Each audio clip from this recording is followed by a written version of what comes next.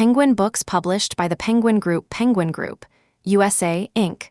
375 Hudson Street, New York, 10014, USA. Penguin Group, Canada, 90 Eglinton Avenue East, Suite 700, Toronto, Ontario, Canada M4P2Y3, a division of Pearson Penguin Canada Inc.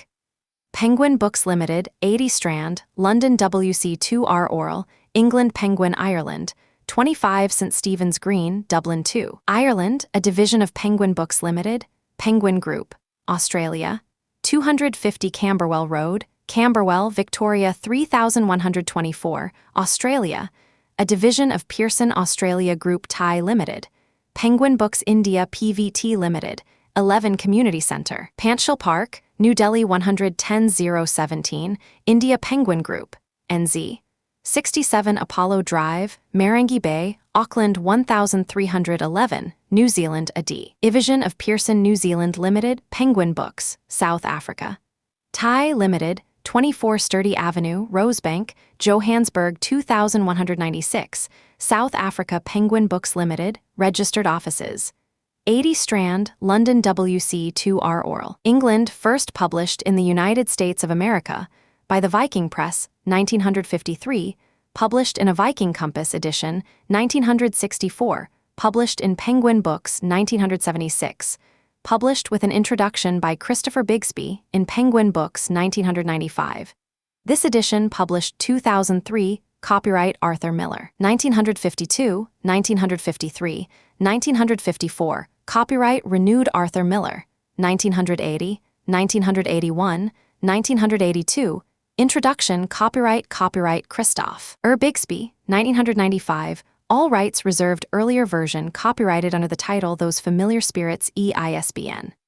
978-101-04246-5 CIP data, available the scanning, uploading and distribution of this book via the internet or via any other means without the permission of the publisher is illegal and punishable by law. Please purchase only authorized electronic editions and do not participate in or encourage electronic piracy of copyrighted materials. Your support of the author's rights is appreciated. http://us penguingroup.com. Introduction in 1692, 19 men and women and 2 dogs were convicted and hanged for witchcraft in a small village in eastern Massachusetts. By the standards of our own time, if not of that, it was a minor event, a spasm of judicial violence that was concluded within a matter of months. The bodies were buried in shallow graves or not at all, as a further indication that the convicted had not only forfeited participation in the community of man in this life, but in the community of saints in the next. Just how shallow those graves were, however, is evident from the fact that the people buried there were not eradicated from history. Their names remain with us to this day, not least because of Arthur Miller, for whom past events and present realities have always been pressed together by a moral logic. In his hands, the ghosts of those who died have proved real enough even if the witches they were presumed to be were little more than fantasies conjured by a mixture of fear, ambition, frustration, jealousy, and perverted pride. In 1957, the Massachusetts General Court passed a resolution stating that no disgrace or cause for distress attached itself to the descendants of those indicted, tried, and sentenced, declaring the proceedings to be the result of popular hysterical fear of the devil. The resolution noted that more civilized laws had superseded those under which the accused had been tried. It did not, however, include by name all those who had suffered, and it was not until 1992 that the omissions were rectified in a further resolution of the court. It had taken exactly 300 years for the state to acknowledge its responsibility for all those who died. This was the long-delayed end of a story whose beginnings lay in the woods that surrounded the village of Salem when, in 1692, a number of young girls were discovered, with a West Indian slave called Tituba, dancing and playing at conjuring. To deflect punishment from themselves, they accused others, and those who listened, themselves insecure in their authority, acquiesced, partly because it served their interests to do so and partly because they inhabited a world in which witchcraft formed a part of their cosmology. Their universe was absolute, lacking in ambivalence. There was only one text to consult, and that text reserved only one fate for witches. Why should it have taken so long to acknowledge error? More significantly, why offer apology at all for an event so long in the past? Perhaps because the needs of justice and the necessity for sustaining the authority of the court have not always been coincident, and because there will always be those who defend the latter, believing that by doing so they sustain the possibility of the former. Perhaps because there are those who believe that authority is all of a piece, and that to challenge it anywhere is to threaten it everywhere. It was not the first such apology. In 1711, the governor of Massachusetts, acting on behalf of the General Court of the province, set his hand to a reversal of attainder that offered restitution for this miscarriage of justice. In particular, he granted £150 damages to John and Elizabeth Proctor. Elizabeth had survived by virtue of the child she carried. Her husband was not so lucky. He was executed on August 19, 1692. His accusers were young girls, barely on the verge of puberty. Perversely, damages were paid not only to the victims, but also to such people as William Good, who was his wife's accuser, and Abigail Hobbs, a confessed witch who became a hostile witness. The affair, it seemed, was to be treated as a general calamity from which all suffered, and in which the state was essentially innocent. Indeed, the incident was ascribed to the influence and energy of the evil spirits so great at that time, a time that, despite the declared purpose of the document, was described as being infested with a horrible witchcraft. Arthur Miller first encountered the story of Salem and its witches while a student at the University of Michigan. It stayed in his mind, but only as one of those mysterious incidents from a past separated from us by more than time. It never occurred to me that I would ever deal with it, because I had never formulated an aesthetic idea of this tragedy.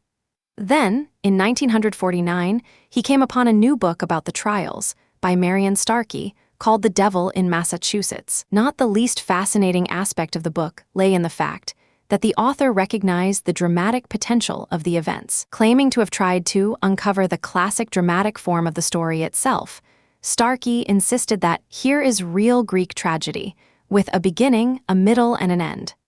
Interestingly, in the notebook Arthur Miller started at this time, he noted that it must be tragic, and when the Crucible opened in New York in 1953, he remarked, "Salem is one of the few dramas in history with a beginning, a middle, and an end." Starkey recognized, too, a truth that has always lain at the center of Miller's own approach to theater and the public world it shadows: the human reality of what happens millions is only for God to grasp. But what happens to individuals is another matter, and within the range of mortal understanding. The Salem story has the virtue of being a highly individualized affair. Witches in the abstract were not hanged in Salem, but one by one were brought to the gallows such diverse personalities as a decent grandmother grown too hard of hearing to understand a crucial question from the jurors, a rakish, pipe-smoking female tramp, a plain farmer who thought only to save his wife from molestation, a lame old man whose toothless gums did not deny expression to a very salty vocabulary. And after you have studied their lives faithfully, a remarkable thing happens. You discover that if you really know the few, you are on your way to understanding the millions. By grasping the local, the parochial even, it is possible to make a beginning at understanding the universal. Starkey also acknowledged the wider implications of Salem, implications Miller would choose to amplify. For the witch hunt was scarcely a product only of the distant past. It has been revived, Starkey insisted, on a colossal scale by replacing the medieval idea of malefic witchcraft by a pseudo-scientific concept like race, nationality, and by substituting for theological dissension a whole complex of warring ideologies. Accordingly, the story of 1692 is of far more than antiquarian interest. It is an allegory of our times.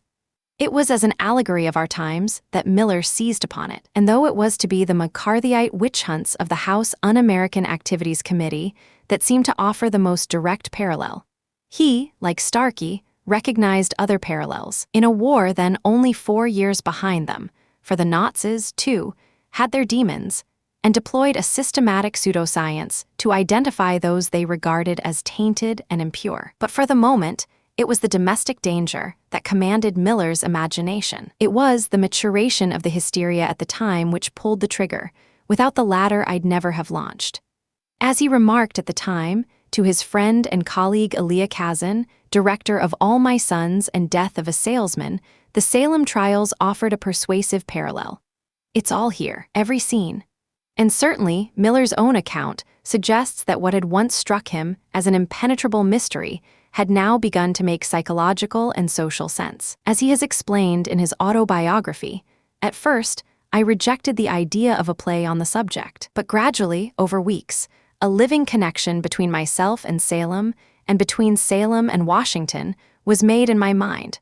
For whatever else they might be, I saw that the hearings in Washington were profoundly and even avowedly ritualistic. The main point of the hearings, precisely as in 17th century Salem, was that the accused make public confession, damn his confederates as well as his devil master, and guarantee his sterling new allegiance by breaking disgusting old vows, whereupon he was let loose to rejoin the society of extremely decent people. In other words, the same spiritual nugget lay folded within both procedures and act of contrition, done not in solemn privacy, but out in the public air. Molly Kazan objected, feeling that the parallel was a false one, since witches manifestly did not exist, but communists did. It was an objection later echoed by others, but not one accepted by Miller. For, as he has pointed out, not only was Tituba in all probability practicing voodoo on that night in 1692, but witchcraft was accepted as a fact by virtually every secular and religious authority. To that end, he quotes the 18th century British jurist Sir William Blackstone as insisting that it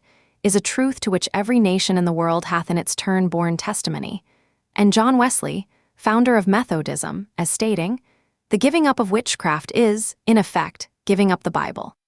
Indeed, by the end of the 17th century, an estimated 200,000 people worldwide had been executed as witches. The question is not the reality of witches, but the power of authority to define the nature of the real, and the desire, on the part of individuals and the state, to identify those whose purging will relieve a sense of anxiety and guilt. What lay behind the procedures of both witch trial and political hearing was a familiar American need to assert a recoverable innocence, even if the only guarantee of such innocence lay in the displacement of guilt onto others. To sustain the integrity of their own names, the accused were invited to offer the names of others, even though to do so would be to make them complicit in procedures they despised, and hence to damage their sense of themselves. And here is the root of a theme that connects virtually all of Miller's plays: betrayal of the self no less than of others. Nor was the parallel a product of Miller's fanciful imagination. In 1948, Congressman George A. Dindaro, in the House debate on the Munt-Nixon bill,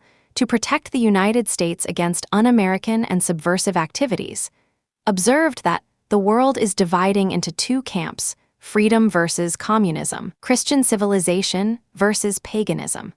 More directly, Judge Irving Kaufman, who presided over the Rosenberg espionage trial in 1951, accused those before him of diabolical conspiracy and denial of God. Interestingly, on the night the Rosenbergs were executed, the cast and audience of the Crucible stood in silence as a gesture of respect. The past had attractions for Miller, because a rational analysis and dramatic presentation of the political realities of early 50s America presented problems. He has said, "The reason I think that I moved in that direction was that it was simply impossible any longer to discuss what was happening to us in contemporary terms. There had to be some distance, given the phenomena. We were all going slightly crazy trying to be honest, and trying to see straight, and trying to be safe. Sometimes there are conflicts in these three urges. I had known this story since my college years, and I'd never understood why it was so attractive to me. Now it suddenly made sense. It seemed to me that the hysteria in Salem had a certain inner procedure, or several, which we were duplicating once again. And that perhaps by revealing the nature of that procedure, some light could be thrown on what we were doing to ourselves. And that's how that play came to be. The hostility of the Kazans toward the project came from Elia Kazan's decision to be a cooperative witness before the committee, and thus to identify by name those who, in his judgment, had been members of the Communist Party in the 1930s. By a strange irony, Miller was returning from Salem, where he had been researching the play, when he heard on his car radio news of Kazan's testimony before the committee. Kazan had offered names: Harry Elian, John Bond, Alice Evans, and Howe. He was the first of a number of Miller's colleagues and friends to capitulate to the committee's demands and blandishments. The following month, Miller's role model, the radical playwright Clifford Odets, also named names. In June of the following year, 6 months after the Crucible opened, so did Lee J. Cobb, who originated the role of Willie Lawman on Broadway. They did so partly out of fear for their careers.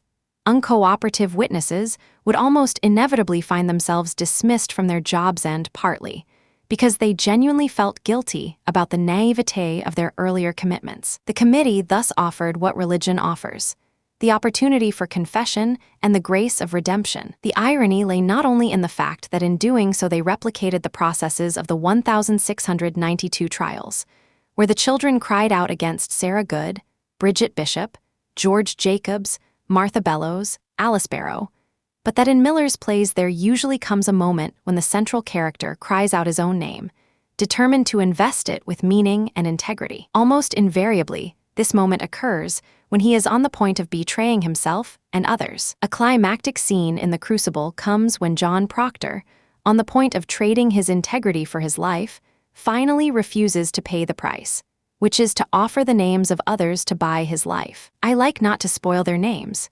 I speak my own sins. I cannot judge another. I have no tongue for it. He thus recovers his own name by refusing to name others. Now I do think I see some shred of goodness in John Proctor. 3 years later, Miller himself was called before the committee. His reply, when asked to betray others, was a virtual paraphrase of the one offered by Proctor. He announced, "I am trying to, and I will, protect my sense of myself. I could not use the name of another person and bring trouble on him." Asked to comment on this, 30 years later, he replied, "Well, there's only one thing to say to them. You don't have much choice." Salem in 1692 was in turmoil. The royal charter had been revoked, original land titles had been cancelled, and others not yet secured. Neighbor accordingly looked on neighbor with some suspicion, for fear that land might be reassigned. It was also a community riven with schisms, which centered on the person of the Reverend Paris, whose materialism and self-concern were more than many could stomach, including a landowner and innkeeper called John Proctor. Miller observed in his notebook, "It is Shakespearean. Parties and counterparties. There must be a counterparty, Proctor and others." John Proctor quickly emerged as the center of the story Miller wished to tell, though not of the trials, where he was one among many. But to Miller, as he wrote in the notebook, it has got to be basically Proctor's story. The important thing, the process whereby a man, feeling guilt for A, sees himself as guilty of B and thus belies himself, accommodates his credo to believe in what he knows is not true. Before this could become a tragedy for the community, it had to be a tragedy for an individual. A difficulty. This hanging must be tragicae, must be result of an opportunity not grasped, when it should have been, due to flaw. That flaw, as so often in Miller's work, was to be sexual, not least because there seemed a sexual flavor to the language of those who confessed to possession by the devil and who were accused of dancing naked in a community in which both dancing and nakedness were themselves seen as signs of corruption. But that hardly seemed possible when Abigail Williams and John Proctor, who were to become the central characters in Miller's drama, were 11 and 60, respectively. Accordingly, at Miller's bidding she becomes 17 and he 35, and so they begin to move toward each other, the gap narrowing until a sexual flame is lit. Elizabeth Proctor, who had managed an inn, now becomes a solitary farmer's wife, cut off from communion not only with her errant husband, who has strayed from her side, but also in some degree from the society of Salem. Other changes are made. Giles Corey, a cantankerous old man who carelessly damns his wife by commenting on her fondness for books, was killed, pressed to death by stones, on September 19, 1692, a month after Proctor's death. Miller brings that death forward so that it can prove exemplary. By the same token, John Hale's growing conversion to skepticism did not come to its climax with Proctor's death, but only later, when his own wife was accused. The event is advanced in order to keep Proctor as the focus. At the same time, the playwright resisted an aspect of the story that would have damaged the parallel to 50s America, though it would have struck a chord with people in many other countries who were later to seize on the Crucible as an account of their own situation. For the fact is that John Proctor's son was tortured. Proctor wrote in a petition, "My son William Proctor, when he was examined, because he would not confess that he was guilty, when he was innocent, they tied him neck and heels till the blood gushed out of his nose."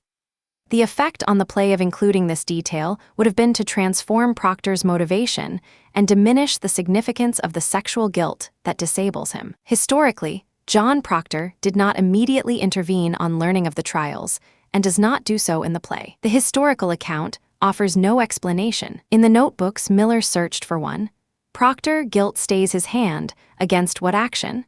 The guilt derives from his adultery. The action becomes his decision to expose Abigail. In his original plan, Miller toyed with making Proctor a leader of the anti-Paris faction, who backtracks on that role and equivocates in his dealings with Hale. He toyed, too, with the notion that Proctor should half wish his wife dead. He abandoned both ideas. If Proctor emerges as a leader, it is inadvertently as he fights to defend the wife he has wronged and whose life he has placed in jeopardy because of his affair with Abigail. What is at stake in the Crucible is the survival of Salem, which is to say, the survival of a sense of community. On a literal level, the village ceased to operate. The trials took precedence over all other activities. They took the farmer from his field and his wife from the milk shed. In the screenplay for the film version, Miller has the camera observe the depredations of the countryside.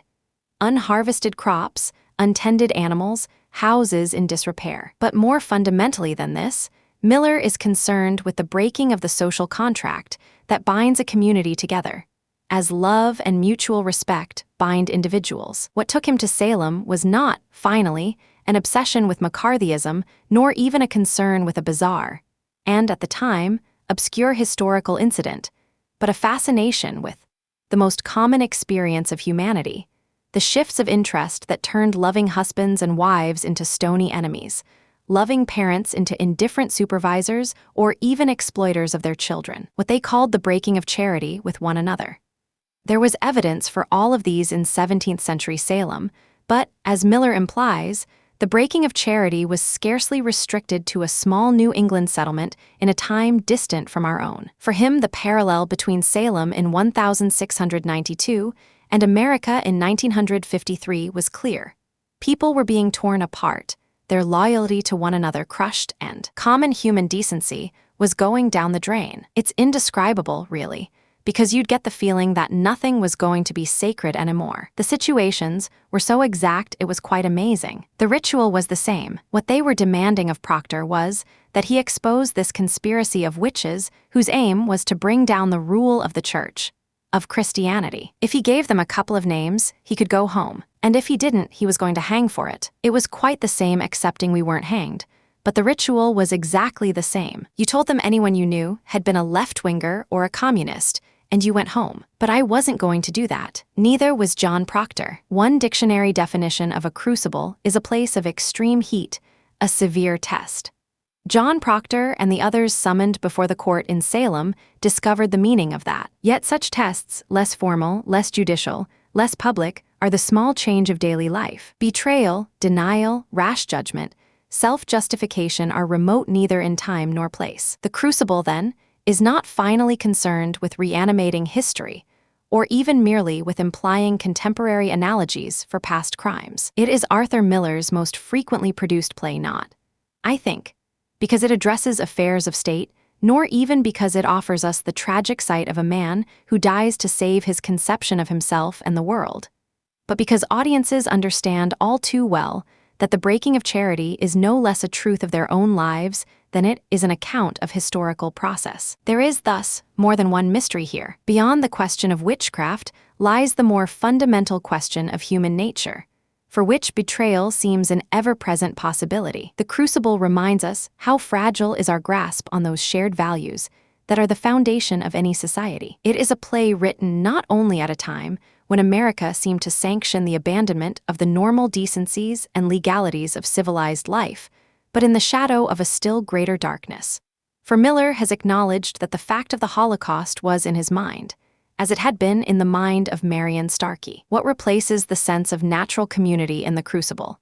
As perhaps in Nazi Germany, and, on a different scale, 1950s America, is a sense of participating in a ritual, of conformity to a ruling orthodoxy, and hence a hostility to those who threaten it. The purity of one's religious principles is confirmed by collaborating, at least by proxy, in the punishment of those who reject them. Racial identity is reinforced by eliminating those who might contaminate it, as one's Americanness is underscored by identifying those who could be said to be un-American. In the film version of his play, Miller, free now to expand and deepen the social context of the drama, chose to emphasize the illusory sense of community. The crowd urging rises to angry crescendo. Hangman pulls a crude lever, and the trap drops and the two fall. The crowd is delirious with joyful, gratifying unity.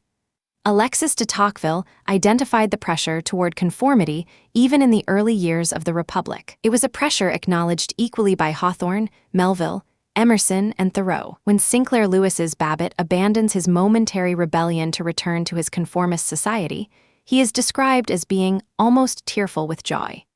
Miller's alarm, then, is not his alone, nor is his sense of the potentially tyrannical power of shared myths that appear to offer absolution to those who accept them. If his faith in individual conscience as a corrective is also not unique, it is, perhaps, harder to sustain in the second half of a century that has seen collective myths exercising a coercive power in America and Europe. Beyond anything else, The Crucible is a study in power and the mechanisms by which power is sustained, challenged, and lost. Perhaps that is one reason why, as Miller has noted, productions of the play seem to precede and follow revolutions, and why what can be seen as a revolt of the young against the old was, on the production of The Crucible in communist China, perceived as a comment on the Cultural Revolution of the 1960s, in which the young guard humiliated, tortured, and even killed those who had previously been in authority over them.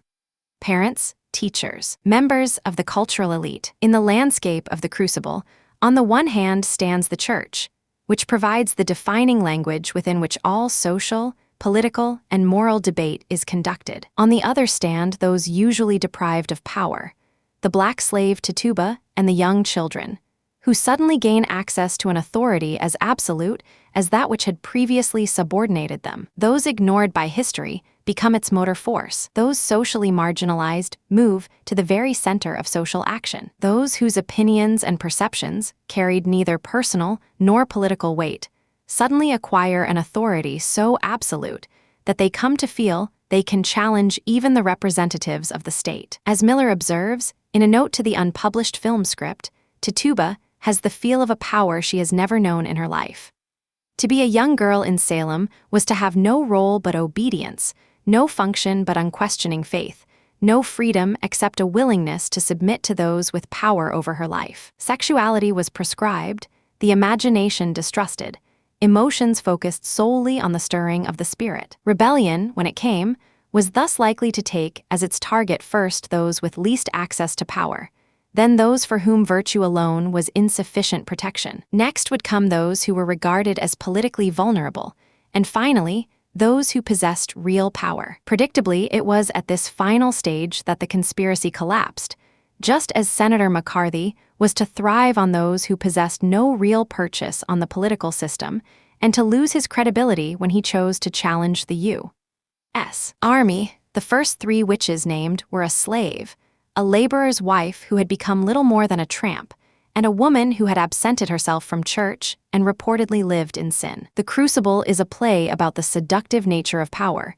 and that seductiveness is perhaps not unconnected with a confused sexuality. The judges were people who chose not to inquire into their own motives. They submitted to the irrational with a kind of perverse pleasure, a pleasure not entirely drained of sexual content. They dealt, after all, with exposure, with stripping souls bare, with provoking and hearing confessions of an erotic forthrightness that no other occasion or circumstances would permit. They saw young women cry out in a kind of orgasmic ecstasy. They witnessed men and women of position, intelligence, and property rendered into their power by the confessions of those who recalled abuses and assaults, revealed to them only in a religiously and therapeutically charged atmosphere. These were the recovered memories of Puritan New England, and the irrational nature of the accusations, their sexual frisson, the lack of any proof beyond spectral evidence. The dreams and visions of the accusers were a part of their lubricious attraction. When Mary Warren accuses a woman, she says, "I never knew it before, and all at once I remembered everything she done to me." In our own time, we are not so remote from this phenomenon as to render it wholly strange. Men and women with no previous memory of assaults, which were apparently barbaric and even demonic, suddenly recall such abuse, more especially when assisted to do so by therapists, social workers, or religionists who offer themselves as experts in the spectral world of suppressed memories. Such abuse, recalled in later life, is impossible to verify, but the accusations alone have sufficed to destroy entire families. To deny reality to such abuse is itself seen as a dangerous perversion, just as to deny witchcraft was seen as diabolic in Puritan New England. Did the young girls in Salem, then, see no witches? Were they motivated solely by self-concern, or, in Abigail's case, a blend of vengeance and desire? The Crucible is not concerned to arbitrate. Tituba plainly does dabble in the black arts, while Mrs. Putnam is quite prepared to do so. Abigail seems a more straightforward case. Jealous of Elizabeth Proctor, she sees a way of removing her and marrying John. In Miller's screenplay, however, Abigail has a vision of Elizabeth's spirit visiting her in her bedroom. In Night Abigail bedroom, she is asleep in bed. She stirs, then suddenly sits up and sees, seated in a nearby chair, a woman with her back to her. Abigail slides out of bed and approaches the woman, comes around to see her face. It is Elizabeth Proctor. "Abigail, Elizabeth, I am with God. In Jesus' name, begone back to hell." Elizabeth's face is transformed into that of a hawk, its beak opening. Abigail steps back in terror. Whatever her motives, she plainly sees this phantom, even though it is conjured not from the devil, but from guilt and desire, which in Puritan New England were seen as synonymous. In the screen version, Abigail is described as certain now that she's mad. This takes us beyond the portrait we are offered by the play, where she is presented as more clearly calculating, but the essential point is not the nature of her motivation, nor even the substantiality or otherwise of witches, but the nature of the real and the manner in which it is determined. Proctor and the others find themselves in court because they deny a reality to which others subscribe and in which, whatever their motives, they in part believe, until, slowly, skepticism begins to infect them with the virus of another reality. It is the essence of power, that it accrues to those with the ability to determine the nature of the real. They authorize the language, the grammar, the vocabulary within which others must live their lives. Miller observed in his notebook, "Very important. To say there be no witches is to invite charge of trying to conceal the conspiracy and to discredit the highest authorities who alone can save the community." Proctor and his wife try to step outside the authorized text. They will acknowledge only those things of which they have immediate knowledge. "I have wondered if there be witches in the world," observes John Proctor, incautiously adding, "I have no knowledge of it," as his wife, too, insists, "I cannot believe it." When Proctor asserts his right to freedom of thought and speech, "I may speak my heart, I think," he is reminded that this had been the sin of the Quakers, and Quakers, of course, had learned the limits of free speech and faith at the end of a hangman's noose on Boston Common. There is a court that John and Elizabeth Proctor fear. It is one, moreover, which, if it has no power to sentence them to death, does nonetheless command their lives. Proctor says to his wife, "I come into a court when I come into this house." Elizabeth, significantly, replies, "The magistrate sits in your heart that judges you." Court and magistrate are simply synonyms for guilt. The challenge for John Proctor is to transform guilt into conscience and responsibility. Guilt renders him powerless, as it had Willie Lawman in Death of a Salesman.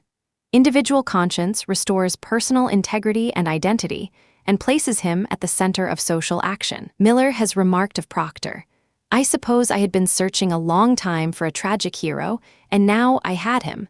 The Salem story was not going to be abandoned. The longer I worked, the more certain I felt that, improbable as it might seem, there were moments when an individual conscience was all that could keep the world from falling apart."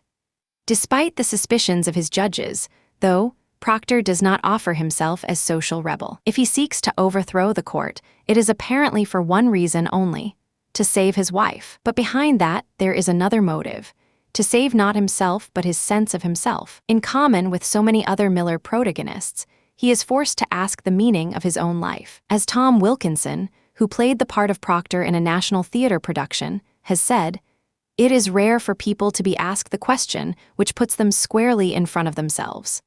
But that is the question asked of John Proctor, and that, incidentally, was asked of Miller in writing the play and later in appearing before Hueck. Miller seems to have written the play in a kind of white heat. The enthusiasm and speed with which he went to Salem underline the urgency with which he regarded the project, as did his later comment, on returning from Salem, that he felt a kind of social responsibility to see it through to production. His achievement was to control and contain that anger without denying it. Linguistically, he achieved that by writing the play first in verse. Dramatically, he accomplished it by using the structured formality of the court hearings, albeit hearings penetrated by the partly hysterical, partly calculated interventions of the accusing girls. Much of the achievement of the Crucible lies in his creation of a language that makes the 17th century both distant and close, which enables his characters to discover within the limiting vocabulary and grammar of faith turned dogma a means to express their own lives. For the British dramatist John Arden,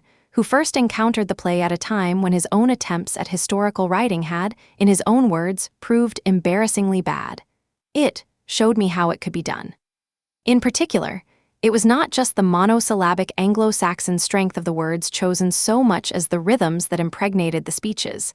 That, and the sounds of the 17th century, not tediously imitated, but imaginatively reconstructed to shake hands with the sounds and speech patterns of the 20th.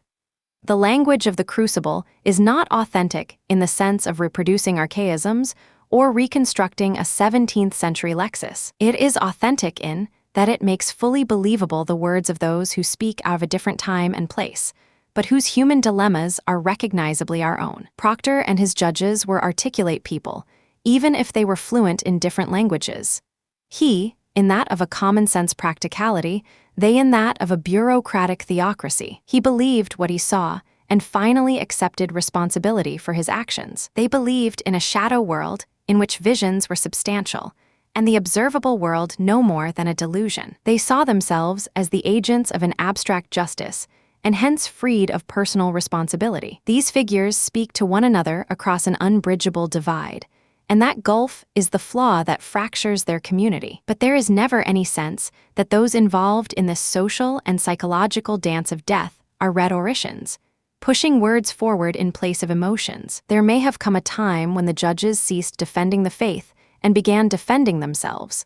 But there is a passion behind their calculation, albeit the passion of those who sacrifice humanity for what they see as an ideal. In that they hardly differ from any other zealot, whose hold on the truth depends on a belief that truth must be singular. The Crucible is both an intense psychological drama and a play of epic proportions. Its cast is larger than that of almost any of Miller's plays until The American Clock, 1980, because this is a drama about an entire community betrayed by a Dionysian surrender to the irrational. It is also, however, a play about the redemption of an individual and, through the individual, of a society. Some scenes, therefore, people the stage with characters, while others show the individual confronted by little more than his own conscience. That oscillation between the public and the private is a part of the rhythmic pattern of the play. Miller was not unaware of the danger of offering the public such a play in 1953, and thereby riding myself into the wilderness politically, but personally as well. He knew that his refusal to name names in 1956 would be to invite charges of being unpatriotic. Indeed, appearing before the House Un-American Activities Committee, he was stung into insisting on his patriotism while defending his right to challenge the direction of American policy and thought. It is not for me to make easy answers and to come forth before the American people and tell them everything is all right, when I look in their eyes and see them troubled. My criticism, such as it has been, is not to be confused with a hatred. I love this country, I think as much as any man, and it is because I see things that I think traduce certainly the values that have been in this country that I speak.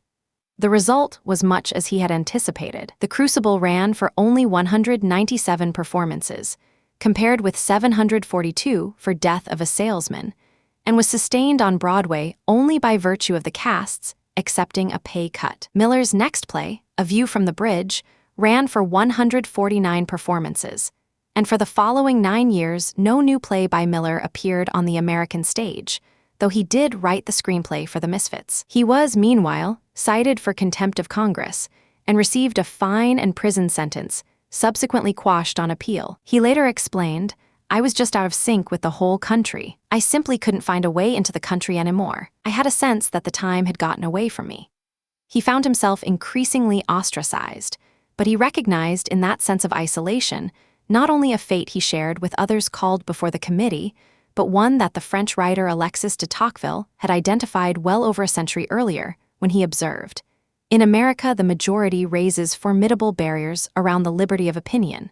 Within those barriers, a man may write what he pleases, but woe to him if he goes beyond them. Not that he is in danger of auto da fe, but he is exposed to continual obloquy and persecution. Every sort of compensation, even that of celebrity, is refused to him. Before making public his opinions, he thought he had sympathizers. Now it seems to him that he has none anymore since he has revealed himself to everyone. Then those who blame him criticize him loudly, and those who think as he does keep quiet and move away without courage. He yields at length, overcome by the daily effort which he has to make, and subsides into silence, as if he felt remorse for having spoken the truth." It was a passage that Miller knew and later quoted in recalling the mood of this period. Yet in the end, it was clear that if Miller was out of sync, it was because he marched to a different drummer, and in time, others came to hear the same beat. The House Un-American Activities Committee lost all credibility. The Red Scare passed, and if the accusers did not stand in a church, as Ann Putnam did in 1706, and listen as the minister read out her public apology and confession. "As I was the instrument of accusing Goodwife Nurse and her 2 sisters, I desire to lie in the dust and be humbled for it. I desire to earnestly beg forgiveness of all those unto whom I have given just cause of sorrow and offense, whose relations were taken away and accused. They quickly lost their power and influence." Nor did Arthur Miller remain silent for long. Today, compilers of program notes feel as great a need to explain the history of Senator McCarthy and the House Un-American Activities Committee as they do the events of 17th-century Salem. In fact, the play's success now owes little to the political and social context in which it was written. It stands, instead, as a study of the debilitating power of guilt, the seductions of power, the flawed nature of the individual, and of the society to which the individual owes allegiance. It stands as testimony to the ease with which we betray those very values essential to our survival, but also the courage with which some men and women can challenge what seems to be a ruling orthodoxy. In Salem, Massachusetts, there was to be a single text, a single language, a single reality. Authority invoked demons from whose grasp it offered to liberate its citizens, if they would only surrender their consciences to others and acquiesce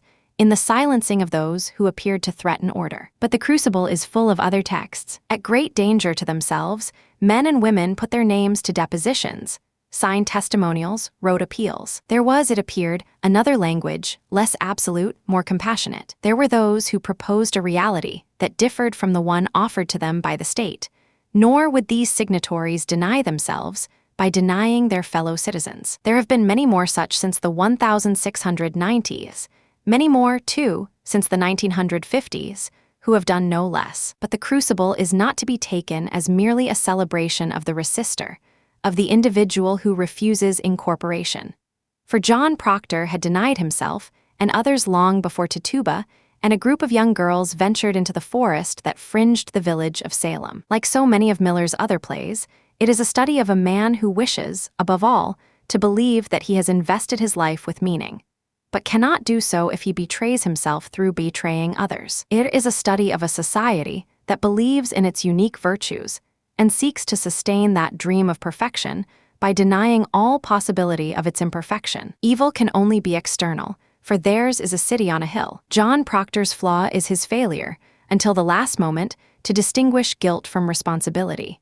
America's is to believe that it is at the same time both guilty and without flaw. In 1991, at Salem, Arthur Miller unveiled the winning design for a monument to those who had died. It was dedicated the following year by the Nobel laureate Elie Wiesel. 300 years had passed. The final act, it seemed, has been concluded. However, not only do accused witches still die in more than one country in the world, but groundless accusations are still granted credence. Hysteria still claims its victims. persecution still masquerades as virtue and prejudice as piety. Nor has the need to resist coercive myths or to assert moral truths passed with such a final act of absolution. The witch-finder is ever vigilant, and who would not rather direct his attention to others than stand, in the heat of the day, and challenge his authority? A note on the historical accuracy of this play.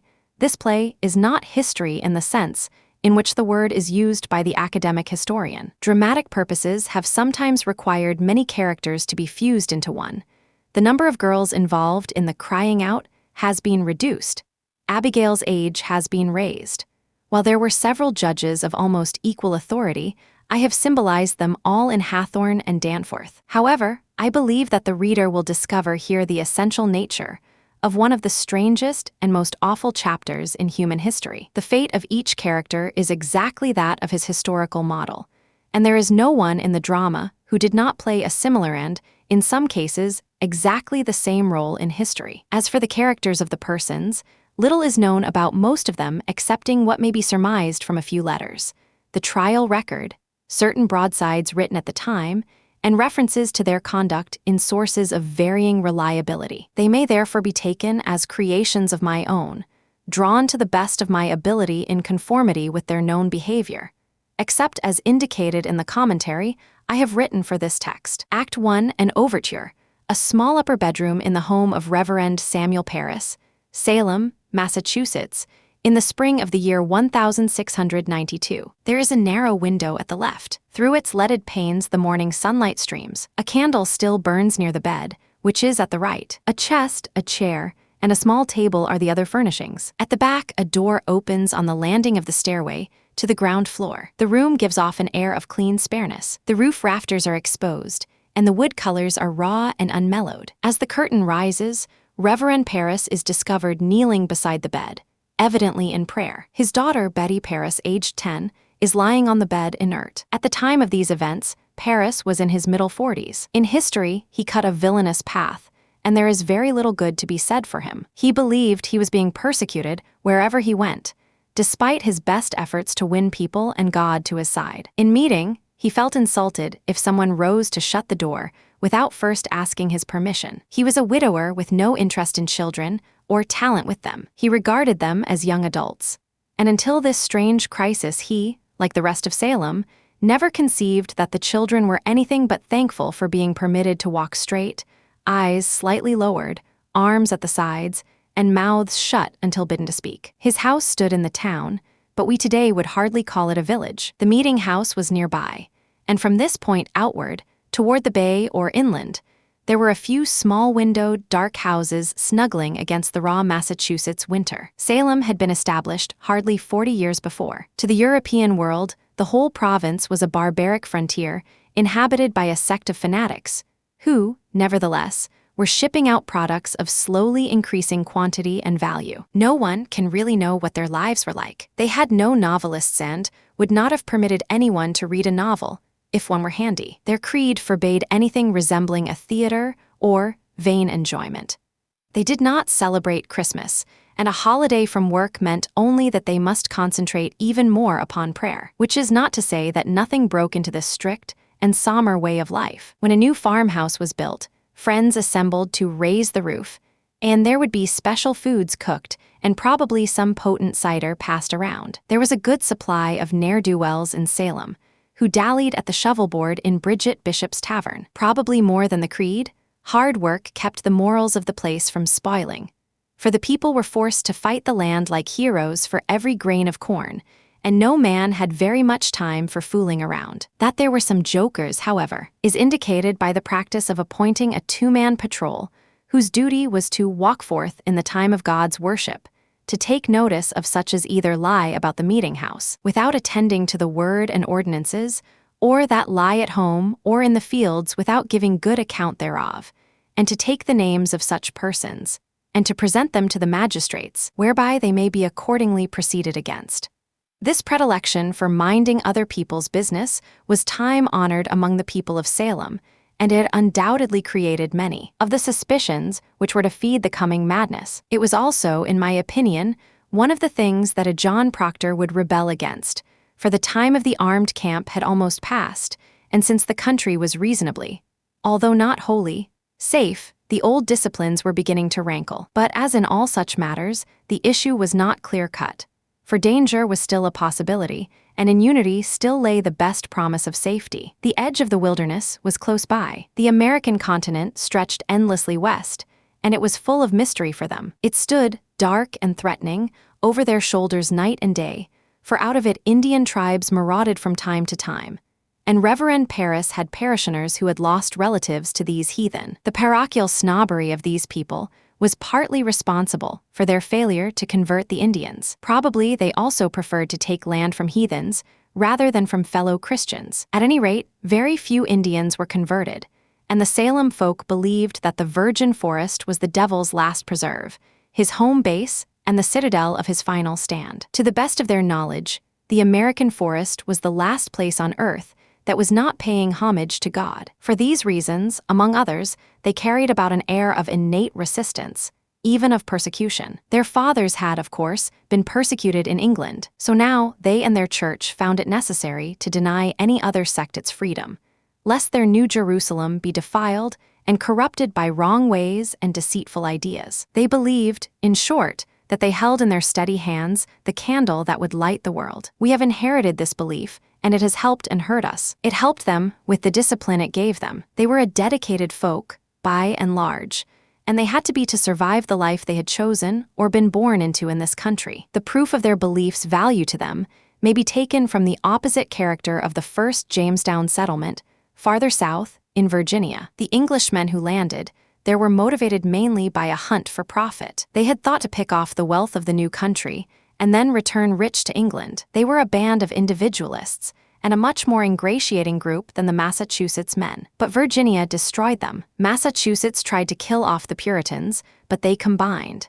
They set up a communal society, which, in the beginning, was little more than an armed camp with an autocratic and very devoted leadership. It was, however, an autocracy by consent, for they were united from top to bottom by a commonly held ideology, whose perpetuation was the reason and justification for all their sufferings. So their self-denial, their purposefulness, their suspicion of all vain pursuits, their hard-handed justice were altogether perfect instruments for the conquest of this space so antagonistic to man. But the people of Salem in 1692 were not quite the dedicated folk that arrived on the Mayflower. A vast differentiation had taken place, and in their own time, a revolution had unseated the royal government and substituted a junta which was at this moment in power. The times, to their eyes, must have been out of joint, and to the common folk must have seemed as insoluble and complicated as do ours today. It is not hard to see how easily many could have been led to believe that the time of confusion had been brought upon them by deep and darkling forces. No hint of such speculation appears on the court record, but social disorder in any age breeds such mystical suspicions. And when, as in Salem, wonders are brought forth from below the social surface, it is too much to expect people to hold back very long from laying on the victims with all the force of their frustrations. The Salem tragedy, which is about to begin in these pages, developed from a paradox. It is a paradox in whose grip we still live, and there is no prospect yet that we will discover its resolution. Simply, it was this. For good purposes, even high purposes, the people of Salem developed a theocracy, a combine of state and religious power whose function was to keep the community together, and to prevent any kind of disunity that might open it to destruction by material or ideological enemies. It was forged for a necessary purpose and accomplished that purpose, but all organization is and must be grounded on the idea of exclusion and prohibition, just as two objects cannot occupy the same space. Evidently, the time came in New England when the repressions of order were heavier than seemed warranted by the dangers against which the order was organized. The witch hunt was a perverse manifestation of the panic, which set in among all classes when the balance began to turn toward greater individual freedom. When one rises above the individual villainy displayed, one can only pity them all, just as we shall be pitied someday. It is still impossible for man to organize his social life without repressions, and the balance has yet to be struck between order and freedom. The witch hunt was not, however, a mere repression. It was also, and as importantly, a long overdue opportunity for everyone so inclined to express publicly his guilt and sins.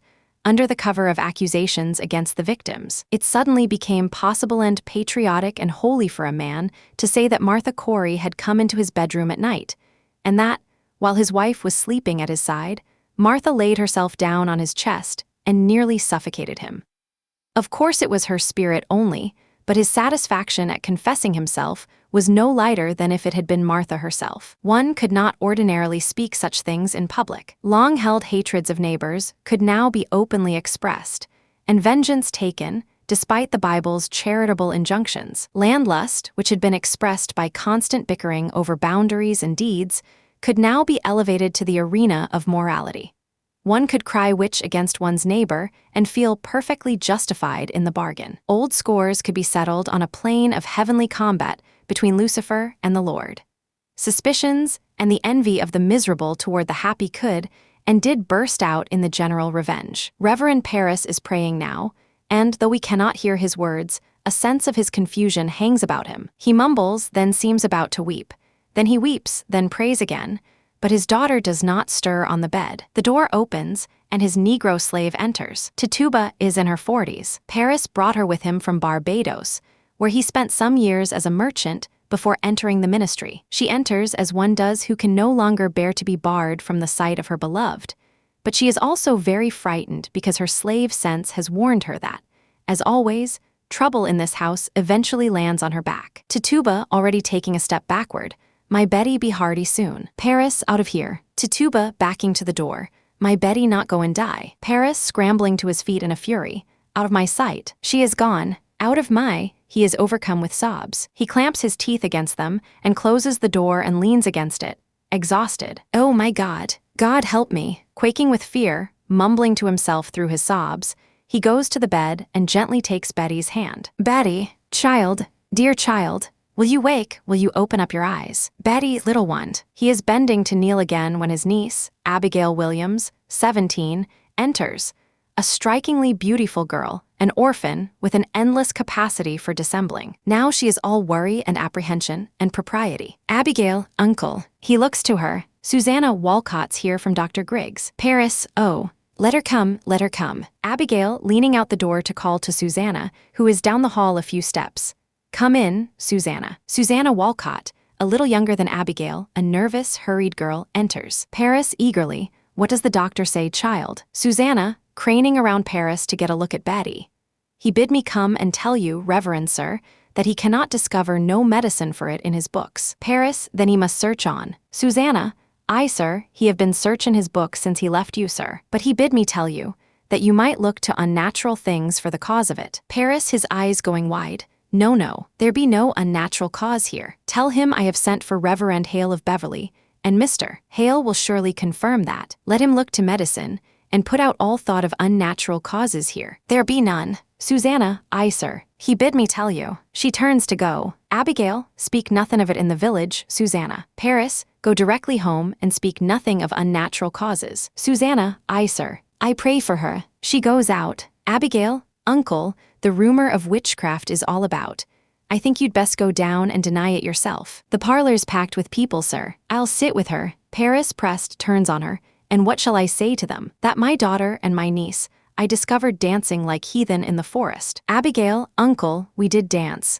Let you tell them I confessed it, and I'll be whipped if I must be. But they're speakin' of witchcraft. Betty's not witched. Paris, Abigail, I cannot go before the congregation when I know you have not opened with me. What did you do with her in the forest? Abigail, we did dance, uncle, and when you leaped out of the bush so suddenly, Betty was frightened and then she fainted. And there's the whole of it. Paris, child, sit you down. Abigail quavering as she sits. I would never hurt Betty. I love her dearly. Paris, now look you, child, your punishment will come in its time. But if you trafficked with spirits in the forest, I must know it now. For surely my enemies will, and they will ruin me with it. Abigail, but we never conjured spirits. Paris, then why can she not move herself since midnight? This child is desperate. Abigail lowers her eyes. It must come out, my enemies will bring it out. Let me know what you done there. Abigail, do you understand that I have many enemies? Abigail, I have heard of it, uncle. Paris, there is a faction that is sworn to drive me from my pulpit. Do you understand that? Abigail, I think so, sir. Paris, Now then, in the midst of such disruption, my own household is discovered to be the very center of some obscene practice. Abominations are done in the forest, Abigail. It were sport, uncle. Paris, pointing at Betty, you call this sport. She lowers her eyes. He pleads, Abigail, if you know something that may help the doctor, for God's sake tell it to me. She is silent. I saw Tituba waving her arms over the fire when I came on you. Why was she doing that? And I heard a screeching and gibberish coming from her mouth. She were swaying like a dumb beast over that fire. Abigail, she always sings her Barbados songs, and we dance. Paris, I cannot blink what I saw, Abigail, for my enemies will not blink it. I saw a dress lying on the grass. Abigail innocently, a dress. Paris, it is very hard to say. A dress. And I thought I saw someone naked running through the trees. Abigail in terror. No one was naked. You mistake yourself, uncle. Paris with anger, I saw it. He moves from her, then resolved, now tell me true, Abigail, and I pray you feel the weight of truth upon you.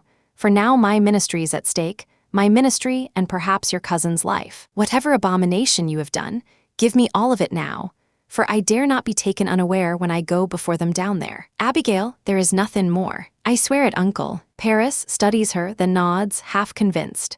Abigail, I have fought here 3 long years to bend these stiff-necked people to me.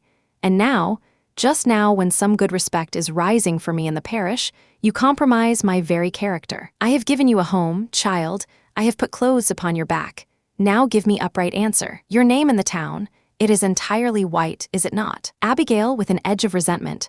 Why, I am sure it is, sir. There be no blush about my name. Paris, to the point. Abigail, is there any other cause than you have told me, for your being discharged from Goody Proctor's service? I have heard it said, and I tell you as I heard it, that she comes so rarely to the church this year, for she will not sit so close to something soiled. What signified that remark? Abigail, she hates me, uncle, she must, for I would not be her slave. It's a bitter woman, a lying, cold, sniveling woman, and I will not work for such a woman. Paris she may be, and yet it has troubled me that you are now 7 months out of their house, and in all this time no other family has ever called for your service. Abigail, they want slaves, not such as I. Let them send to Barbados for that. I will not black my face for any of them. With ill-concealed resentment at him, do you begrudge my bed, uncle? Paris, no, no. Abigail in a temper. My name is good in the village. I will not have it said my name is soiled. Goody Proctor is a gossiping liar. Enter Mrs. Ann Putnam. She is a twisted soul of 45, a death-ridden woman, haunted by dreams. Paris, as soon as the door begins to open. No, no, I cannot have anyone. He sees her, and a certain deference springs into him, although his worry remains. Why, Goody Putnam, come in. Mrs. Putnam, full of breath, shiny-eyed. It is a marvel. It is surely a stroke of hell upon you. Paris, no, Goody Putnam, it is. Mrs. Putnam, glancing at Betty. How high did she fly, how high? Paris, no, no, she never flew, Mrs. Putnam, very pleased with it. Why, it's sure she did. Mr. Collins saw her go in over in Gersal's barn, and come down light as bird, he says. Paris, now, look you, Goody Putnam, she never, enter Thomas Putnam, a well-to-do, hard-handed landowner near 50. Oh, good morning, Mr. Putnam. Putnam, it is a providence the thing is out now. It is a providence. He goes directly to the bed. Paris, what's out, sir, what's? Mrs. Putnam goes to the bed. Putnam looking down at Betty. Why, her eyes is closed. Look you, Anne. Mrs. Putnam, why, that's strange. To Paris, ours is open. Paris shocked, your Ruth is sick. Mrs. Putnam with vicious certainty, I'd not call it sick. The devil's touch is heavier than sick. It's death, you know. It's death driven into them, forked and hoofed. Paris, oh, pray not. Why, how does Ruth ail? Mrs. Putnam, she ails as she must she never wake this morning, but her eyes open and she walks, and hears naught, sees naught, and cannot eat. Her soul is taken, surely. Paris is struck. Putnam, as though for further details.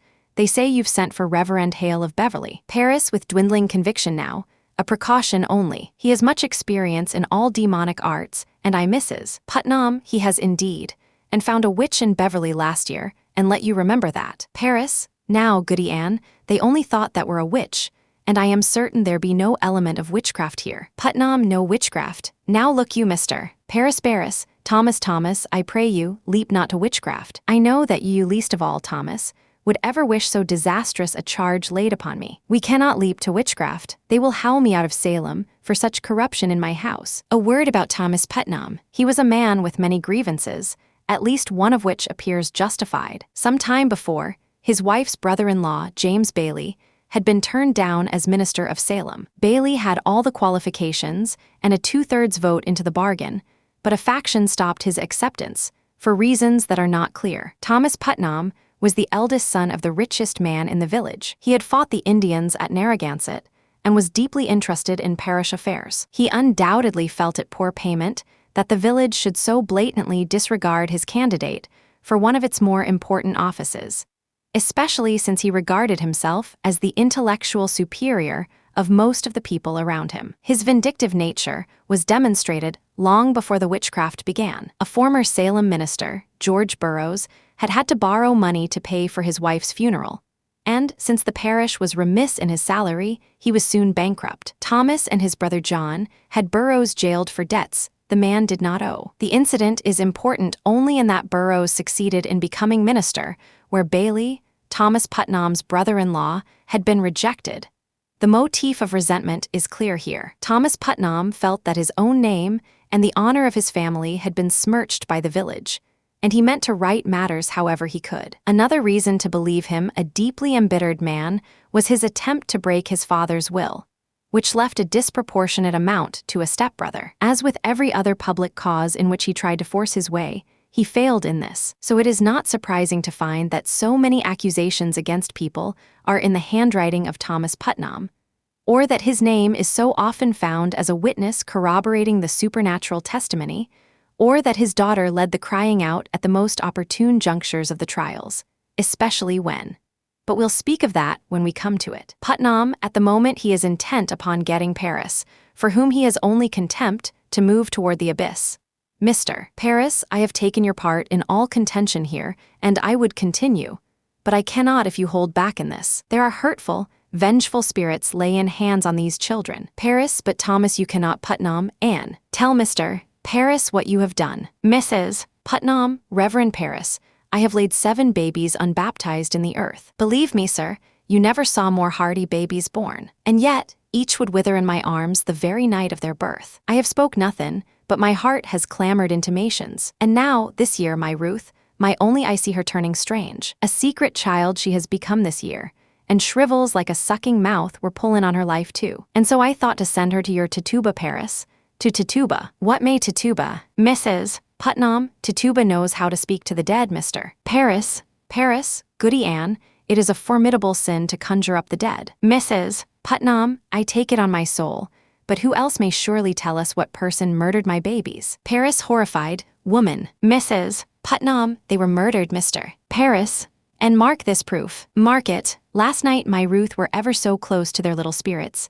I know it, sir, for how else is she struck dumb now, except some power of darkness would stop her mouth. It is a marvelous sign, Mr. Paris. Putnam, don't you understand it, sir? There is a murdering witch among us, bound to keep herself in the dark. Paris turns to Betty, a frantic terror rising in him. Let your enemies make of it what they will, you cannot blink it more. Paris to Abigail, then you were conjuring spirits last night. Abigail whispering, not I, Sir Tituba and Ruth. Paris turns now, with new fear, and goes to Betty, looks down at her, and then, gazing off.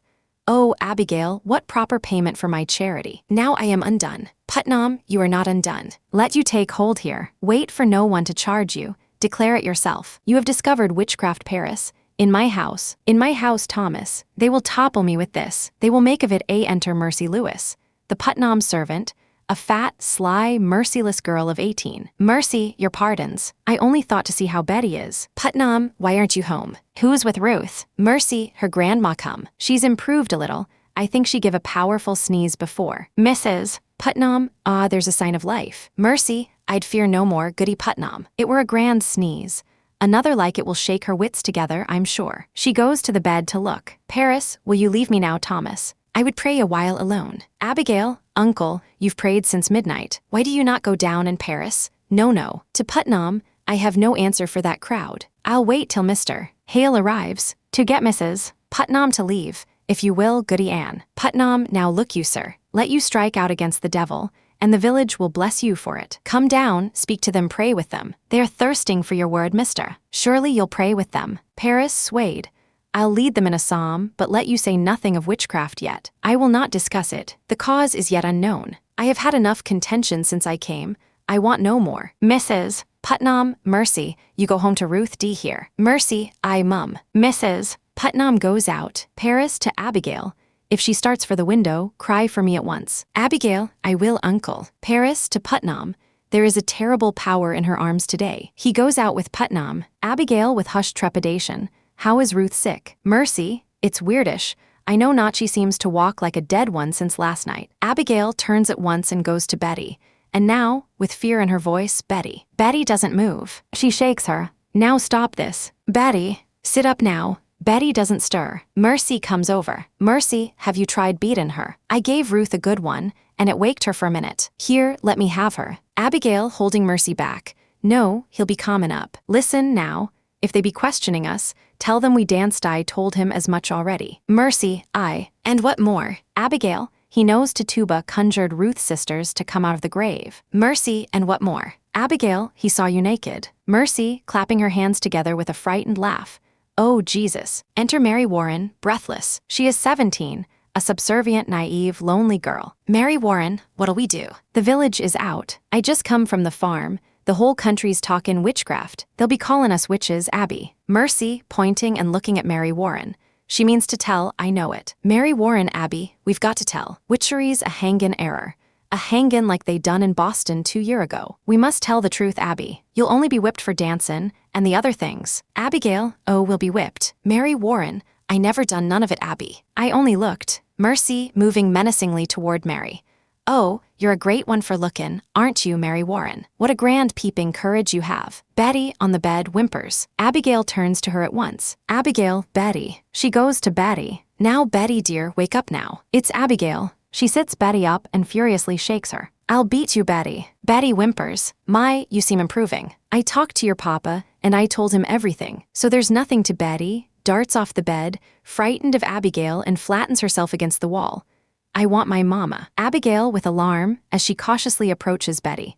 What ails you, Betty? Your mama's dead and buried. Betty, I'll fly to mama. Let me fly. She raises her arms as though to fly, and streaks for the window, gets one leg out. Abigail pulling her away from the window. I told him everything.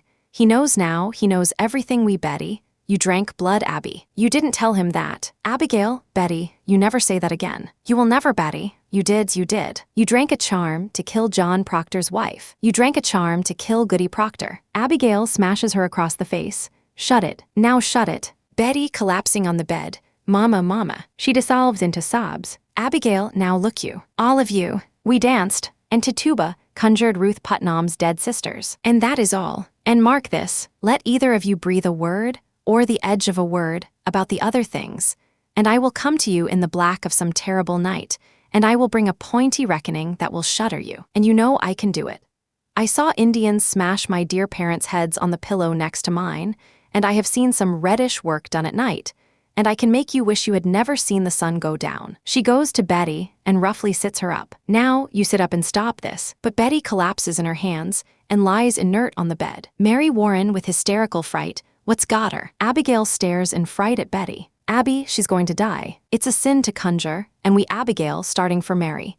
I say shut it, Mary Warren. Enter John Proctor. On seeing him, Mary Warren leaps in fright. Proctor was a farmer in his middle 30s. He need not have been a partisan of any faction in the town, but there is evidence to suggest that he had a sharp and biting way with hypocrites. He was the kind of man, powerful of body, even-tempered, and not easily led, who cannot refuse support to partisans without drawing their deepest resentment. In Proctor's presence, a fool felt his foolishness instantly, and a Proctor is always marked for calumny therefore. But as we shall see, the steady manner he displays does not spring from an untroubled soul. He is a sinner not only against the moral fashion of the time, but against his own vision of decent conduct. These people had no ritual for the washing away of sins. It is another trait we inherited from them, and it has helped to discipline us as well as to breed hypocrisy among us. Proctor, respected and even feared in Salem, has come to regard himself as a kind of fraud, but no hint of this has yet appeared on the surface,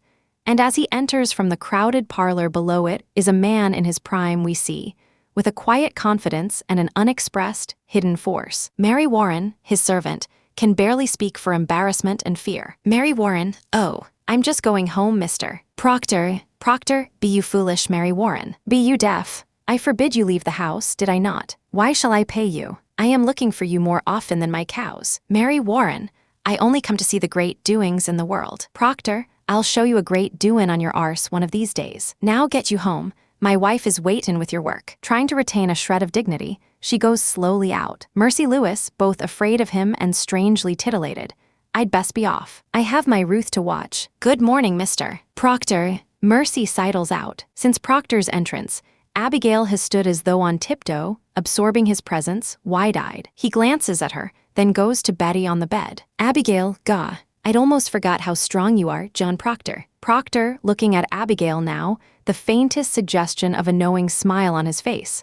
What's this mischief here? Abigail, with a nervous laugh.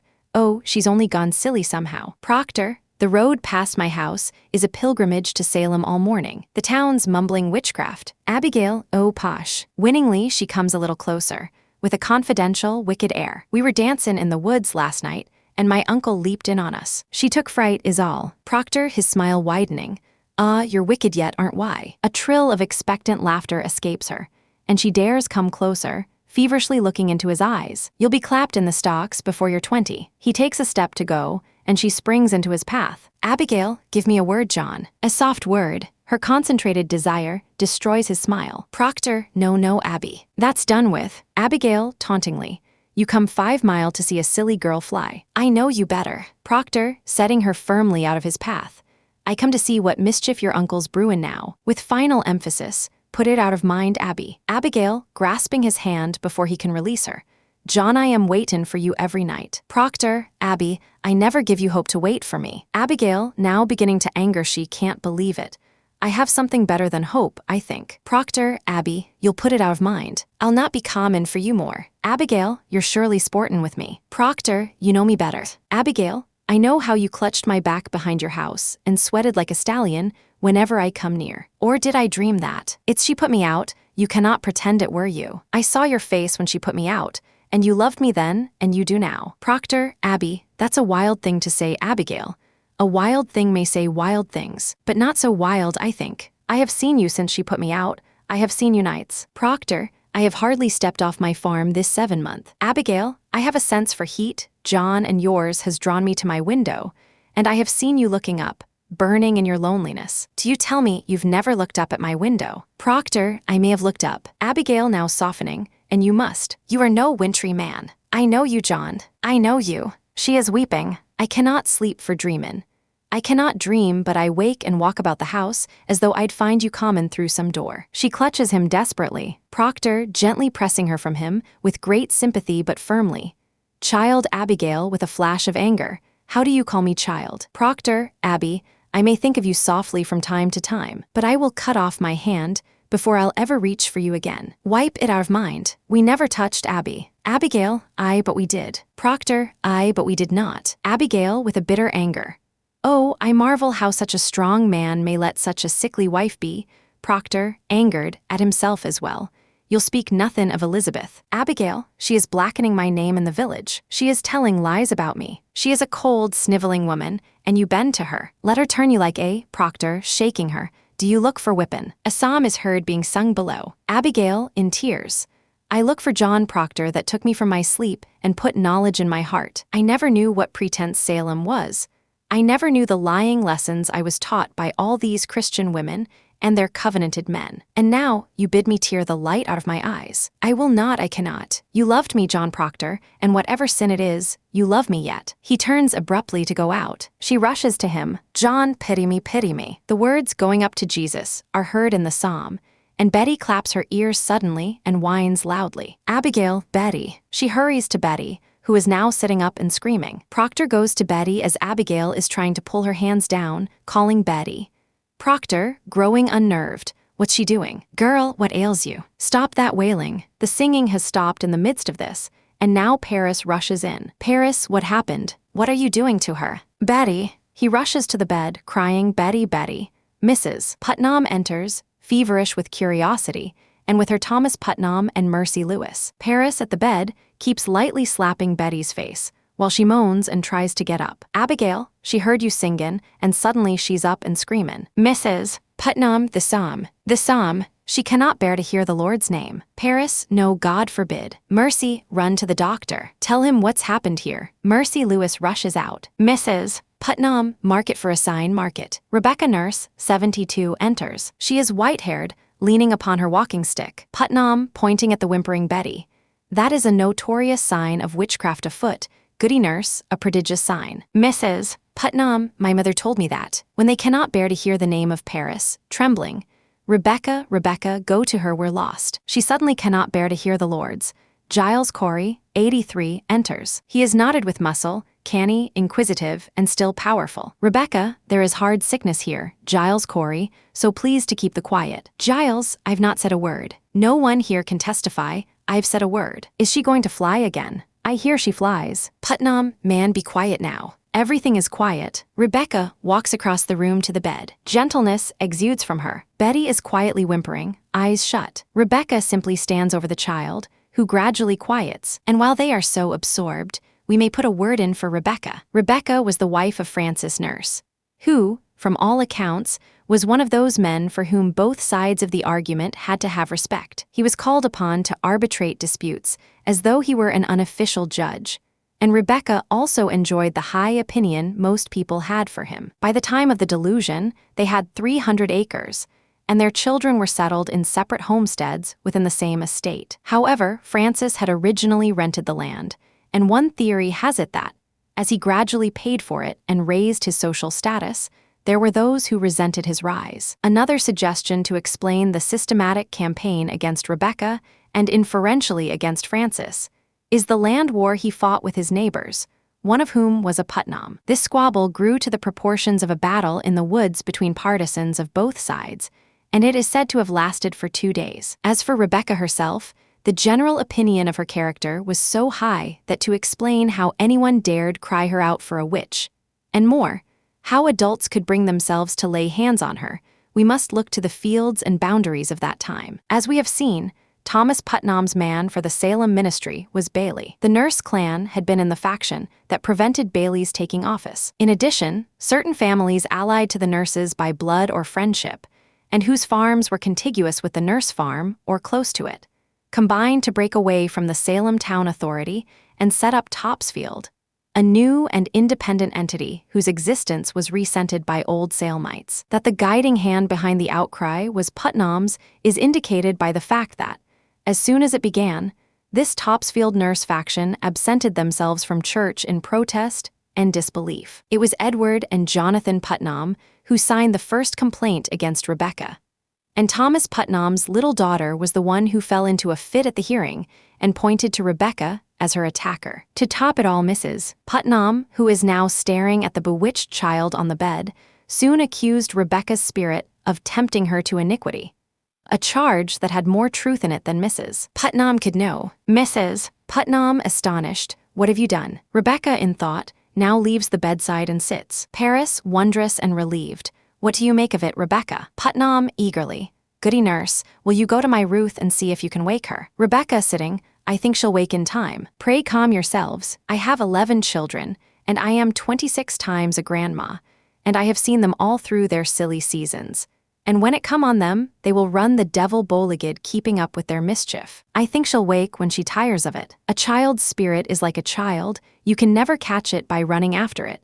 You must stand still, and, for love, it will soon itself come back. Proctor, aye, that's the truth of it, Rebecca. Mrs. Putnam, this is no silly season, Rebecca. My Ruth is bewildered, Rebecca. She cannot eat. Rebecca, perhaps she is not hungered yet. To Paris, I hope you are not decided to go in search of loose spirits, Mr. Paris, I've heard promise of that outside. Paris, a wide opinions running in the parish that the devil may be among us, and I would satisfy them that they are wrong. Proctor, then let you come out and call them wrong. Did you consult the wardens before you called this minister to look for devils? Paris, he is not coming to look for devils. Proctor, then what's he coming for? Putnam, there be children dyin' in the village, Mr. Proctor, I see none dyin'. This society will not be a bag to swing around your head, Mr. Putnam, to Paris, did you call a meeting before you? Putnam, I am sick of meetings. Cannot the man turn his head without he have a meeting? Proctor, he may turn his head, but not to hell. Rebecca, pray John, be calm. Pause, he defers to her. Mr. Paris, I think you'd best send Reverend Hale back as soon as he come. This will set us all to arguing again in the society, and we thought to have peace this year. I think we ought rely on the doctor now, and good prayer. Mrs. Putnam, Rebecca, the doctor's baffled. Rebecca, if so he is, then let us go to God for the cause of it. There is prodigious danger in the seeking of loose spirits. I fear it, I fear it. Let us rather blame ourselves and Putnam. How may we blame ourselves? I am one of 9 sons. The Putnam seed have peopled this province, and yet I have but one child left of 8, and now she shrivels. Rebecca, I cannot fathom that. Mrs. Putnam with a growing edge of sarcasm. But I must. You think it God's work you should never lose a child, nor grandchild either, and I bury all but one. There are wheels within wheels in this village, and fires within fires. Putnam to Paris. When Reverend Hale comes, you will proceed to look for signs of witchcraft here. Proctor to Putnam, you cannot command Mr. Paris. We vote by name in this society, not by acreage. Putnam, I never heard you worried so on this society, Mr. Proctor. I do not think I saw you at Sabbath meeting, since snow flew. Proctor, I have trouble enough without I come 5 mile to hear him preach only hellfire and bloody damnation. Take it to heart, Mr. Paris. There are many others who stay away from church these days, because you hardly ever mention God anymore. Paris, now aroused, why, that's a drastic charge. Rebecca, it's somewhat true. There are many that quail to bring their children, Paris. I do not preach for children, Rebecca. It is not the children who are unmindful of their obligations toward this ministry. Rebecca, are there really those unmindful? Paris, I should say the better half of Salem village, Putnam, and more than that. Paris, where is my wood? My contract provides I be supplied with all my firewood. I am waiting since November for a stick, and even in November I had to show my frostbitten hands like some London beggar. Giles, you are allowed £6 a year to buy your wood, Mr. Paris, I regard that £6 as part of my salary. I am paid little enough without I spend £6 on firewood. Proctor, 60, plus 6 for firewood, Paris. The salary is £66, Mr. Proctor. I am not some preaching farmer with a book under my arm. I am a graduate of Harvard College. Giles, I, and well instructed in arithmetic. Paris, Mr. Corey, you will look far for a man of my kind at £60 a year. I am not used to this poverty. I left a thrifty business in the Barbados to serve the Lord. I do not fathom it. Why am I persecuted here? I cannot offer one proposition, but there be a howling riot of argument. I have often wondered if the devil be in it somewhere. I cannot understand you people otherwise. Proctor, Mr. Paris, you are the first minister ever did demand the deed to this house. Paris. Man, don't a minister deserve a house to live in? Proctor, to live in, yes, but to ask ownership is like you shall own the meeting house itself. The last meeting I were at you spoke so long on deeds and mortgages, I thought it were an auction. Paris, I want a mark of confidence is all. I am your 3rd preacher in 7 years. I do not wish to be put out like the cat, whenever some majority feels the whim. You people seem not to comprehend that a minister is the Lord's man in the parish. A minister is not to be so lightly crossed and contradicted. Putnam, Paris, there is either obedience or the church will burn like hell is burning. Proctor, can you speak 1 minute without we land in hell again? I am sick of hell. Paris, it is not for you to say what is good for you to hear. Proctor, I may speak my heart, I think. Paris in a fury, what are we Quakers? We are not Quakers here yet, Mr. Proctor, and you may tell that to your followers. Proctor, my followers. Paris, now he's out with it. There is a party in this church. I am not blind. There is a faction and a party. Proctor, against you. Putnam, against him and all authority. Proctor, why, then I must find it and join it. There is shock among the others. Rebecca, he does not mean that. Putnam, he confessed it now. Proctor, I mean it solemnly, Rebecca. I like not the smell of this authority. Rebecca, no, you cannot break charity with your minister. You are another kind, John. Clasp his hand, make your peace. Proctor, I have a crop to sow and lumber to drag home. He goes angrily to the door and turns to Corey with a smile. What say you, Giles? Let's find the party. He says there's a party. Giles, I've changed my opinion of this man, John. Mr. Paris, I beg your pardon. I never thought you had so much iron in you. Paris, surprised. Why, thank you, Giles. Giles, it suggests to the mind what the trouble be among us all these years. To all, think on it. Wherefore is everybody suing everybody else? Think on it now. It's a deep thing and dark as a pit. I have been 6 times in court this year. Proctor, familiarly, with warmth, although he knows he is approaching the edge of Giles' tolerance with this. Is it the devil's fault that a man cannot say you good morning without you clap him for defamation? You're old, Giles, and you're not hearin' so well as you did. Giles, he cannot be crossed.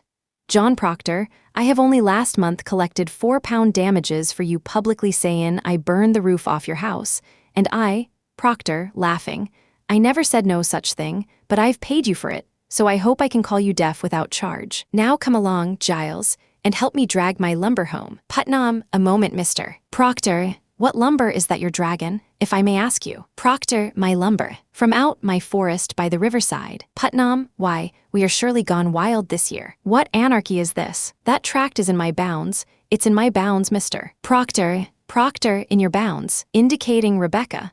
I bought that tract from Goody Nurse's husband 5 months ago. Putnam, he had no right to sell it. It stands clear in my grandfather's will that all the land between the river and Proctor. Your grandfather had a habit of willing land that never belonged to him, if I may say it plain. Giles, that's God's truth. He nearly willed away my north pasture, but he knew I'd break his fingers before he'd set his name to it. Let's get your lumber home, John. I feel a sudden will to work coming on. Putnam, you load one oak of mine, and you'll fight to drag it home. Giles, I and will win too, Putnam, this fool and I. Come on. He turns to Proctor and starts out. Putnam, I'll have my men on you, Corey. I'll clap a writ on you. Enter Reverend John Hale of Beverly. Mr. Hale is nearing 40, a tight-skinned, eager-eyed intellectual. This is a beloved errand for him. On being called here to ascertain witchcraft, he felt the pride of the specialist whose unique knowledge has at last been publicly called for. Like almost all men of learning, he spent a good deal of his time pondering the invisible world, especially since he had himself encountered a witch in his parish not long before. That woman, however, turned into a mere pest under his searching scrutiny, and the child she had allegedly been afflicting recovered her normal behavior after Hale had given her his kindness and a few days of rest in his own house. However, that experience never raised a doubt in his mind as to the reality of the underworld or the existence of Lucifer's many-faced lieutenants. And his belief is not to his discredit. Better minds than Hale's were, and still are, convinced that there is a society of spirits beyond our ken. One cannot help noting that one of his lines has never yet raised a laugh in any audience that has seen this play. It is his assurance that we cannot look to superstition in this. The devil is precise. Evidently, we are not quite certain even now whether diabolism is holy and not to be scoffed at, and it is no accident that we should be so bemused. Like Reverend Hale and the others on this stage, we conceive the devil as a necessary part of a respectable view of cosmology. Ours is a divided empire in which certain ideas and emotions and actions are of God, and their opposites are of Lucifer. It is as impossible for most men to conceive of a morality without sin as of an earth without sky. Since 1692, a great but superficial change has wiped out God's beard and the devil's horns, but the world is still gripped between two diametrically opposed absolutes. The concept of unity, in which positive and negative are attributes of the same force, in which good and evil are relative, ever-changing, and always joined to the same phenomenon. Such a concept is still reserved to the physical sciences and to the few who have grasped the history of ideas. When it is recalled that until the Christian era, the underworld was never regarded as a hostile area, that all gods were useful and essentially friendly to man despite occasional lapses. When we see the steady and methodical inculcation into humanity of the idea of man's worthlessness, until redeemed, the necessity of the devil may become evident as a weapon designed and used time and time again in every age to whip men into a surrender to a particular church or church state. Our difficulty in believing the, for want of a better word, political inspiration of the devil is due in great part to the fact that he is called up and damned not only by our social antagonists, but by our own side, whatever it may be. The Catholic Church, through its Inquisition, is famous for cultivating Lucifer as the arch-fiend. But the Church's enemies relied no less upon the old boy to keep the human mind enthralled. Luther was himself accused of alliance with hell, and he in turn accused his enemies. To complicate matters further, he believed that he had had contact with the devil and had argued theology with him. I am not surprised at this, for at my own university a professor of history, a Lutheran, by the way, used to assemble his graduate students, draw the shades, and commune in the classroom with Erasmus. He was never, to my knowledge, officially scoffed at for this. The reason being that the university officials, like most of us, are the children of a history which still sucks at the devil's teats. At this writing, only England has held back before the temptations of contemporary diabolism. In the countries of the communist ideology, all resistance of any import is linked to the totally malign capitalist succubi. And in America, any man who is not reactionary in his views is open to the charge of alliance with the red hell. Political opposition, thereby, is given an inhumane overlay, which then justifies the abrogation of all normally applied customs of civilized intercourse. A political policy is equated with moral right, and opposition to it with diabolical malevolence. Once such an equation is effectively made, society becomes a conjurai of plots and counterplots, and the main role of government changes from that of the arbiter to that of the scourge of God. The results of this process are no different now from what they ever were, except sometimes in the degree of cruelty inflicted, and not always even in that department. Normally, the actions and deeds of a man were all that society felt comfortable in judging. The secret intent of an action was left to the ministers, priests, and rabbis to deal with. When diabolism rises, however, actions are the least important manifests of the true nature of a man. The devil, as Reverend Hale said, is a wily one, and, until an hour before he fell, even God thought him beautiful in heaven. The analogy, however, seems to falter when one considers that, while there were no witches then, there are communists and capitalists now, and in each camp there is certain proof that spies of each side are at work undermining the other. But this is a snobbish objection, and not at all warranted by the facts. I have no doubt that people were communing with, and even worshipping, the devil in Salem, and if the whole truth could be known in this case, as it is in others, we should discover a regular and conventionalized propitiation of the dark spirit. One certain evidence of this is the confession of Tituba, the slave of Reverend Paris, and another is the behavior of the children who were known to have indulged in sorceries with her. There are accounts of similar clatches in Europe, where the daughters of the towns would assemble at night, and, sometimes with fetishes, sometimes with a selected young man, give themselves to love, with some bastardly results. The Church, sharp-eyed as it must be when God's long dead are brought to life,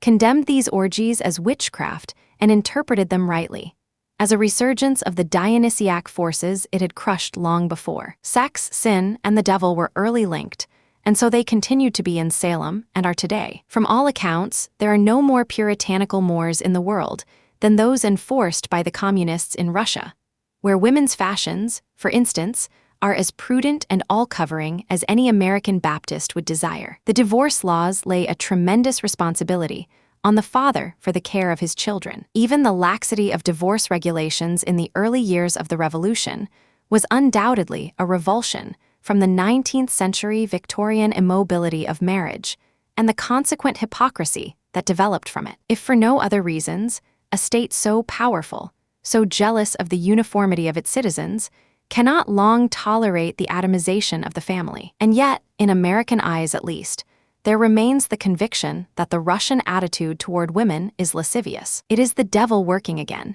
just as he is working within the Slav, who is shocked at the very idea of a woman's disrobing herself in a burlesque show. Our opposites are always robed in sexual sin, and it is from this unconscious conviction that demonology gains both its attractive sensuality and its capacity to infuriate and frighten. Coming into Salem now, Reverend Hale conceives of himself much as a young doctor on his first call. His painfully acquired armory of symptoms, catchwords, and diagnostic procedures is now to be put to use at last. The road from Beverly is unusually busy this morning, and he has passed 100 rumors that make him smile at the ignorance of the yeomanry in this most precise science. He feels himself allied with the best minds of Europe, kings, philosophers, scientists, and ecclesiasts of all churches. His goal is light, goodness, and its preservation, and he knows the exaltation of the blessed whose intelligence, sharpened by minute examinations of enormous tracts,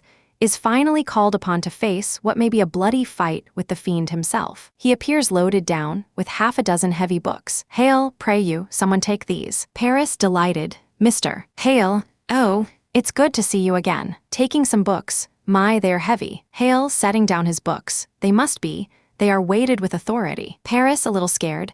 Well, you do come prepared. Hale, we shall need hard study if it comes to tracking down the old boy. Noticing Rebecca, you cannot be Rebecca, nurse. Rebecca, I am, sir. Do you know me? Hale, it's strange how I knew you, but I suppose you look as such a good soul should. We have all heard of your great charities in Beverly. Paris, do you know this gentleman? Mr. Thomas Putnam, and his good wife Anne. Hale, Putnam, I had not expected such distinguished company, sir. Putnam, pleased.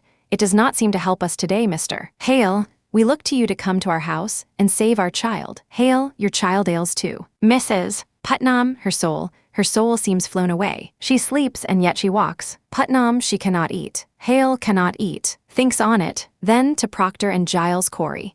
Do you men have afflicted children? Paris, no, these are farmers. John Proctor, Giles Corey. He don't believe in witches. Proctor to Hale. I never spoke on witches one way or the other. Will you come, Giles? Giles, no, John, I think not. I have some few queer questions of my own to ask this fellow. Proctor, I've heard you to be a sensible man, Mr. Hale, I hope you'll leave some of it in Salem. Proctor goes. Hale stands embarrassed for an instant. Paris, quickly, will you look at my daughter, sir? Leads Hale to the bed. She has tried to leap out the window. We discovered her this morning on the high road, waving her arms as though she'd fly. Hale, narrowing his eyes, tries to fly. Putnam, she cannot bear to hear the Lord's name, Mr. Hale, that's a sure sign of witchcraft afloat. Hale, holding up his hands, no, now let me instruct you. We cannot look to superstition in this. The devil is precise. The marks of his presence are definite as stone, and I must tell you all that I shall not proceed unless you are prepared to believe me if I should find no bruise of hell upon her. Paris, it is agreed. Sir, it is agreed. We will abide by your judgment. Hale, good then. He goes to the bed, looks down at Betty. To Paris, now, sir, what were your first warning of this strangeness? Paris, why, sir? I discovered her, indicating Abigail, and my niece and 10 or 12 of the other girls, dancing in the forest last night. Hale, surprised, you permit dancing. Paris, no, it were secret, Mrs. Putnam, unable to wait. Mr. Paris's slave has knowledge of conjurin, sir. Paris to Mrs. Putnam, we cannot be sure of that. Goody Ann, Mrs. Putnam, frightened very softly. I know it, sir. I sent my child. She should learn from Tituba, who murdered her sisters. Rebecca, horrified. Goody Ann, you sent a child to conjure up the dead. Mrs. Putnam, let God blame me, not you, Rebecca. I'll not have you judging me any more. To Hale, is it a natural work to lose 7 children before they live a day? Paris, SSSH. Rebecca, with great pain, turns her face away. There is a pause. Hale, 7 dead in childbirth. Mrs. Putnam, softly, aye. Her voice breaks. She looks up at him. Silence. Hale is impressed. Paris looks to him. He goes to his books, opens one, turns pages, then reads. All wait avidly. Paris hushed. What book is that? Mrs. Putnam, what's there, sir? Hale, with a tasty love of intellectual pursuit. Here is all the invisible world, caught, defined, and calculated. In these books, the devil stands stripped of all his brute disguises. Here are all your familiar spirits, your incubi and succubi, your witches that go by land, by air, and by sea, your wizards of the night and of the day. Have no fear now. We shall find him out if he has come among us, and I mean to crush him utterly if he has shown his face. He starts for the bed. Rebecca, will it hurt the child, sir? Hale, I cannot tell. If she is truly in the devil's grip, we may have to rip and tear to get her free. Rebecca, I think I'll go then. I am too old for this. She rises. Paris, striving for conviction. Why, Rebecca, we may open up the boil of all our troubles today. Rebecca, let us hope for that. I go to God for you, sir. Paris, with trepidation and resentment. I hope you do not mean we go to Satan here. Slight pause. Rebecca, I wish I knew. She goes out. They feel resentful of her note of moral superiority. Putnam, abruptly, come, Mr. Hale, let's get on. Sit you here. Giles, Mr. Hale, I have always wanted to ask a learned man. What signifies the readin' of strange books? Hale, what books? Giles, I cannot tell. She hides them. Hale, who does this? Giles, Martha, my wife. I have waked at night many a time and found her in a corner, readin' of a book. Now, what do you make of that? Hale, why, that's not necessarily. Giles, it discomfits me. Last night, mark this. I tried and could not say my prayers. And then she closed her book and walks out of the house, and suddenly, mark this, I could pray again. Old Giles must be spoken for. if only because his fate was to be so remarkable and so different from that of all the others. He was in his early 80s at this time, and was the most comical hero in the history. No man has ever been blamed for so much. If a cow was missed, the first thought was to look for her around Corey's house. A fire blazing up at night brought suspicion of arson to his door. He didn't give a hoot for public opinion, and only in his last years, after he had married Martha, did he bother much with the church. That she stopped his prayer is very probable. But he forgot to say that he'd only recently learned any prayers, and it didn't take much to make him stumble over them. He was a crank and a nuisance, but withal a deeply innocent and brave man. In court, once, he was asked if it were true that he had been frightened by the strange behavior of a hog, and had then said he knew it to be the devil in an animal's shape. What frighted you? He was asked. He forgot everything but the word frighted, and instantly replied, I do not know that I ever spoke that word in my life. Hail, the stoppage of prayer, that is strange. I'll speak further on that with you. Giles, I'm not saying she's touched the devil now, but I'd admire to know what books she reads and why she hides them. She'll not answer me, why see? Hail, I will discuss it. To all, now mark me. If the devil is in her, you will witness some frightful wonders in this room, so please to keep your wits about you. Mr. Putnam, stand close in case she flies. Now, Betty, dear, will you sit up? Putnam comes in closer, ready-handed. Hale sits Betty up, but she hangs limp in his hands. He observes her carefully. The others watch breathlessly. Can you hear me? I am John Hale, Minister of Beverly. I have come to help you, dear. Do you remember my 2 little girls in Beverly? She does not stir in his hands. Paris in fright. How can it be the devil? Why would he choose my house to strike? We have all manner of licentious people in the village. Hale, what victory would the devil have to win a soul already bad? It is the best the devil wants, and who is better than the minister? Giles, that's deep, mister. Paris, deep, deep. Paris with resolution now. Betty, answer, mister. Hale, Betty. Hale, does someone afflict you, child? It need not be a woman, mind you, or a man. Perhaps some bird invisible to others comes to you. Perhaps a pig, a mouse, or any beast at all. Is there some figure bids you fly? The child remains limp in his hands. In silence, he lays her back on the pillow. Now, holding out his hands toward her, he intones, In nomine Domini Sabaoth sui filiique ait ad infernos. She does not stir. He turns to Abigail, his eyes narrowing. Abigail, what sort of dancing were you doing with her in the forest? Abigail, why, common dancing is all. Paris, I think I ought to say that I saw a kettle in the grass where they were dancing. Abigail, that were only soup. Hale, what sort of soup were in this kettle? Abigail. Abigail, why, it were beans and lentils, I think, and Hale, mister. Paris, you did not notice, did you, any living thing in the kettle? A mouse, perhaps a spider, a frog. Paris, fearfully, I do believe there were some movement in the soup. Abigail, that jumped in, we never put it in. Hale, quickly, what jumped in? Abigail, why, a very little frog jumped Paris.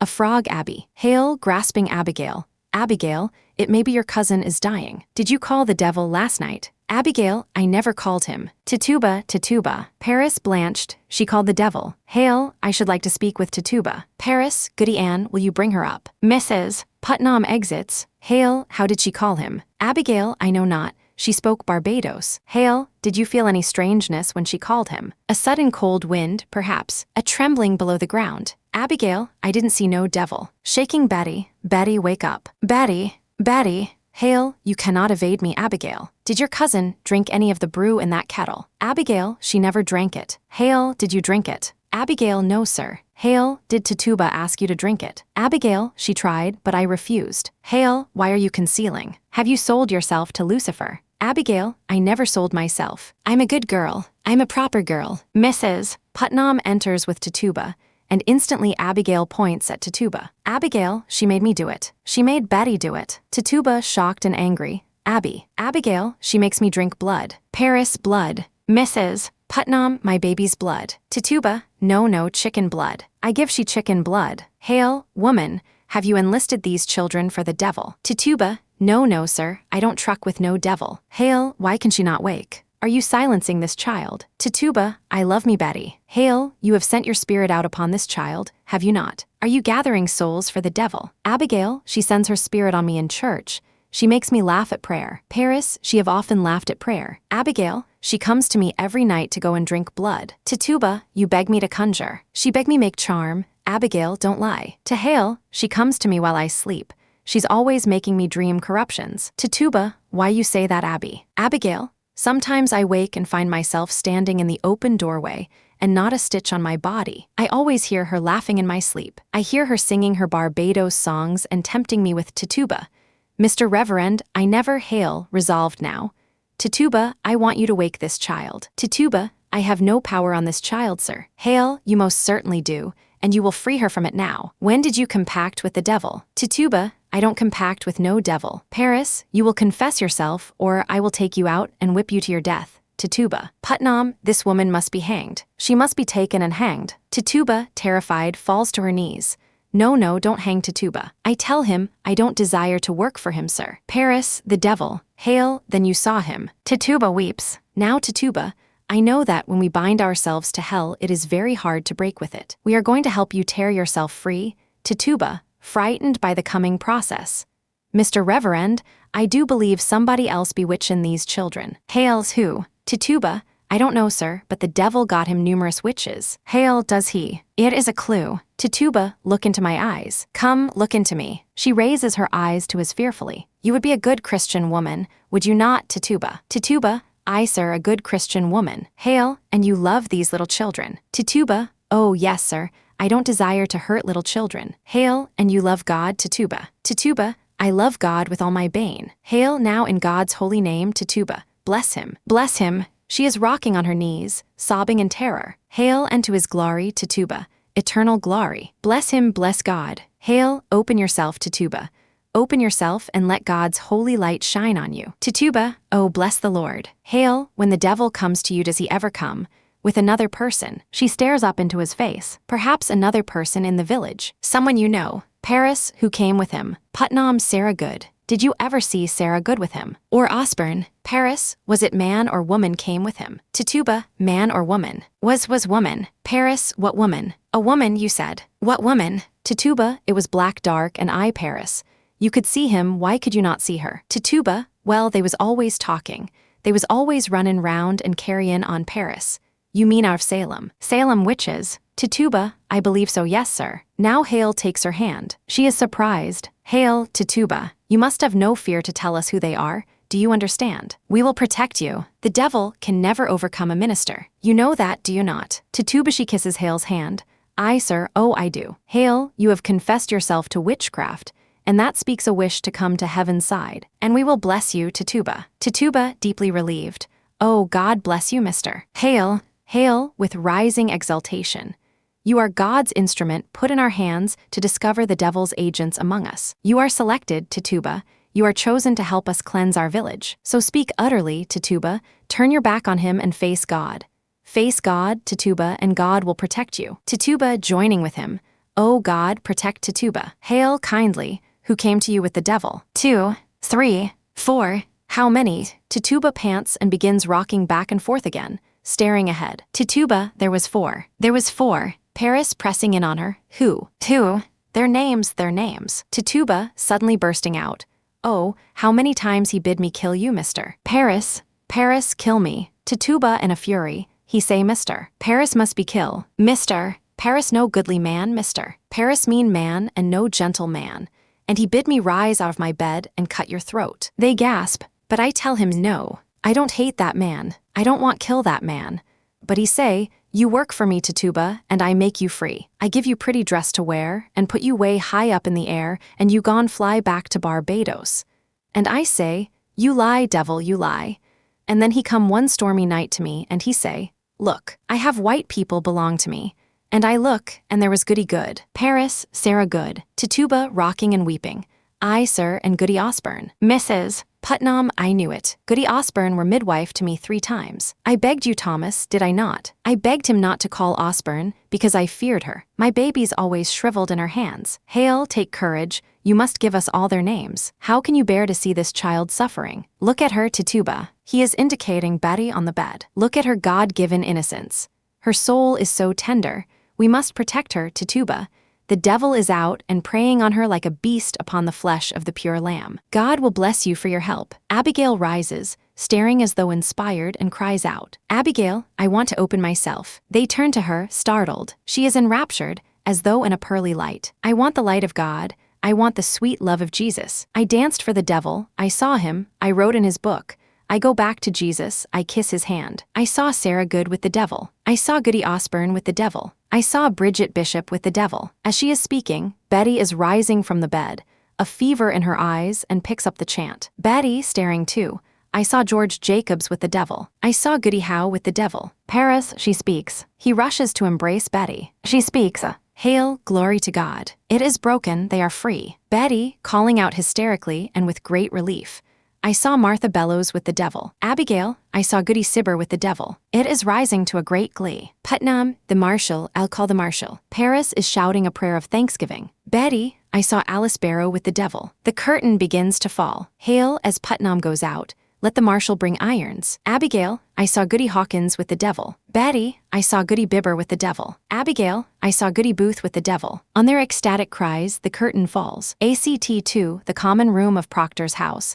8 days later. At the right is a door opening on the fields outside. A fireplace is at the left, and behind it a stairway leading upstairs. It is the low, dark, and rather long living room of the time. As the curtain rises, the room is empty. From above, Elizabeth is heard softly singing to the children. Presently the door opens, and John Proctor enters, carrying his gun. He glances about the room as he comes toward the fireplace, then halts for an instant as he hears her singing. He continues on to the fireplace, leans the gun against the wall as he swings a pot out of the fire and smells it. Then he lifts out the ladle and tastes. He is not quite pleased. He reaches to a cupboard, takes a pinch of salt, and drops it into the pot. As he is tasting again, her footsteps are heard on the stair. He swings the pot into the fireplace and goes to a basin and washes his hands and face. Elizabeth enters. Elizabeth, what keeps you so late? It's almost dark. Proctor, I were planting far out to the forest edge. Elizabeth, oh, you're done then. Proctor, the farm is seated. The boy is asleep.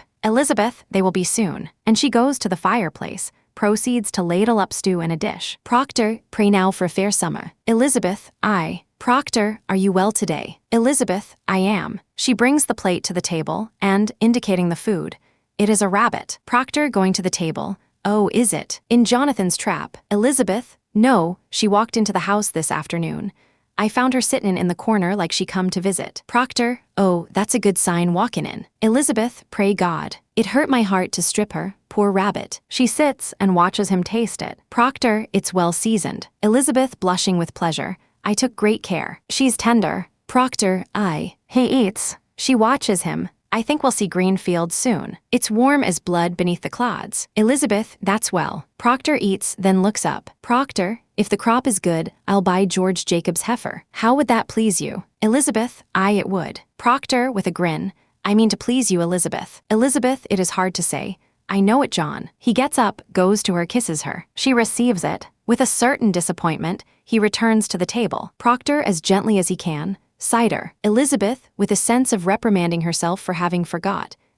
She gets up and goes and pours a glass for him. He now arches his back. Proctor, this farm's a continent when you go foot by foot droppin' seeds in it. Elizabeth coming with the cider. It must be. Proctor, he drinks a long draught, then, putting the glass down. You ought to bring some flowers in the house. Elizabeth, oh, I forgot. I will tomorrow. Proctor, it's winter in here yet. On Sunday let you come with me, and we'll walk the farm together. I never see such a load of flowers on the earth. With good feeling he goes, and looks up at the sky through the open doorway. Lilacs have a purple smell. Lilac is the smell of nightfall, I think. Massachusetts is a beauty in the spring. Elizabeth, it is. There is a pause. She is watching him from the table, as he stands there absorbing the night. It is as though she would speak but cannot. Instead now, she takes up his plate and glass and fork and goes with them to the basin. Her back is turned to him. He turns to her and watches her. A sense of their separation rises. Proctor, I think you're sad again. Are you? Elizabeth, she doesn't want friction, and yet she must. You come so late I thought you'd gone to Salem this afternoon. Proctor, why? I have no business in Salem. Elizabeth, you did speak of going earlier this week. Proctor, he knows what she means. I thought better of it since. Elizabeth, Mary Warren's there today. Proctor, why'd you let her? You heard me forbid her to go to Salem anymore. Elizabeth, I couldn't stop her. Proctor, holding back a full condemnation of her. It is a fault, Elizabeth. You're the mistress here, not Mary Warren. Elizabeth, she frightened all my strength away. Proctor, how may that mouse frighten you, Elizabeth? You, Elizabeth, it is a mouse no more. I forbid her go, and she raises up her chin like the daughter of a prince and says to me, I must go to Salem, Goody Proctor. I am an official of the court. Proctor, court. What court? Elizabeth, it is a proper court they have now. They've sent 4 judges out of Boston, she says, weighty magistrates of the general court, and at the head sits the deputy governor of the province. Proctor, astonished, why, she's mad. Elizabeth, I would to God she were. There be 14 people in the jail now, she says. Proctor simply looks at her, unable to grasp it, and they'll be tried, and the court have power to hang them too, she says. Proctor, scoffing, but without conviction.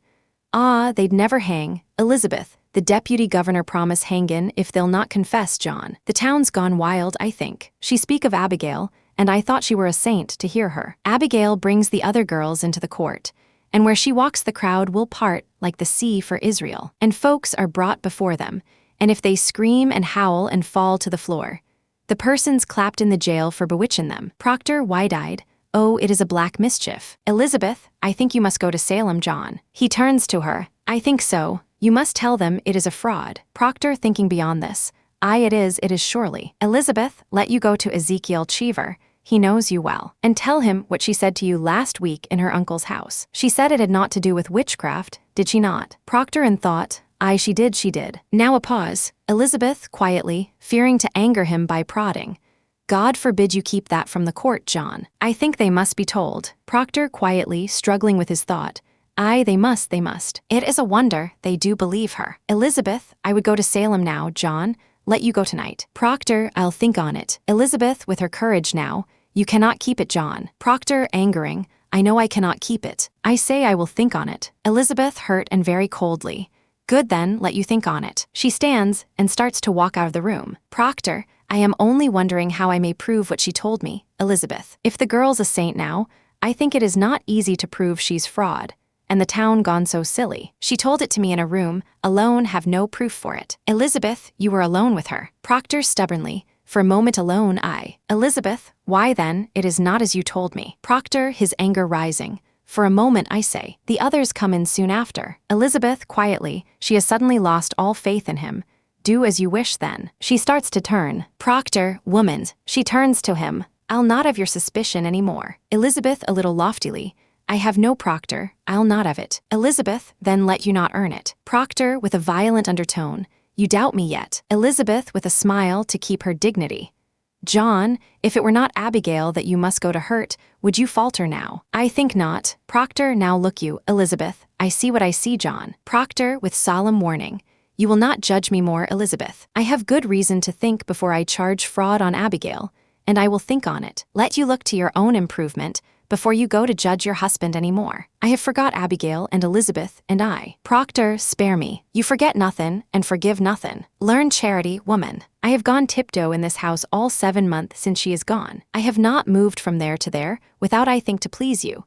And still an everlasting funeral marches round your heart. I cannot speak, but I am doubted. Every moment judged for lies, as though I come into a court when I come into this house. Elizabeth, John, you are not open with me. You saw her with a crowd, you said. Now you, Proctor. I'll plead my honesty no more, Elizabeth. Elizabeth, now she would justify herself.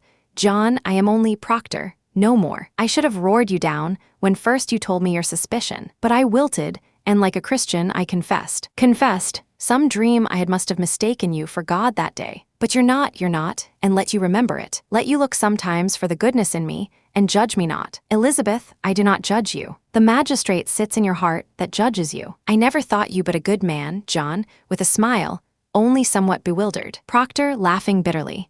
Oh, Elizabeth, your justice would freeze beer. He turns suddenly toward a sound outside. He starts for the door as Mary Warren enters. As soon as he sees her, he goes directly to her and grabs her by her cloak, furious. How do you go to Salem when I forbid it? Do you mock me? Shaking her, I'll whip you if you dare leave this house again. Strangely, she doesn't resist him, but hangs limply by his grip. Mary Warren, I am sick, mister. Proctor, pray, hurt me not. Her strangeness throws him off, and her evident pallor and weakness. He frees her. My insides are all shuddery. I am in the proceedings all day, sir. Proctor, with draining anger, his curiosity is draining it, And what of these proceedings here? When will you proceed to keep this house, as you are paid £9 a year to do, and my wife not wholly well? As though to compensate, Mary Warren goes to Elizabeth with a small rag doll. Mary Warren, I made a gift for you today, Goody Proctor. I had to sit long hours in a chair and pass the time with sewing. Elizabeth, perplexed, looking at the doll. Why, thank you, it's a fair poppet. Mary Warren, with a trembling, decayed voice. We must all love each other now, Goody Proctor. Elizabeth, amazed at her strangeness. Aye, indeed, we must. Mary Warren, glancing at the room. I'll get up early in the morning and clean the house. I must sleep now. She turns and starts off Proctor. Mary. She halts. Is it true? There be 14 women arrested. Mary Warren, no sir. There be 39 now. She suddenly breaks off and sobs and sits down, exhausted. Elizabeth, why, she's weepin'. What ails you, child? Mary Warren, Goody Osborne will hang. There is a shocked pause while she sobs. Proctor, hang. He calls into her face. Hang, you say. Mary Warren, through her weeping. Aye. Proctor, the deputy governor will permit it. Mary Warren, he sentenced her. He must, to ameliorate it, but not Sarah Good. For Sarah Good confessed, you see. Proctor confessed. To what? Mary Warren, that she in horror at the memory. She sometimes made a compact with Lucifer and wrote her name in his black book, with her blood, and bound herself to torment Christians till God's thrown down, and we all must worship hell forevermore. Pause. Proctor, but surely you know what a jabber she is. Did you tell them that? Mary Warren, Mr. Proctor, in open court she near to choked us all to death. Proctor, how choked you? Mary Warren, she sent her spirit out. Elizabeth, oh Mary, surely you? Mary Warren, with an indignant edge. She tried to kill me many times, Goody Proctor. Elizabeth, why, I never heard you mention that before. Mary Warren, I never knew it before. I never knew anything before. When she come into the court I say to myself, I must not accuse this woman, for she sleep in ditches, and so very old and poor. But then she sit there, denying, and I feel a misty coldness climbin' up my back, and the skin on my skull begin to creep, and I feel a clamp around my neck, and I cannot breathe air. And then, entranced, I hear a voice, a screamin' voice, and it were my voice. And all at once I remember everything she done to me. Proctor, why, what did she do to you? Mary Warren, like one awakened to a marvelous secret insight. So many time, Mr. Proctor, she come to this very door, beggin' bread and a cup of cider, and mark this. Whenever I turned her away empty, she mumbled. Elizabeth mumbled. She may mumble if she's hungry. Mary Warren, but what does she mumble? You must remember, Goody Proctor. Last month, a Monday, I think. She walked away, and I thought my guts would burst for 2 days after. Do you remember it? Elizabeth, why, I do, I think, but Mary Warren. And so I told that to Judge Hathorne, and he asks her so. Goody Osborne, says he, what curse do you mumble that this girl must fall sick after turning you away? And then she replies mimicking an old crone. Why, your excellence, no curse at all. I only say my commandments. I hope I may say my commandments, says she. Elizabeth, and that's an upright answer. Mary Warren, aye, but then Judge Hathorne say, recite for us your commandments.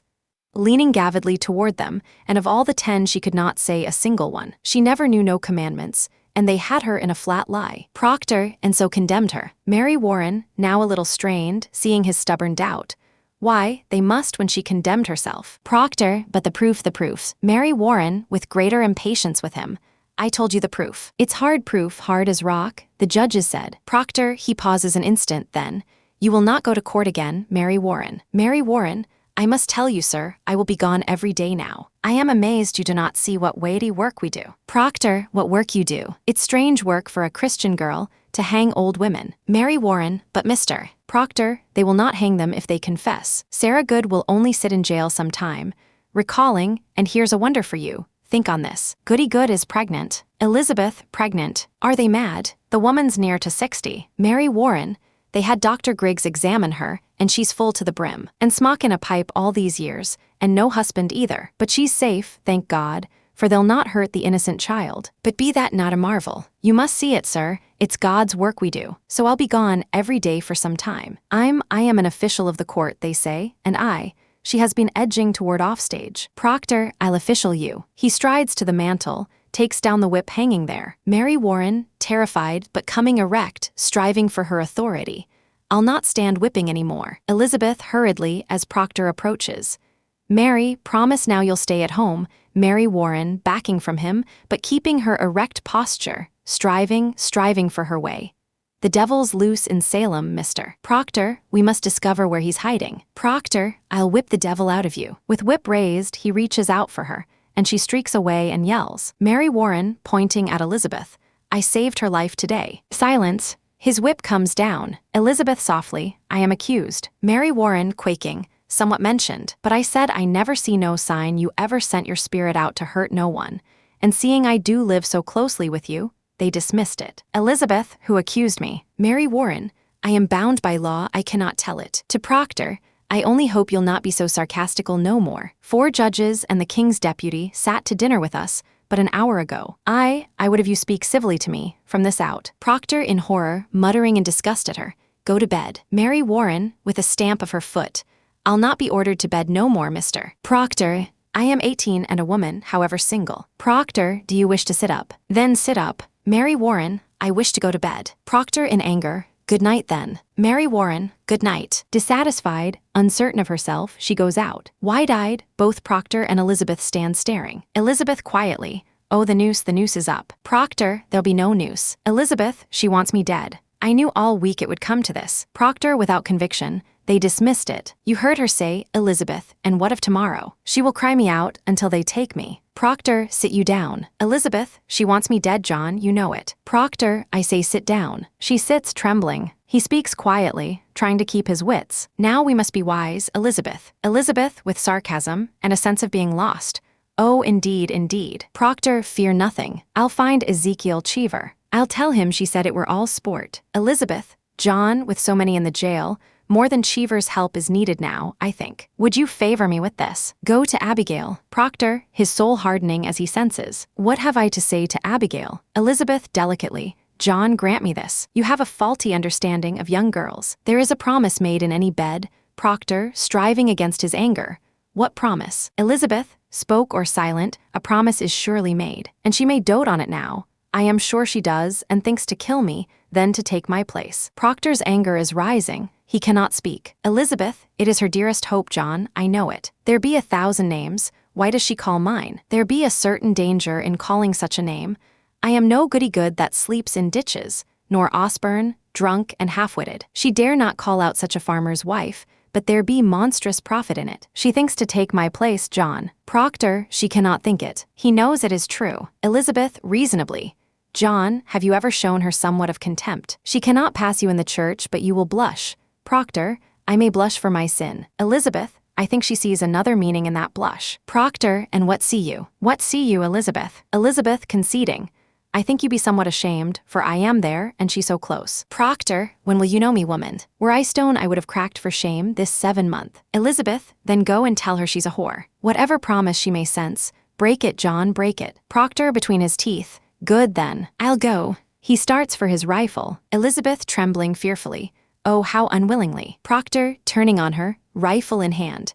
I will curse her hotter than the oldest cinder in hell. But pray, begrudge me not my anger. Elizabeth, your anger. I only ask you, Proctor, woman, am I so base? Do you truly think me base? Elizabeth, I never called you base. Proctor, then how do you charge me with such a promise? The promise that a stallion gives a mare I gave that girl. Elizabeth, then why do you anger with me when I bid you break it? Proctor, because it speaks deceit, and I am honest. But I'll plead no more. I see now your spirit twists around the single error of my life, and I will never tear it free. Elizabeth, crying out, you'll tear it free when you come to know that I will be your only wife or no wife at all. She has an arrow in you yet, John Proctor, and you know it well. Quite suddenly, as though from the air, a figure appears in the doorway. They start slightly. It is Mr. Hale. He is different now, drawn a little, and there is a quality of deference, even of guilt, about his manner now. Hale, good evening. Proctor, still in his shock. Why, Mr. Hale, good evening to you, sir. Come in, come in. Hale to Elizabeth. I hope I do not startle you. Elizabeth, no, it's only that I heard no horse Hale. You are good wife Proctor. Proctor, I, Elizabeth. Hale nods then. I hope you're not off to bed yet. Proctor, setting down his gun. No. Hale comes further into the room. And Proctor, to explain his nervousness. We are not used to visitors after dark, but you're welcome here. Will you sit you down, sir? Hale, I will. He sits. Let you sit, good wife Proctor. She does, never letting him out of her sight. There is a pause as Hale looks about the room. Proctor, to break the silence. Will you drink cider, Mr. Hale? Hail, no, it rebels my stomach. I have some further traveling yet tonight. Sit you down, sir. Proctor sits. I will not keep you long, but I have some business with you. Proctor, business of the court. Hail, no, I come of my own, without the court's authority. Hear me. He wets his lips. I know not if you are aware, but your wife's name is mentioned in the court. Proctor, we know it, sir. Our Mary Warren told us. We are entirely amazed. Hail, I am a stranger here, as you know, and in my ignorance, I find it hard to draw a clear opinion of them that come accused before the court. And so this afternoon, and now tonight I go from house to house. I come now from Rebecca Nurse's house, and Elizabeth, shocked. Rebecca's charged. Hail, God forbid such a one be charged. She is, however, mentioned somewhat. Elizabeth, with an attempt at a laugh. You will never believe, I hope, that Rebecca trafficked with the devil. Hail, woman, it is possible. Proctor, taken aback. Surely you cannot think so. Hail, this is a strange time, mister. No man may longer doubt. The powers of the dark are gathered in monstrous attack upon this village. There is too much evidence now to deny it. You will agree, sir. Proctor evading. I have no knowledge in that line. But it's hard to think so pious, a woman be secretly a devil's bitch, after 70 years of such good prayer. Hail, I. But the devil is a wily one, you cannot deny it. However, she is far from accused, and I know she will not be. Pause. I thought, sir, to put some questions as to the Christian character of this house, if you'll permit me. Proctor, coldly resentful.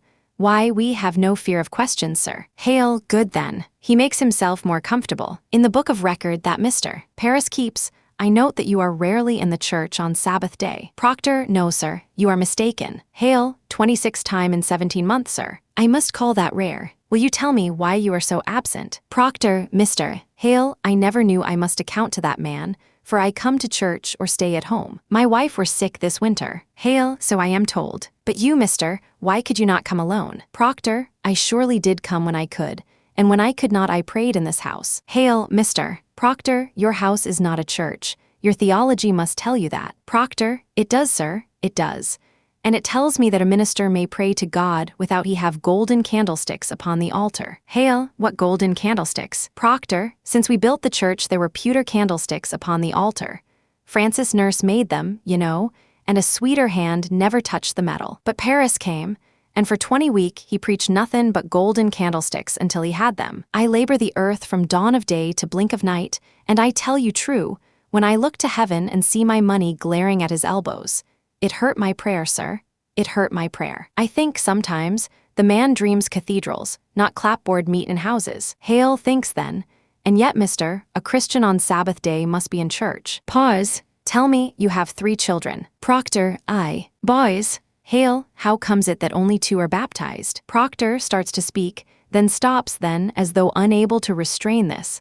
I like it not that mister Paris should lay his hand upon my baby. I see no light of God in that man. I'll not conceal it. Hail, I must say it, mister Proctor, that is not for you to decide. The man's ordained, therefore the light of God is in him. Proctor, flushed with resentment but trying to smile. What's your suspicion, mister? Hail, no, I have no Proctor. I nailed the roof upon the church, I hung the door. Hail, oh, did you? That's a good sign then. Proctor, it may be I have been too quick to bring the man to book. But you cannot think we ever desired the destruction of religion. I think that's in your mind, is it not? Hail, not altogether giving way. There is a softness in your record, sir, a softness. Elizabeth, I think maybe, we have been too hard with Mr. Paris. I think so, but sure we never loved the devil here. Hail, nods, deliberating this. Then, with the voice of one administering a secret test. Do you know your commandments, Elizabeth? Elizabeth, without hesitation, even eagerly. I surely do. There be no mark of blame upon my life, mister. Hail, I am a covenanted Christian woman. Hail, and you, mister. Proctor a trifle unsteadily. I am sure I do, sir. Hail glances at her open face, then at John, then. Let you repeat them if you will. Proctor, the commandments. Hail, I. Proctor looking off, beginning to sweat. Thou shalt not kill. Hail, I. Proctor counting on his fingers. Thou shalt not steal. Thou shalt not covet thy neighbor's goods, nor make unto thee any graven image. Thou shalt not take the name of the Lord in vain. Thou shalt have no other gods before me. With some hesitation, thou shalt remember the Sabbath day and keep it holy. Pause. Then, thou shalt honor thy father and mother. Thou shalt not bear false witness. He is stuck. He counts back on his fingers, knowing one is missing. Thou shalt not make unto thee any graven image. Hale, you have said that twice, sir. Proctor lost eye. He is flailing for it. Elizabeth delicately. Adultery John. Proctor, as though a secret arrow had pained his heart. I, trying to grin it away. To Hale. You see, sir, between the two of us we do know them all. Hale only looks at Proctor, deep in his attempt to define this man. Proctor grows more uneasy. I think it be a small fault. Hale, theology, sir, is a fortress. No crack in a fortress may be accounted small. He rises, he seems worried now. He paces a little, in deep thought. Proctor, there be no love for Satan in this house, mister. Hale, I pray it dearly. He looks to both of them, an attempt at a smile on his face, but his misgivings are clear. Well then, I'll bid you good night. Elizabeth, unable to restrain herself. Mr. Hale, he turns. I do think you are suspecting me somewhat. Are you not? Hale, obviously disturbed and evasive. Goody Proctor, I do not judge you. My duty is to add what I may to the godly wisdom of the court. I pray you both good health and good fortune. To John, good night, sir. He starts out. Elizabeth, with a note of desperation. I think you must tell him, John. Hale, what's that? Elizabeth, restraining a call. Will you tell him? Slight pause. Hale looks questioningly at John. Proctor, with difficulty. I have no witness and cannot prove it, except my word be taken. But I know the children's sickness had naught to do with witchcraft. Hale stopped, struck. Not to do. Proctor, Mr. Paris discovered them sportin' in the woods. They were startled and took sick. Pause. Hale, who told you this? Proctor hesitates then. Abigail Williams. Hale, Abigail. Proctor, I. Hale, his eyes wide. Abigail Williams told you it had naught to do with witchcraft. Proctor, she told me the day you came, sir. Hale, suspiciously. Why did you keep this? Proctor, I never knew until tonight that the world is gone daft with this nonsense. Hale, nonsense. Mister, I have myself examined to Tuba, Sarah Good, and numerous others that have confessed to dealing with the devil. They have confessed it. Proctor, and why not, if they must hang for denying it? There are them that will swear to anything before they'll hang. Have you never thought of that? Hale, I have. I have indeed. It is his own suspicion, but he resists it. He glances at Elizabeth, then at John. And you, would you testify to this in court? Proctor, I had not reckoned with going into court, but if I must, I will. Hale, do you falter here? Proctor, I falter nothing, but I may wonder if my story will be credited in such a court. I do wonder on it. When such a steady-minded minister as you will suspicion, such a woman that never lied, and cannot, and the world knows she cannot. I may falter somewhat, mister. I am no fool. Hale, quietly, it has impressed him. Proctor, let you open with me now, for I have a rumor that troubles me. It's said you hold no belief that there may even be witches in the world. Is that true, sir? Proctor, he knows this is critical, and is striving against his disgust with Hale and with himself for even answering. I know not what I have said, I may have said it. I have wondered if there be witches in the world, although I cannot believe they come among us now. Hale, then you do not believe. Proctor, I have no knowledge of it. The Bible speaks of witches, and I will not deny them. Hale, and you, woman. Elizabeth, I cannot believe it. Hale, shocked, you cannot. Proctor, Elizabeth, you bewilder him. Elizabeth, to Hale, I cannot think the devil may own a woman's soul, mister. Hale, when she keeps an upright way, as I have. I am a good woman, I know it. And if you believe I may do only good work in the world, and yet be secretly bound to Satan, then I must tell you, sir, I do not believe it. Hale, but woman, you do believe there are witches in Elizabeth. If you think that I am one, then I say there are none. Hale, you surely do not fly against the gospel. Proctor, she believe in the gospel every word. Elizabeth, question Abigail Williams about the gospel, not myself. Hale stares at her. Proctor, she do not mean to doubt the gospel, sir. You cannot think it. This be a Christian house, sir, a Christian house. Hale, God keep you both. Let the third child be quickly baptized, and go you without fail each Sunday in to Sabbath prayer, and keep a solemn, quiet way among you. I think Giles Corey appears in doorway. Giles, John. Proctor, Giles. What's the matter? Giles, they take my wife. Francis nurse enters. Giles and his Rebecca. Proctor to Francis. Rebecca's in the jail. Francis, Cheever come and take her in his wagon. We've only now come from the jail, and they'll not even let us in to see them. Elizabeth, they've surely gone wild now, mister. Hale, Francis going to Hale. Reverend Hale, can you not speak to the deputy governor? I'm sure he mistakes these people. Hale, pray calm yourself, mister. Nurse, Francis, my wife is the very brick and mortar of the church, mister. Hale, indicating Giles, and Martha Corey, There cannot be a woman closer yet to God than Martha. Hail, how is Rebecca charged, Mr. Nurse? Francis with a mocking, half-hearted laugh. For murder she's charged, mockingly quoting the warrant, for the marvelous and supernatural murder of Goody Putnam's babies. What am I to do, Mr. Hale? Hale turns from Francis, deeply troubled then. Believe me, Mr. Nurse, if Rebecca Nurse be tainted, then nothing's left to stop the whole green world from burning. Let you rest upon the justice of the court. The court will send her home, I know it. Francis, you cannot mean she will be tried in court. Hale pleading, Nurse, though our hearts break, we cannot flinch.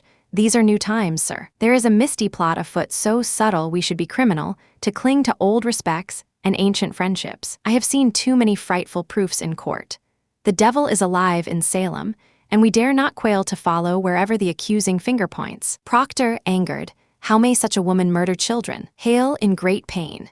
Man, remember, until an hour before the devil fell, God thought him beautiful in heaven. Giles, I never said my wife were a witch, Mr. Hale, I only said she were reading books. Hale, Mr. Corey, exactly what complaint were made on your wife? Giles, that bloody mongrel Walcott charge her. You see, he buy a pig of my wife 4 or 5 year ago, and the pig died soon after. So he come dancin' in for his money back. So my Martha, she says to him, Walcott, if you haven't the wit to feed a pig properly, you'll not live to own many, she says. Now he goes to court, and claims that from that day to this, he cannot keep a pig alive for more than 4 weeks, because my Martha bewitched them with her books. Enter Ezekiel Cheever. A shocked silence. Cheever, good evening to you, Proctor. Proctor, why, Mr. Cheever, good evening. Cheever, good evening all. Good evening, Mr. Hale. Proctor, I hope you come not on business of the court. Cheever, I do, Proctor, I am clerk of the court now, you know. Enter Marshal Herrick, a man in his early 30s, who is somewhat shamefaced at the moment. Giles,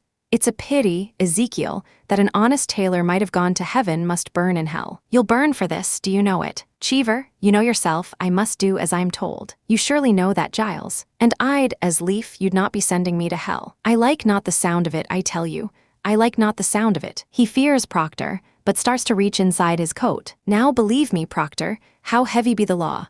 All its tonnage I do carry on my back tonight. He takes out a warrant. I have a warrant for your wife. Proctor to Hale, you said she were not charged. Hale, I know nothing of it. To Cheever, when were she charged? Cheever, I am given 16 warrant tonight, sir, and she is one. Proctor, who charged her? Cheever, why, Abigail Williams charge her. Proctor, on what proof, what proofs? Cheever, looking about the room, Mr. Proctor, I have little time. The court bid me search your house, but I like not to search a house. So will you hand me any poppets that your wife may keep here? Proctor, poppets. Elizabeth, I never kept no poppets, not since I were a girl. Cheever, embarrassed, glancing toward the mantel where sits Mary Warren's poppet.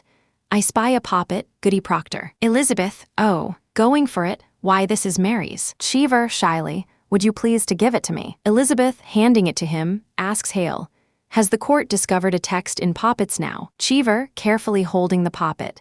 Do you keep any others in this house? Proctor, no, nor this one either till tonight. What signifies a poppet? Cheever, why a poppet? He gingerly turns the poppet over. A poppet may signify. Now, woman, will you please to come with me? Proctor, she will not. To Elizabeth, fetch Mary here. Cheever, ineptly reaching toward Elizabeth. No, no, I am forbid to leave her from my sight. Proctor, pushing his arm away. You'll leave her out of sight and out of mind, mister. Fetch Mary, Elizabeth. Elizabeth goes upstairs. Hale, what signifies a poppet, mister? Cheever, turning the poppet over in his hands. Why, they say it may signify that he has lifted the poppet's skirt, and his eyes widen in astonished fear. Why this Proctor, reaching for the poppet, what's there? Cheever, why, he draws out a long needle from the poppet. It is a needle. Herrick, it is a needle. Herrick comes toward him. Proctor, angrily, bewildered. And what signifies a needle? Cheever, his hands shaking. Why, this go hard with her, Proctor, this. I had my doubts, Proctor, I had my doubts, but here's calamity. To Hale, showing the needle. You see it, sir, it is a needle. Hale, why? What meaning has it? Cheever, wide-eyed, trembling. The girl, the Williams girl, Abigail Williams, sir. She sat to dinner in Reverend Paris's house tonight.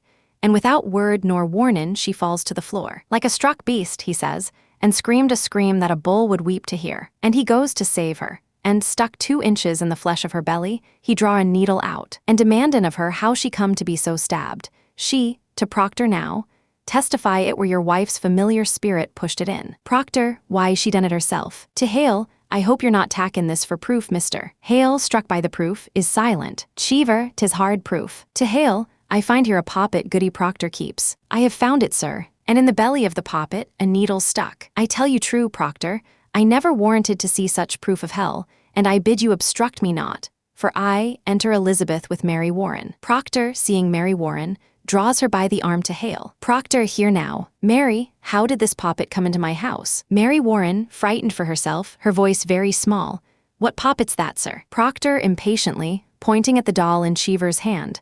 This poppet, this poppet. Mary Warren, evasively looking at it. Why, I think it is mine. Proctor, it is your poppet, is it not? Mary Warren, not understanding the direction of this. It is, sir. Proctor, and how did it come into this house? Mary Warren, glancing about at the avid faces. Why, I made it in the court, sir, and give it to Goody Proctor tonight. Proctor to Hale, now, sir, do you have it? Hale, Mary Warren, a needle have been found inside this poppet. Mary Warren, bewildered.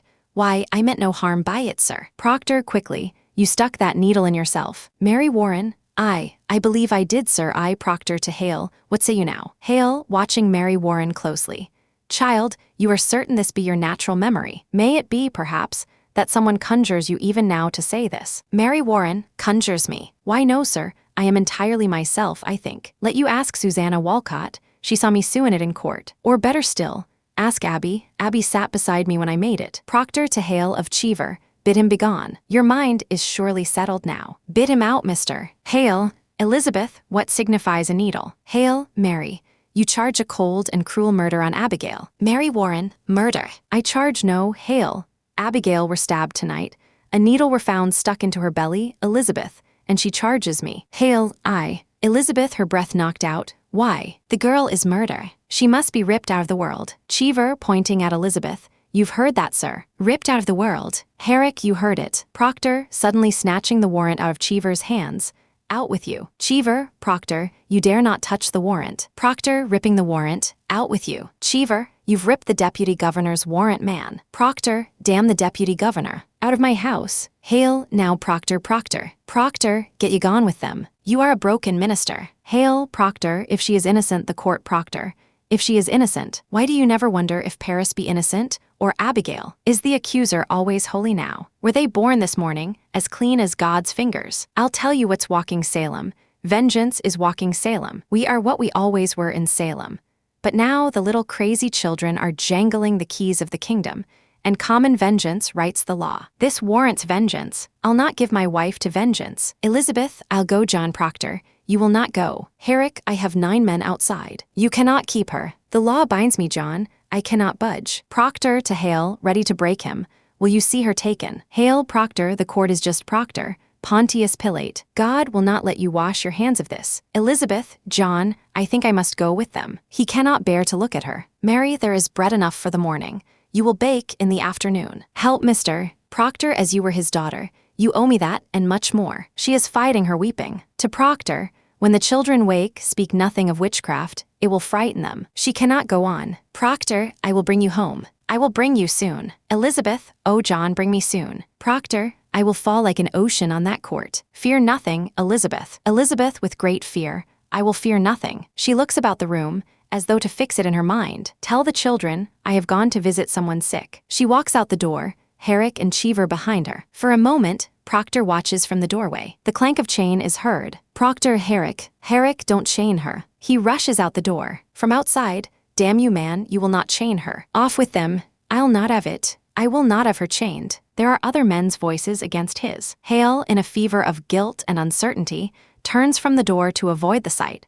Mary Warren bursts into tears and sits weeping. Giles Corey calls to Hale. Giles, and yet silent minister. It is fraud. You know it is fraud. What keeps you, man? Proctor is half braced, half pushed into the room by 2 deputies and Herrick. Proctor, I'll pay you, Herrick. I will surely pay you. Herrick, panting. In God's name, John, I cannot help myself. I must chain them all. Now let you keep inside this house till I am gone. He goes out with his deputies. Proctor stands there, gulping air. Horses and a wagon creaking are heard. Hale, in great uncertainty. Mr. Proctor, out of my sight. Hale, Charity, Proctor, Charity. What I have heard in her favor, I will not fear to testify in court. God help me, I cannot judge her guilty or innocent. I know not. Only this consider. The world goes mad, and it profit nothing you should lay the cause to the vengeance of a little girl. Proctor, you are a coward. Though you be ordained in God's own tears, you are a coward now. Hail, Proctor, I cannot think God be provoked so grandly by such a petty cause. The jails are packed. Our greatest judges sit in Salem now, and hangings promised. Man, we must look to cause proportionate. Were there murder done, perhaps, and never brought to light? Abomination, some secret blasphemy that stinks to heaven. Think on cause, man, and let you help me to discover it. For there's your way, believe it, there is your only way, when such confusion strikes upon the world. He goes to Giles and Francis. Let you counsel among yourselves. Think on your village, and what may have drawn from heaven such thundering wrath upon you all. I shall pray God open up our eyes. Hale goes out. Francis, struck by Hale's mood. I never heard no murder done in Salem. Proctor, he has been reached by Hale's words. Leave me, Francis, leave me. Giles shaken. John, tell me, are we lost? Proctor, go home now, Giles. We'll speak on it tomorrow. Giles, let you think on it. We'll come early, eh? Proctor, aye. Go now, Giles. Giles, good night then. Giles, Corey, and Francis nurse go out. After a moment, Mary Warren in a fearful squeak of a voice. Mr. Proctor, very likely they'll let her come home once they're given proper evidence. Proctor, you're coming to the court with me, Mary. You will tell it in the court. Mary Warren, I cannot charge murder on Abigail. Proctor, moving menacingly toward her. You will tell the court how that poppet come here and who stuck the needle in. Mary Warren, she'll kill me for saying that. Proctor continues toward her. Abi'll charge lechery on you, Mr. Proctor halting, she's told you. Mary Warren, I have known it, sir. She'll ruin you with it, I know she will. Proctor, hesitating and with deep hatred of himself. Good, then her saintliness is done with. Mary backs from him. We will slide together into our pit. You will tell the court what you know. Mary Warren, in terror, I cannot, they'll turn on me. Proctor strides and catches her, and she is repeating, I cannot, I cannot. Proctor, my wife will never die for me. I will bring your guts into your mouth, but that goodness will not die for me. Mary Warren, struggling to escape him, I cannot do it, I cannot. Proctor, grasping her by the throat as though he would strangle her. Make your peace with it. Now hell and heaven grapple on our backs, and all our old pretense is ripped away. Make your peace. He throws her to the floor where she sobs, I cannot, I cannot. And now, half to himself, staring and turning to the open door, peace. It is a providence and no great change. We are only what we always were, but naked now. He walks as though toward a great horror, facing the open sky. I naked, and the wind, God's icy wind, will blow. And she is over and over again sobbing, I cannot, I cannot, I cannot. As the curtain falls one. ACT 3, the vestry room of the Salem Meeting House, now serving as the anteroom of the general court. As the curtain rises, the room is empty, but for sunlight pouring through two high windows in the back wall. The room is solemn, even forbidding. Heavy beams jut out, boards of random widths make up the walls. At the right are two doors leading into the meeting house proper, where the court is being held. At the left, another door leads outside. There is a plain bench at the left, and another at the right. In the center, a rather long meeting table, with stools and a considerable armchair snugged up to it. Through the partitioning wall at the right, we hear a prosecutor's voice, Judge Hathorne's, asking a question. Then a woman's voice, Martha Corey's, replying. Hathorne's voice. Now, Martha Corey, there is abundant evidence in our hands to show that you have given yourself to the reading of fortunes. Do you deny it? Martha Corey's voice. I am innocent to a witch. I know not what a witch is. Hathorne's voice. How do you know, then, that you are not a witch? Martha Corey's voice. If I were, I would know it. Hathorne's voice. Why do you hurt these children? Martha Corey's voice. I do not hurt them. I scorn it. Giles' voice roaring.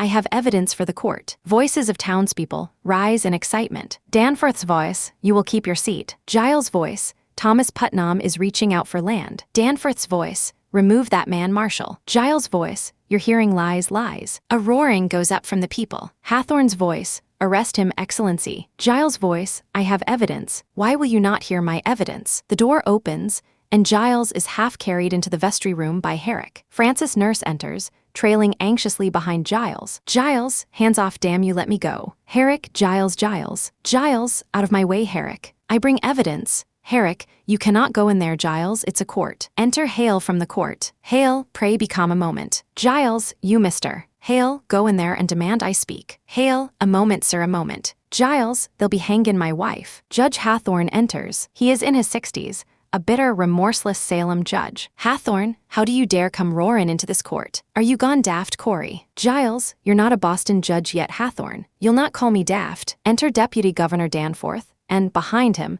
Ezekiel Cheever and Paris. On his appearance, silence falls. Danforth is a grave man in his 60s, of some humor and sophistication that do not, however, interfere with an exact loyalty to his position and his cause. He comes down to Giles, who awaits his wrath. Danforth looking directly at Giles. Who is this man? Paris, Giles Corey, sir, and a more contentious, Giles to Paris.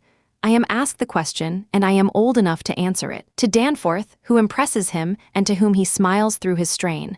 My name is Corey, sir, Giles Corey. I have 600 acres, and timber in addition. It is my wife you be condemning now. He indicates the courtroom. Danforth, and how do you imagine to help her cause with such contemptuous riot? Now be gone. Your old age alone keeps you out of jail for this. Giles, beginning to plead. They be tellin' lies about my wife, sir. I, Danforth. Do you take it upon yourself to determine what this court shall believe and what it shall set aside? Giles, your excellency, we mean no disrespect for Danforth. Disrespect indeed. It is disruption, mister. This is the highest court of the supreme government of this province. Do you know it? Giles, beginning to weep. Your excellency, I only said she were readin' books, sir, and they come and take her out of my house for Danforth, mystified. Books. What books? Giles, through helpless sobs. It is my third wife, sir.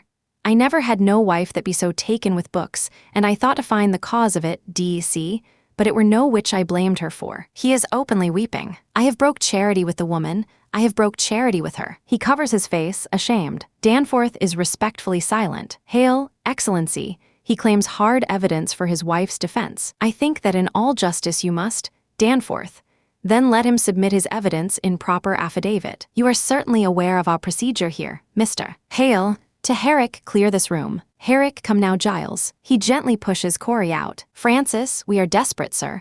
We come here 3 days now and cannot be heard. Danforth, who is this man? Francis Nurse, your excellency. Hail, his wife's Rebecca, that were condemned this morning. Danforth, indeed. I am amazed to find you in such uproar. I have only good report of your character, mister. Nurse, Hathorne, I think they must both be arrested in contempt, sir. Danforth to Francis.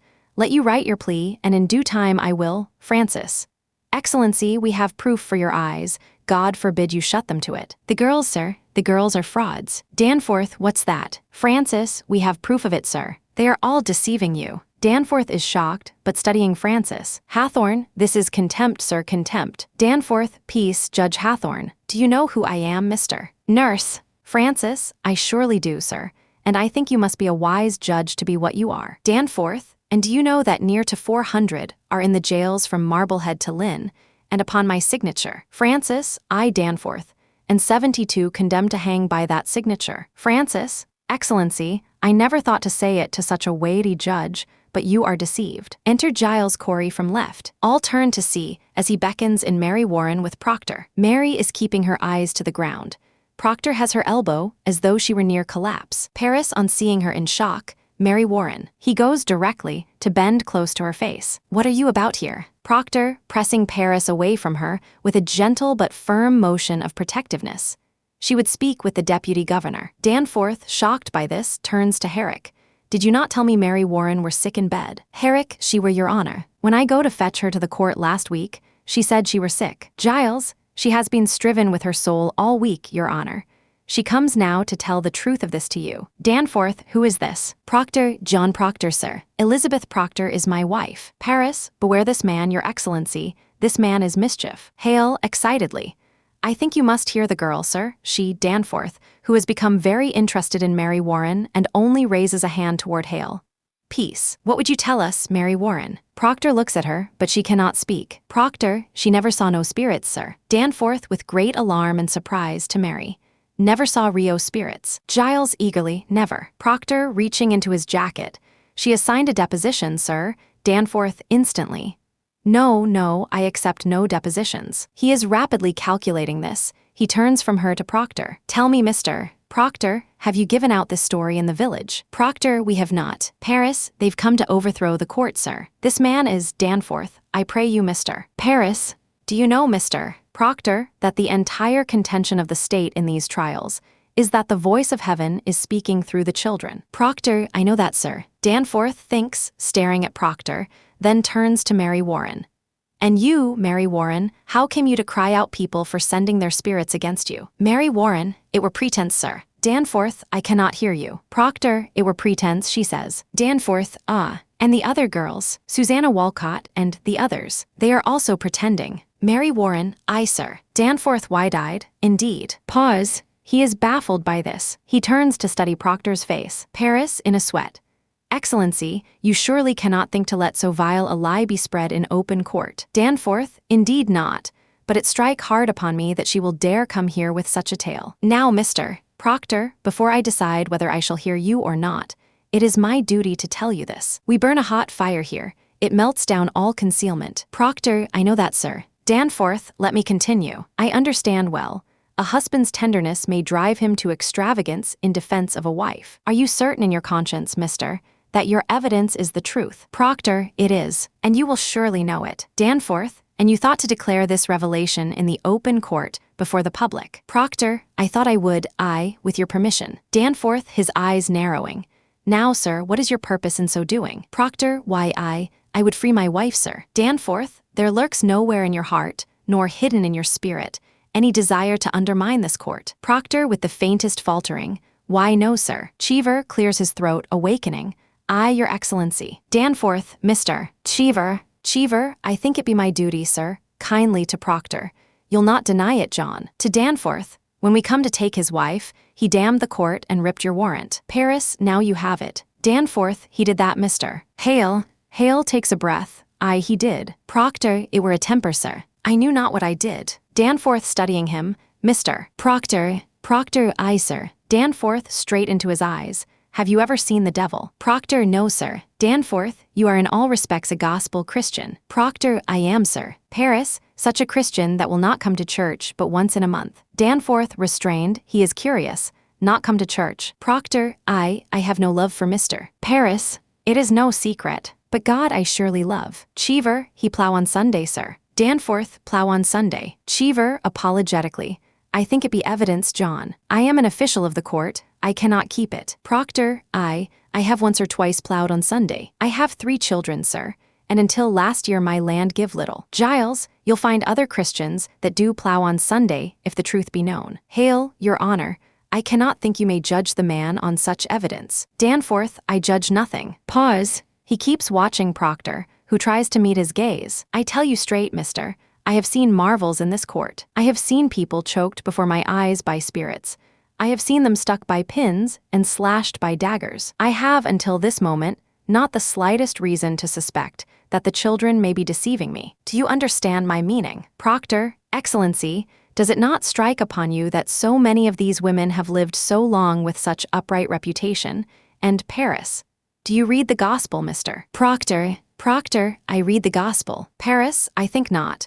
Or you should surely know that Cain were an upright man, and yet he did kill Abel. Proctor, God tells us that. To Danforth, but who tells us Rebecca Nurse murdered 7 babies by sending out her spirit on them? It is the children only, and this one will swear she lied to you. Danforth considers, then beckons Hathorne to him. Hathorne leans in, and he speaks in his ear. Hathorne nods. Hathorne, she's the one. Danforth, Mr. Proctor, this morning, your wife sent me a claim in which she states that she is pregnant now. Proctor, my wife pregnant. Danforth, there be no sign of it. We have examined her body. Proctor, but if she say she is pregnant, then she must be. That woman will never lie, Mr. Danforth, she will not. Proctor, never, sir, never. Danforth, we have thought it too convenient to be credited. However, if I should tell you now that I will let her be kept another month, and if she begin to show her natural signs, you shall have her living yet another year until she is delivered. What say you to that? John Proctor is struck silent. Come now, you say your only purpose is to save your wife. Good then, she is saved at least this year, and a year as long. What say you, sir? It is done now. In conflict, Proctor glances at Francis and Giles. Will you drop this charge? Proctor, I think I cannot. Danforth, now an almost imperceptible hardness in his voice. Then your purpose is somewhat larger. Paris, he's come to overthrow this court, your honor. Proctor, these are my friends. Their wives are also accused, Danforth, with a sudden briskness of manner. I judge you not, sir. I am ready to hear your evidence. Proctor, I come not to hurt the court. I only, Danforth, cutting him off.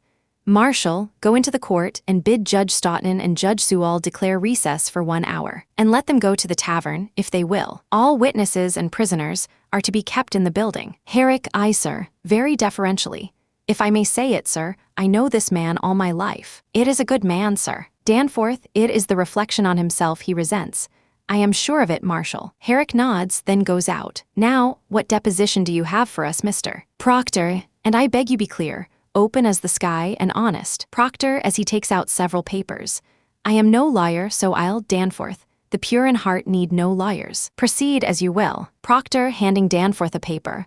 Will you read this first, sir? It's a sort of testament. The people signing it declare their good opinion of Rebecca, and my wife, and Martha Corey. Danforth looks down at the paper. Paris, to enlist Danforth's sarcasm, their good opinion. But Danforth goes on reading, and Proctor is heartened. Proctor, these are all landholding farmers, members of the church, delicately trying to point out a paragraph. If you'll notice, sir, they've known the women many years and never saw no sign they had dealings with the devil. Paris nervously moves over and reads over Danforth's shoulder. Danforth, glancing down a long list. How many names are here? Francis, 91, Your Excellency. Paris, sweating. These people should be summoned. Danforth looks up at him questioningly. For questioning. Francis, trembling with anger. Mr. Danforth, I gave them all my word no harm would come to them for signing this. Paris, this is a clear attack upon the court. Hail to Paris, trying to contain himself. Is every defense an attack upon the court? Can no one? Paris, all innocent and Christian people are happy for the courts in Salem. These people are gloomy for it. To Danforth directly. And I think you will want to know, from each and every one of them, what discontents them with you. Hathorne, I think they ought to be examined, sir. Danforth, it is not necessarily an attack, I think. Yet Francis, these are all covenanted Christians, sir. Danforth, then I am sure they may have nothing to fear. Hands Cheever the paper. Mr. Cheever, have warrants drawn for all of these.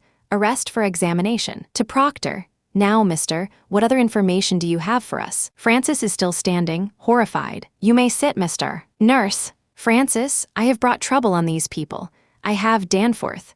No, old man, you have not hurt these people if they are of good conscience. But you must understand, sir, that a person is either with this court, or he must be counted against it. There be no road between. This is a sharp time, now, a precise time. We live no longer in the dusky afternoon when evil mixed itself with good and befuddled the world. Now, by God's grace, the shining sun is up, and them that fear not light will surely praise it. I hope you will be one of those. Mary Warren suddenly sobs. She's not hardy, I see. Proctor, no, she's not, sir. To Mary, bending to her, holding her hand, quietly. Now remember what the angel Raphael said to the boy Tobias. Remember it. Mary Warren, hardly audible. I. Proctor, do that which is good, and no harm shall come to thee. Mary Warren, I. Danforth, come man, we wait you. Marshal Herrick returns, and takes his post at the door. Giles, John, my deposition, give him mine. Proctor, I. He hands Danforth another paper. This is Mr. Corey's deposition. Danforth, oh. He looks down at it. Now Hathorne comes behind him and reads with him. Hathorne, suspiciously, what lawyer drew this Corey? Giles, you know I never hired a lawyer in my life, Hathorne. Danforth, finishing the reading. It is very well phrased. My compliments, Mr. Paris, if Mr. Putnam is in the court, will you bring him in? Hathorne takes the deposition and walks to the window with it. Paris goes into the court. You have no legal training, Mr. Corey. Giles, very pleased. I have the best, sir. I am 33 time in court in my life, and always plaintiff too. Danforth, oh then you're much put upon. Giles, I am never put upon. I know my rights, sir, and I will have them. You know, your father tried a case of mine. Might be 35 years ago, I think. Danforth, indeed. Giles, he never spoke to you of it. Danforth, no, I cannot recall it. Giles, that's strange. He give me £9 damages. He were a fair judge, your father. You see, I had a white mare that time, and this fellow come to borrow the mare. Enter Paris with Thomas Putnam. When he sees Putnam, Giles ease goes, he is hard. Aye, there he is. Danforth, Mr. Putnam, I have here an accusation by Mr. Corey against you. He states that you coldly prompted your daughter to cry witchery upon George Jacobs, that is now in jail. Putnam, it is a lie. Danforth, turning to Giles, Mr. Putnam states your charge is a lie. What say you to that? Giles, furious, his fists clenched.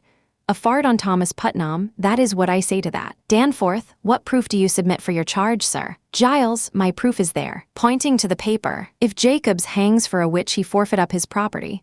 That's law, and there is none but Putnam with the coin to buy so great a piece. This man is killing his neighbors for their land. Danforth, but proof, sir, proof. Giles, pointing at his deposition. The proof is there. I have it from an honest man who heard Putnam say it. The day his daughter cried out on Jacobs, he said she'd given him a fair gift of land. Hathorne, and the name of this man. Giles, taken aback. What name? Hathorne, the man that give you this information. Giles hesitates then. Why, I cannot give you his name. Hathorne, and why not? Giles hesitates, then bursts out. You know well why not. He'll lay in jail if I give his name. Hathorne, this is contempt of the court, Mr. Danforth, to avoid that, you will surely tell us the name. Giles, I will not give you no name. I mentioned my wife's name, once, and I'll burn in hell long enough for that. I stand mute. Danforth, in that case, I have no choice but to arrest you for contempt of this court. Do you know that? Giles, this is a hearing. You cannot clap me for contempt of a hearing. Danforth, oh, it is a proper liar. Do you wish me to declare the court in full session here? Or will you give me good reply? Giles, faltering. I cannot give you no name, sir, I cannot. Danforth, you are a foolish old man. Mr. Cheever, begin the record. The court is now in session. I ask you, Mr. Corey Proctor, breaking in. Your Honor, he has the story in confidence, sir, and he Paris. The devil lives on such confidences. To Danforth, without confidences, there could be no conspiracy, Your Honor. Hathorne, I think it must be broken, sir. Danforth, to Giles. Old man, if your informant tells the truth, let him come here openly like a decent man. But if he hide in anonymity, I must know why. Now, sir, the government and Central Church demand of you the name of him who reported Mr. Thomas Putnam a common murderer. Hail, Excellency Danforth, Mr. Hail, we cannot blink it more. There is a prodigious fear of this court in the country, Danforth. Then there is a prodigious guilt in the country. Are you afraid to be questioned here? Hail, I may only fear the Lord, sir, but there is fear in the country nevertheless. Danforth, angered now. Reproach me not with the fear in the country. There is fear in the country because there is a moving plot to topple Christ in the country. Hail, but it does not follow that everyone accused is part of it. Danforth, no uncorrupted man may fear this court, Mr. Hail, none. To Giles, you are under arrest in contempt of this court. Now sit you down and take counsel with yourself, or you will be set in the jail until you decide to answer all questions. Giles Corey makes a rush for Putnam. Proctor lunges and holds him. Proctor, no Giles. Giles over Proctor's shoulder at Putnam.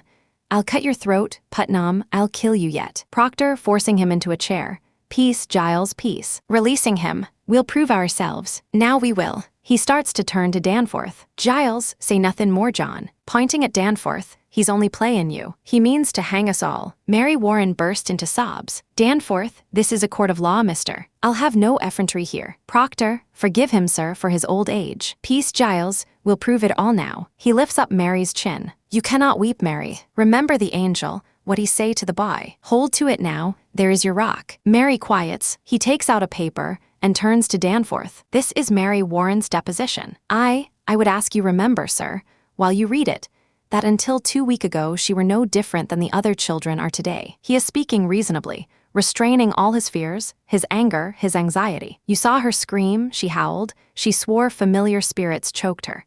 She even testified that Satan, in the form of women now in jail, tried to win her soul away. And then when she refused, Danforth, we know all this. Proctor, aye, sir. She swears now that she never saw Satan, nor any spirit, vague or clear, that Satan may have sent to hurt her. And she declares her friends are lying now. Proctor starts to hand Danforth the deposition, and Hale comes up to Danforth in a trembling state. Hale, Excellency, a moment. I think this goes to the heart of the matter. Danforth with deep misgivings. It surely does. Hale, I cannot say he is an honest man. I know him little. But in all justice, sir, a claim so weighty cannot be argued by a farmer. In God's name, sir, stop here. Send him home and let him come again with a lawyer, Danforth, patiently. Now look you, Mr. Hale. Excellency, I have signed 72 death warrants. I am a minister of the Lord, and I dare not take a life without there be a proof, so immaculate no slightest qualm of conscience may doubt it. Danforth, Mr. Hale, you surely do not doubt my justice. Hale, I have this morning signed away the soul of Rebecca Nurse, your honor. I'll not conceal it, my hand shakes yet as with a wound. I pray you, sir, this argument let lawyers present to you. Danforth, Mr. Hale, believe me. For a man of such terrible learning you are most bewildered. I hope you will forgive me. I have been 32 years at the bar, sir, and I should be confounded were I called upon to defend these people. Let you consider, now, to Proctor and the others, and I bid you all do likewise. In an ordinary crime, how does one defend the accused? One calls up witnesses to prove his innocence, but witchcraft is ipso facto, on its face and by its nature, an invisible crime, is it not? Therefore, who may possibly be witness to it? The witch and the victim, none other. Now we cannot hope the witch will accuse herself. Granted, therefore we must rely upon her victims. And they do testify, the children certainly do testify. As for the witches, none will deny that we are most eager for all their confessions. Therefore, what is left for a lawyer to bring out? I think I have made my point. Have I not? Hale, but this child claims the girls are not truthful, and if they are not, Danforth.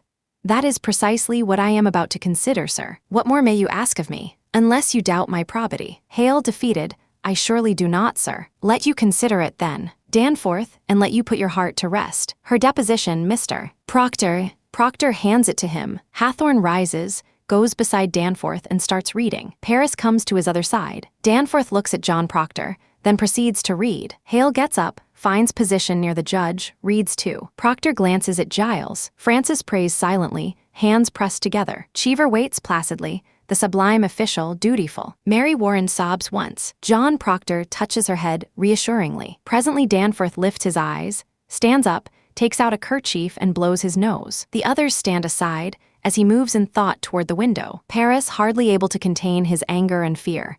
I should like to question Danforth, his first real outburst, in which his contempt for Paris is clear.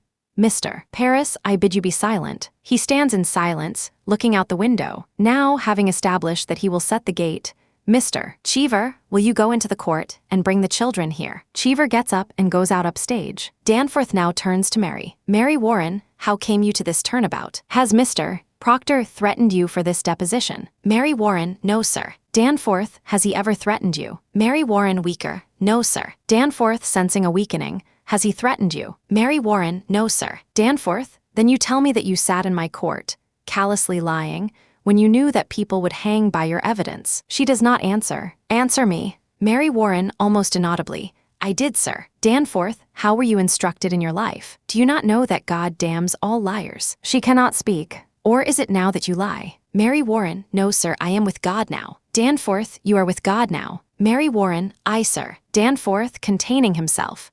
I will tell you this. You are either lying now, or you were lying in the court, and in either case you have committed perjury and you will go to jail for it. You cannot lightly say you lied, Mary. Do you know that? Mary Warren, I cannot lie no more. I am with God, I am with God. But she breaks into sobs at the thought of it, and the right door opens, and enter Susanna Walcott, Mercy Lewis, Betty Paris, and finally Abigail. Cheever comes to Danforth. Cheever, Ruth Putnam's not in the court, sir, nor the other children. Danforth, these will be sufficient. Sit you down, children. Silently they sit. Your friend, Mary Warren, has given us a deposition, in which she swears that she never saw familiar spirits, apparitions, nor any manifest of the devil. She claims as well that none of you have seen these things either. Slight pause. Now, children, this is a court of law. The law, based upon the Bible, and the Bible, writ by Almighty God, forbid the practice of witchcraft, and describe death as the penalty thereof. But likewise, children, the law and Bible damn all bearers of false witness. Slight pause. Now then,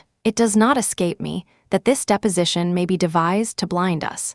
It may well be that Mary Warren has been conquered by Satan, who sends her here to distract our sacred purpose. If so, her neck will break for it. But if she speak true, I bid you now drop your guile and confess your pretense, for a quick confession will go easier with you. Pause. Abigail Williams, rise. Abigail slowly rises. Is there any truth in this? Abigail, no, sir. Danforth thinks, glances at Mary, then back to Abigail.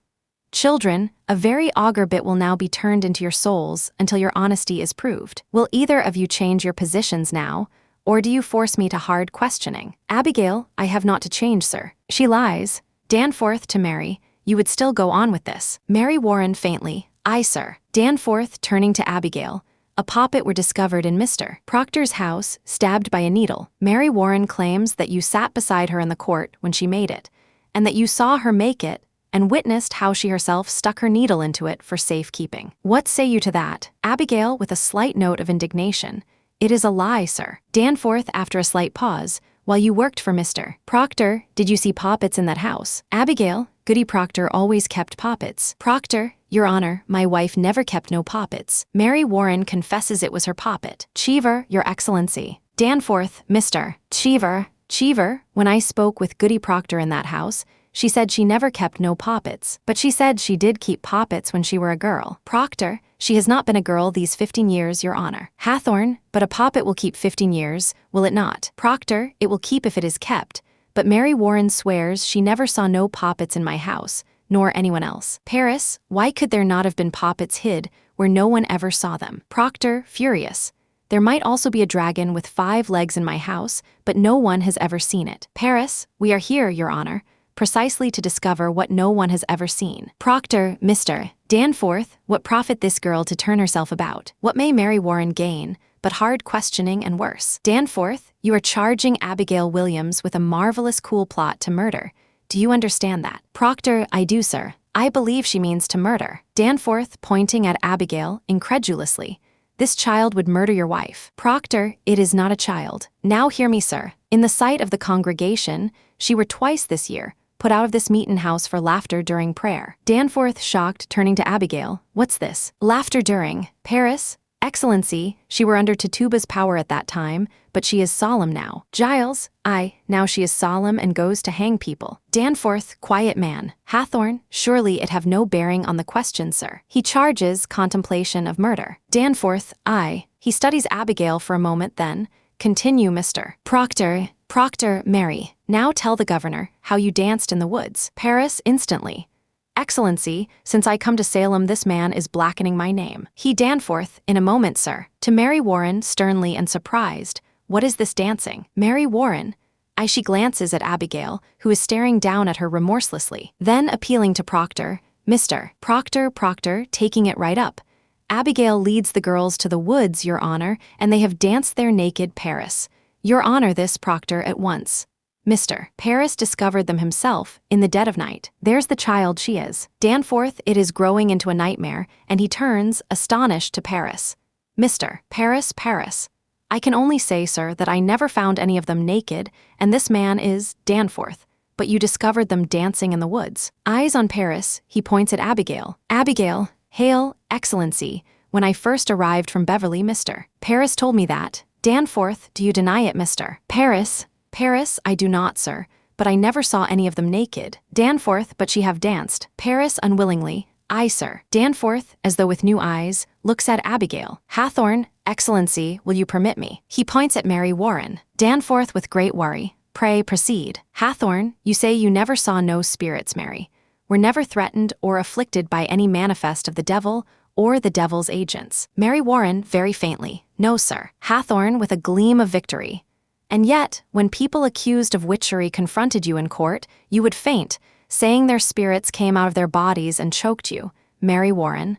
That were pretense, sir. Danforth, I cannot hear you. Mary Warren, pretense, sir. Paris, but you did turn cold, did you not? I myself picked you up many times, and your skin were icy. Mr. Danforth, you Danforth. I saw that many times. Proctor, she only pretended to faint, Your Excellency. They're all marvelous pretenders. Hathorne, then can she pretend to faint now? Proctor, now. Paris, why not? Now there are no spirits attacking her, for none in this room is accused of witchcraft. So let her turn herself cold now, let her pretend she is attacked now, let her faint. He turns to Mary Warren. Faint? Mary Warren, faint. Paris, I faint. Prove to us how you pretended in the court so many times. Mary Warren, looking to Proctor. I cannot faint now, sir. Proctor, alarmed, quietly. Can you not pretend it? Mary Warren. She looks about as though searching for the passion to faint. I have no sense of it now, Danforth. Why? What is lacking now? Mary Warren. I cannot tell, sir, Danforth. Might it be that here we have no afflicting spirit loose, but in the court there were some. Mary Warren. I never saw no spirits. Paris, then see no spirits now, and prove to us that you can faint by your own will, as you claim. Mary Warren stares, searching for the emotion of it, and then shakes her head. I cannot do it. Paris, then you will confess, will you not? It were attacking spirits made you faint. Mary Warren, no sir, I, Paris. Your Excellency, this is a trick to blind the court. Mary Warren, it's not a trick. She stands. I used to faint because I thought I saw spirits. Danforth thought you saw them. Mary Warren, but I did not, Your Honor. Hathorne, how could you think you saw them unless you saw them? Mary Warren, I cannot tell how, but I did. I heard the other girls screaming, and you, Your Honor, you seemed to believe them. And it were only sport in the beginning, sir. But then the whole world cried spirits, spirits, and I promise you, Mr. Danforth, I only thought I saw them, but I did not. Danforth peers at her. Paris, smiling, but nervous because Danforth seems to be struck by Mary Warren's story. Surely Your Excellency is not taken by this simple lie. Danforth turning worriedly to Abigail. Abigail, I bid you now search your heart and tell me this. And beware of it, child. To God every soul is precious, and his vengeance is terrible on them that take life without cause. Is it possible, child, that the spirits you have seen are illusion only, some deception that may cross your mind when Abigail? Why, this is a base question, sir. Danforth, child, I would have you consider it. Abigail, I have been hurt, Mr. Danforth, I have seen my blood running out. I have been near to murdered every day, because I done my duty pointing out the devil's people. And this is my reward. To be mistrusted, denied, question like a Danforth, weakening. Child, I do not mistrust you, Abigail, in an open threat. Let you beware, Mr. Danforth, think you to be so mighty, that the power of hell may not turn your wits. Beware of it. There is, suddenly, from an accusatory attitude, her face turns, looking into the air above it is truly frightened. Danforth, apprehensively, what is it, child? Abigail, looking about in the air, clasping her arms about her as though cold. I know not. A cold wind has come. Her eyes fall on Mary Warren. Mary Warren, terrified, pleading, Abby. Mercy Lewis, shivering, Your Honor, I freeze. Proctor, they're pretending. Hathorne, touching Abigail's hand. She is cold, Your Honor, touch her. Mercy Lewis, through chattering teeth. Mary, do you send this shadow on me? Mary Warren, Lord save me. Susanna Walcott, I freeze, I freeze. Abigail, shivering visibly. It is a wind, a wind. Mary Warren, Abby, don't do that. Danforth, himself engaged and entered by Abigail. Mary Warren, do you witch her? I say to you, do you send your spirit out? With a hysterical cry, Mary Warren starts to run. Proctor catches her. Mary Warren, almost collapsing. Let me go, Mr. Proctor, I cannot. Abigail, crying to heaven. Oh, Heavenly Father, take away this shadow. Without warning or hesitation, Proctor leaps at Abigail and, grabbing her by the hair, pulls her to her feet. She screams in pain. Danforth, astonished, cries, What are you about? And Hathorne and Paris call, Take your hands off her. And out of it all comes Proctor's roaring voice. Proctor, how do you call heaven? Whore. Herrick breaks Proctor from her. Herrick, John. Danforth, man, what to you, Proctor, breathless and in agony? It is a whore. Danforth, dumbfounded. You charge. Abigail, Mr. Danforth, he is lying. Proctor, mark her. Now shall suck a scream to stab me with, but Danforth, you will prove this. This will not pass. Proctor, trembling, his life collapsing about him. I have known her, sir. I have known her. Danforth, you are a lecher. Francis, horrified. John, you cannot say such a Proctor. Oh, Francis, I wish you had some evil in you that you might know me. To Danforth, a man will not cast away his good name. You surely know that. Danforth, dumbfounded. In what time? In what place? Proctor, his voice about to break, and his shame great.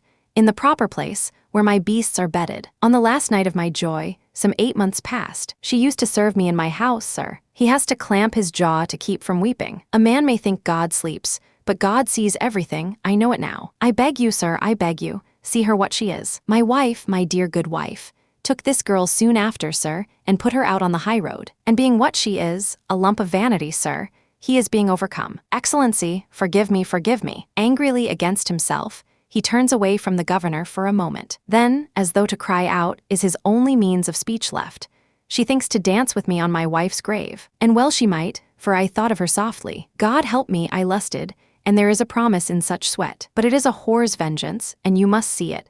I set myself entirely in your hands. I know you must see it now. Danforth, blanched in horror, turning to Abigail. You deny every scrap and tittle of this. Abigail, if I must answer that, I will leave and I will not come back again. Danforth seems unsteady. Proctor, I have made a bell of my honor. I have wrung the doom of my good name. You will believe me, Mr. Danforth. My wife is innocent, except she knew a whore when she saw one. Abigail stepping up to Danforth. What look do you give me? Danforth cannot speak. I'll not have such looks. She turns and starts for the door. Danforth, you will remain where you are. Herrick steps into her path. She comes up short, fire in her eyes. Mr. Paris, go into the court and bring Goodwife Proctor out. Paris objecting. Your Honor, this is all a Danforth sharply to Paris. Bring her out, and tell her not one word of what's been spoken here, and let you knock before you enter. Paris goes out. Now we shall touch the bottom of this swamp. To Proctor, your wife, you say, is an honest woman. Proctor, in her life, sir, she have never lied. There are them that cannot sing, and them that cannot weep. My wife cannot lie. I have paid much to learn it, sir. Danforth, and when she put this girl out of your house, she put her out for a harlot. Proctor, aye, sir. Danforth, and knew her for a harlot. Proctor, aye, sir, she knew her for a harlot. Danforth, good then. To Abigail, and if she tell me, child, it were for harlotry, may God spread his mercy on you. There is a knock. He calls to the door. Hold. To Abigail, turn your back. Turn your back. To Proctor, do likewise. Both turn their backs Abigail, with indignant slowness. Now let neither of you turn to face Goody Proctor. No one in this room is to speak one word, or raise a gesture aye or nay. He turns toward the door, calls, enter. The door opens. Elizabeth enters with Paris. Paris leaves her. She stands alone, her eyes looking for Proctor. Mr. Cheever, report this testimony in all exactness. Are you ready? Cheever, ready, sir. Danforth, come here, woman. Elizabeth comes to him, glancing at Proctor's back. Look at me only, not at your husband. In my eyes only. Elizabeth faintly, good sir. Danforth, we are given to understand that at one time you dismissed your servant, Abigail Williams. Elizabeth, that is true, sir. Danforth, for what cause did you dismiss her? Slight pause. Then Elizabeth tries to glance at Proctor. You will look in my eyes only and not at your husband. The answer is in your memory, and you need no help to give it to me. Why did you dismiss Abigail Williams? Elizabeth, not knowing what to say, sensing a situation, wetting her lips to stall for time. She dissatisfied me. Pause. And my husband, Danforth, in what way dissatisfied you? Elizabeth, she glances at Proctor for a cue. Danforth, woman, look at me. Elizabeth does. Were she slovenly? Lazy? What disturbance did she cause? Elizabeth, your honor, in that time I were sick. And my husband is a good and righteous man. He is never drunk as some are, nor wasted his time at the shovel board, but always at his work. But in my sickness, you see, sir, I were a long time sick after my last baby, and I thought I saw my husband somewhat turning from me. And this girl, she turns to Abigail. Danforth, look at me. Elizabeth, aye, sir. Abigail Williams, she breaks off. Danforth, what of Abigail Williams? Elizabeth, I came to think he fancied her. And so one night I lost my wits, I think, and put her out on the high road. Danforth, your husband, did he indeed turn from you? Elizabeth, in agony. My husband is a goodly man, sir. Danforth, then he did not turn from you. Elizabeth, starting to glance at Proctor. He, Danforth, reaches out and holds her face, then, look at me. To your own knowledge, has John Proctor ever committed the crime of lechery? In a crisis of indecision, she cannot speak. Answer my question. Is your husband a lecher? Elizabeth faintly, no, sir. Danforth, remove her, Marshal. Proctor, Elizabeth, tell the truth. Danforth, she has spoken. Remove her. Proctor, crying out, Elizabeth, I have confessed it. Elizabeth, oh God. The door closes behind her. Proctor, she only thought to save my name. Hail, Excellency, it is a natural lie to tell. I beg you, stop now before another is condemned. I may shut my conscience to it no more. Private vengeance is working through this testimony. From the beginning, this man has struck me true. By my oath to heaven, I believe him now, and I pray you call back his wife before we, Danforth. She spoke nothing of lechery, and this man has lied. Hail, I believe him. Pointing at Abigail, this girl has always struck me false. She has, Abigail, with a weird, wild, chilling cry, screams up to the ceiling. Abigail, you will not. Begone. Begone, I say. Danforth, what is it, child? But Abigail, pointing with fear, is now raising up her frightened eyes, her odd face, toward the ceiling. The girls are doing the same. And now Hathorne, Hale, Putnam, Cheever, Herrick, and Danforth do the same. What's there? He lowers his eyes from the ceiling, and now he is frightened. There is real tension in his voice. Child, she is transfixed with all the girls. She is whimpering open-mouthed, agape at the ceiling. Girls, why do you? Mercy Lewis pointing. It's on the beam. Behind the rafter. Danforth looking up. Where? Abigail, why? She gulps. Why do you come, yellow bird? Proctor, where's a bird? I see no bird. Abigail to the ceiling. My face. My face. Proctor, Mr. Hale. Danforth, be quiet. Proctor to Hale, do you see a bird? Danforth, be quiet. Abigail to the ceiling in a genuine conversation with the bird, as though trying to talk it out of attacking her. But God made my face. You cannot want to tear my face. Envy is a deadly sin, Mary. Mary Warren, on her feet with a spring and horrified, pleading. Abby. Abigail, unperturbed, continuing to the bird. Oh, Mary, this is a black art to change your shape. No, I cannot stop my mouth. It's God's work I do. Mary Warren, Abby, I'm here. Proctor frantically, they're pretending, Mr. Danforth. Abigail, now she takes a backward step, as though in fear the bird will swoop down momentarily. Oh, please, Mary, don't come down. Susanna Walcott, her claws, she's stretching her claws. Proctor, lies. Abigail backing further, eyes still fixed above. Mary, please don't hurt me. Mary Warren to Danforth, I'm not hurting her. Danforth to Mary Warren, why does she see this vision? Mary Warren, she sees nothing. Abigail, now staring full front as though hypnotized, and mimicking the exact tone of Mary Warren's cry. She sees nothing. Mary Warren pleading, Abby, you mustn't. Abigail and all the girls, all transfixed. Abby, you mustn't. Mary Warren to all the girls, I'm here. Girls, I'm here. Danforth horrified, Mary Warren, draw back your spirit out of them. Mary Warren, Mr. Danforth. Girls cutting her off, Mr. Danforth. Danforth, have you compacted with the devil? Have you? Mary Warren, never. Girls, never. Danforth growing hysterical. Why can they only repeat you? Proctor, give me a whip, I'll stop it. Mary Warren, they're sporting. Girls, they're sporting. Mary Warren, turning on them all hysterically and stamping her feet. Abby, stop it. Girls stamping their feet. Abby, stop it. Mary Warren, stop it. Girls, stop it. Mary Warren, screaming it out at the top of her lungs and raising her fists. Stop it. Girls raising their fists. Stop it. Mary Warren, utterly confounded and becoming overwhelmed by Abigail's. And the girl's utter conviction starts to whimper, hands half raised, powerless, and all the girls begin whimpering exactly as she does. Danforth, a little while ago you were afflicted. Now it seems you afflict others. Where did you find this power? Mary Warren, staring at Abigail, I have no power. Girls, I have no power. Proctor, they're gulling you, Mr. Danforth, why did you turn about this past 2 weeks? You have seen the devil, have you not? Hale, indicating Abigail and the girls. You cannot believe them. Mary Warren, I, Proctor, sensing her weakening. Mary, God damns all liars. Danforth, pounding it into her. You have seen the devil, you have made compact with Lucifer, have you not? Proctor, God damns liars, Mary. Mary utters something unintelligible, staring at Abigail, who keeps watching the bird above. Danforth, I cannot hear you. What do you say? Mary utters again unintelligibly. You will confess yourself, or you will hang. He turns her roughly to face him. Do you know who I am? I say you will hang, if you do not open with me. Proctor, Mary, remember the angel Raphael. Do that which is good, and Abigail, pointing upward. The wings. Her wings are spreading. Mary, please, don't. Hale, I see nothing, Your Honor. Danforth, do you confess this power? He is an inch from her face. Speak. Abigail, she's going to come down. She's walking the beam. Danforth, will you speak? Mary Warren, staring in horror. I cannot. Girls, I cannot. Paris, cast the devil out. Look him in the face. Trample him. We'll save you, Mary. Only stand fast against him. And Abigail, looking up. Look out. She's coming down. She and all the girls run to one wall, shielding their eyes. And now, as though cornered, they let out a gigantic scream. And Mary, as though infected, opens her mouth and screams with them. Gradually, Abigail and the girls leave off, until only Mary is left there, staring up at the bird, screaming madly. All watch her, horrified by this evident fit. Proctor strides to her. Proctor, Mary, tell the governor what they...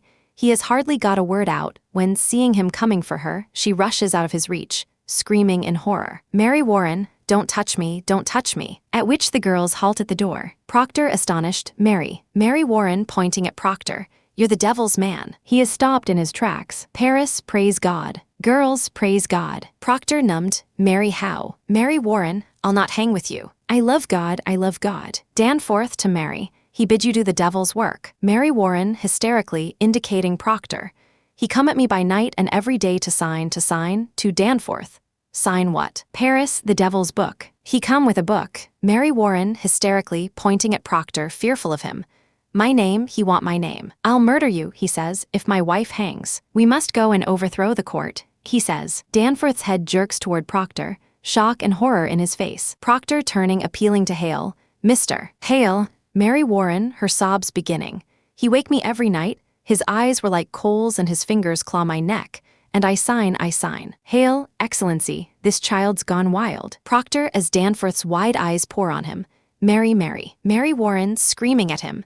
No, I love God. I go your way no more. I love God, I bless God. Sobbing, she rushes to Abigail. Abby, I'll never hurt you more. They all watch, as Abigail, out of her infinite charity, reaches out and draws the sobbing Mary to her, and then looks up to Danforth. Danforth to Proctor, what are you? Proctor is beyond speech in his anger. You are combined with Antichrist, are you not? I have seen your power, you will not deny it. What say you, Mr. Hail, Excellency Danforth, I will have nothing from you, Mr. Hail. To Proctor, will you confess yourself befouled with hell, or do you keep that black allegiance yet? What say you? Proctor, his mind wild, breathless. I say, God is dead. Paris, hear it. Proctor laughs insanely then. A fire is burning. I hear the boot of Lucifer, I see his filthy face. And it is my face, and yours, Danforth. For them that quail to bring men out of ignorance, as I have quailed, and as you quail now when you know in all your black hearts that this be fraud. God damns our kind especially, and we will burn together. Danforth, Marshal, take him and Corey with him to the jail. Hale, starting across to the door. I denounce these proceedings. Proctor, you are pulling heaven down and raising up a whore. Hale, I denounce these proceedings. I quit this court. He slams the door to the outside behind him. Danforth calling to him in a fury. Mr. Hale. The curtain falls. ACT for a cell in Salem jail. That fall. At the back is a high barred window. Near it, a great heavy door. Along the walls are 2 benches. The place is in darkness, but for the moonlight seeping through the bars, it appears empty. Presently footsteps are heard coming down a corridor beyond the wall. Keys rattle, and the door swings open. Marshal Herrick enters with a lantern. He is nearly drunk and heavy-footed. He goes to a bench and nudges a bundle of rags lying on it. Herrick, Sarah, wake up. Sarah, good. He then crosses to the other bench. Sarah Good, rising in her rags. Oh, Majesty. Come in. Tituba, he's here. His Majesty's come. Herrick, go to the north cell. This place is wanted now. He hangs his lantern on the wall. Tituba sits up. Tituba, that don't look to me like His Majesty. Look to me like the Marshal. Herrick, taking out a flask. Get along with you now, clear this place. He drinks, and Sarah Good comes and peers up into his face. Sarah Good, oh, is it you, Marshal? I thought sure you be the devil common for us. Could I have a sip of cider for me going away? Herrick handing her the flask. And where are you off to, Sarah? Tituba, as Sarah drinks. We go into Barbados, soon the devil gets here with the feathers and the wings. Herrick, oh, a happy voyage to you. Sarah Good, a pair of bluebirds wingin' southerly, the 2 of us. Oh, it be a grand transformation, Marshal. She raises the flask to drink again. Herrick, taking the flask from her lips. You'd best give me that, or you'll never rise off the ground. Come along now. Tituba, I'll speak to him for you, if you desires to come along, Marshal. Herrick, I'd not refuse it, Tituba. It's the proper morning to fly into hell. Tituba, oh, it be no hell in Barbados. Devil, him be pleasure man in Barbados. Him be singin' and dancin' in Barbados. It's you folks, you riles him up round here. It be too cold round here for that old boy. He frees his soul in Massachusetts, but in Barbados be just as sweet, and a bellowing cow is heard, and Tituba leaps up and calls to the window. Aye, sir. That's him, Sarah. Sarah Good, I'm here, Majesty. They hurriedly pick up their rags as Hopkins, a guard, enters. Hopkins, the deputy governor's arrived. Herrick grabbing Tituba. Come along. Tituba resisting him. No, he common for me. I go in home. Herrick pulling her to the door. That's not Satan, just a poor old cow with a hatful of milk. Come along now, out with you. Tituba calling to the window. Take me home, devil. Take me home. Sarah Good following the shouting Tituba out. Tell him I'm goin', Tituba. Now you tell him Sarah Good is goin' too. In the corridor outside, Tituba calls on. Take me home, devil, take me home.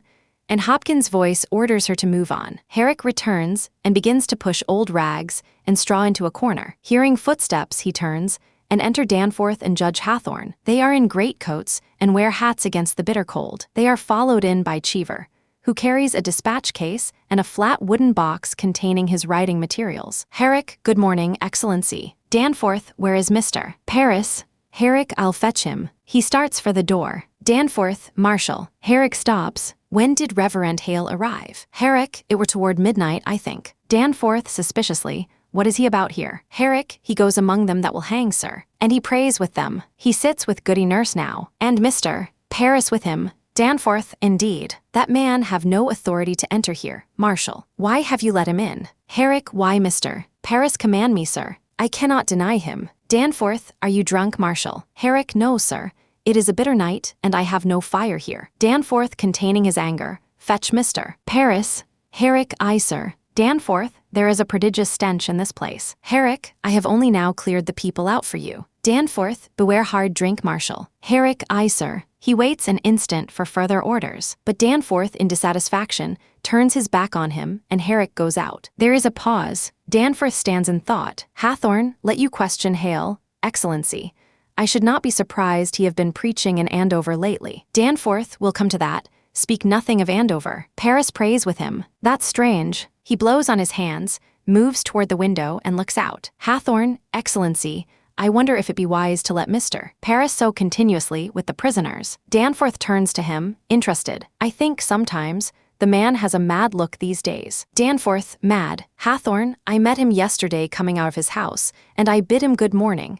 And he wept and went his way. I think it is not well the village sees him so unsteady. Danforth, perhaps he have some sorrow. Cheever, stamping his feet against the cold.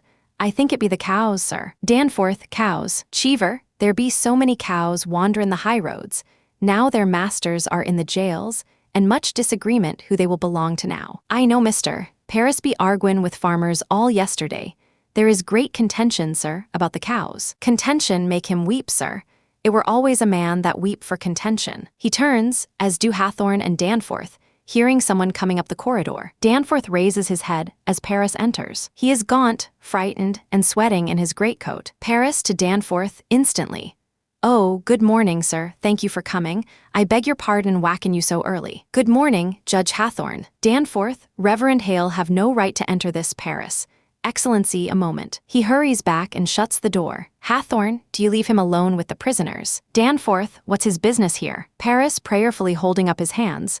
Excellency, hear me. It is a providence. Reverend Hale has returned to bring Rebecca nurse to God. Danforth, surprised, he bids her confess. Paris sitting, hear me. Rebecca have not given me a word this 3 months since she came. Now she sits with him, and her sister and Martha Corey and 2 or 3 others, and he pleads with them.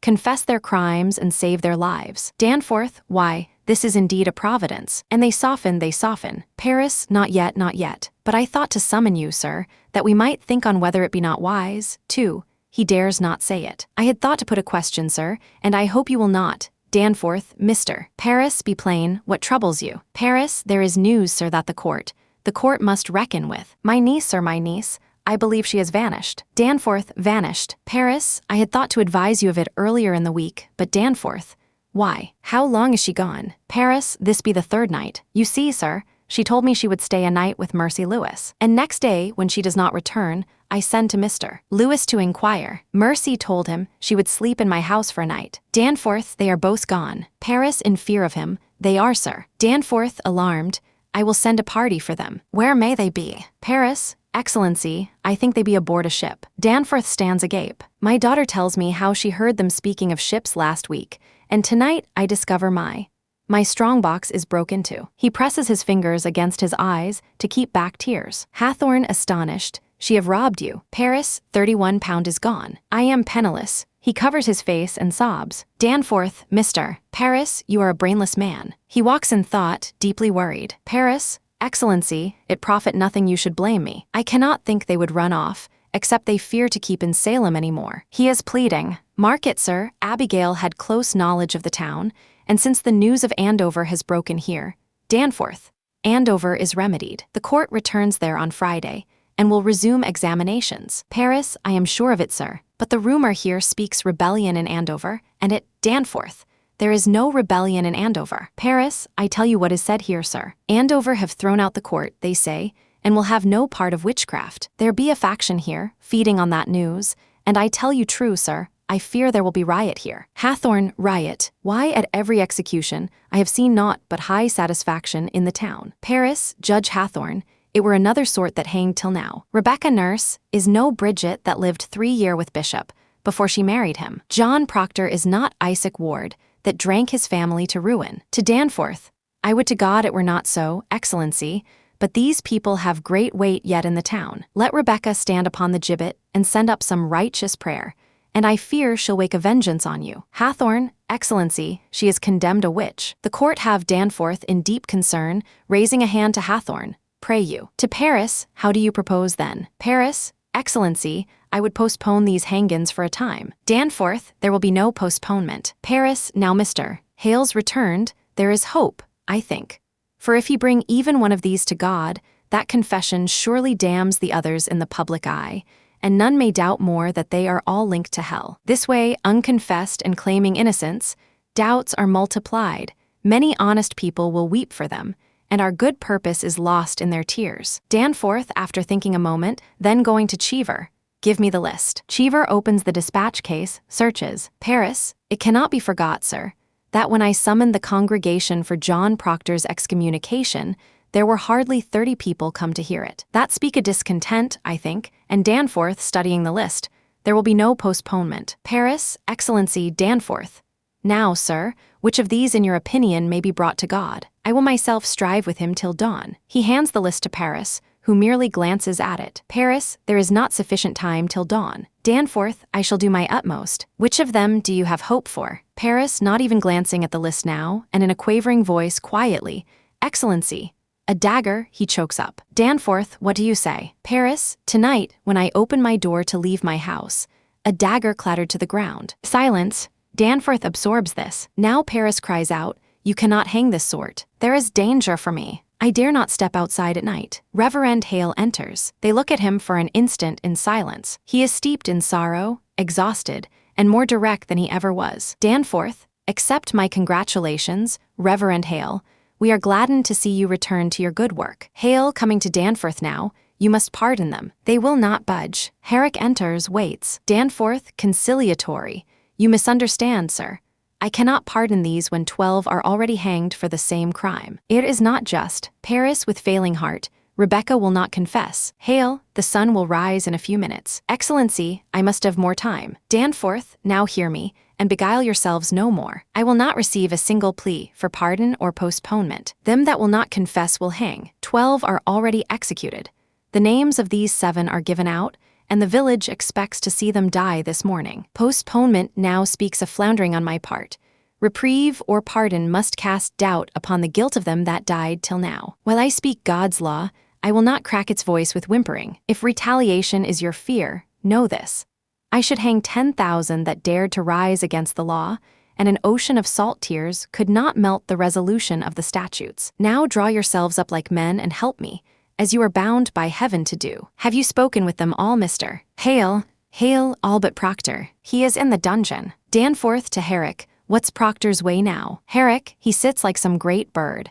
You'd not know he lived except he will take food from time to time. Danforth, after thinking a moment. His wife must be well on with child now. Herrick, she is, sir. Danforth, what think you, Mr. Paris? You have closer knowledge of this man. Might her presence soften him? Paris, it is possible, sir. He have not laid eyes on her these 3 months. I should summon her. Danforth to Herrick. Is he yet adamant? Has he struck at you again? Herrick, he cannot, sir. He is chained to the wall now. Danforth, after thinking on it, fetch Goody Proctor to me. Then let you bring him up. Herrick, aye, sir. Herrick goes. There is silence. Hale, Excellency, if you postpone a week and publish to the town that you are striving for their confessions, that speak mercy on your part, not faltering. Danforth, Mr. Hale, as God have not empowered me like Joshua to stop this sun from rising, so I cannot withhold from them the perfection of their punishment. Hale, harder now.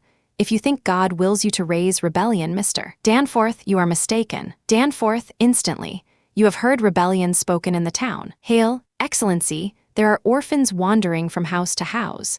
Abandoned cattle bellow on the high roads, the stink of rotting crops hangs everywhere, and no man knows when the harlot's cry will end his life.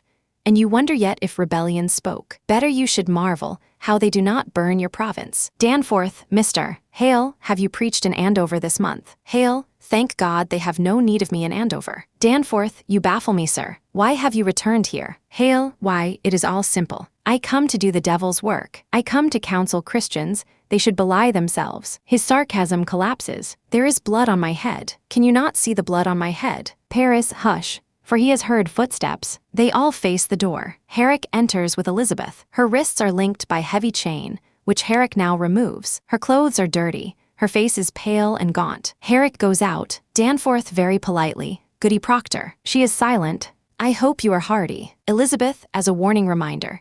I am yet 6 months before my time. Danforth, pray be at your ease. We come not for your life. We uncertain how to plead, for he is not accustomed to it. Mr. Hale, will you speak with the woman? Hale, Goody Proctor, your husband is marked to hang this morning. Pause. Elizabeth quietly, I have heard it. Hale, you know, do you not, that I have no connection with the court? She seems to doubt it. I come of my own, Goody Proctor. I would save your husband's life, for if he is taken I count myself his murderer. Do you understand me? Elizabeth, what do you want of me? Hale, Goody Proctor, I have gone this 3 month like our Lord into the wilderness. I have sought a Christian way, for damnation's doubled on a minister who counsels men to lie. Hathorne, it is no lie, you cannot speak of lies. Hale, it is a lie. They are innocent. Danforth, I'll hear no more of that. Hale, continuing to Elizabeth, let you not mistake your duty as I mistook my own. I came into this village like a bridegroom to his beloved, bearing gifts of high religion.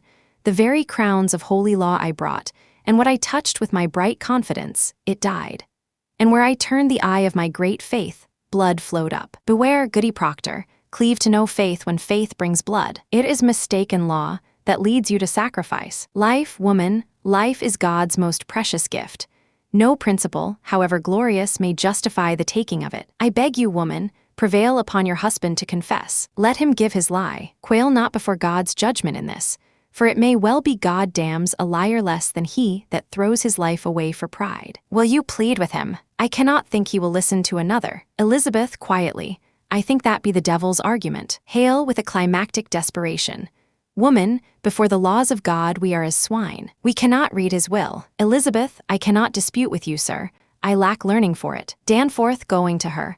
Goody Proctor, you are not summoned here for disputation. Be there no wifely tenderness within you. He will die with the sunrise. Your husband, do you understand it? She only looks at him. What say you? Will you contend with him? She is silent. Are you stone? I tell you true, woman, had I no other proof of your unnatural life.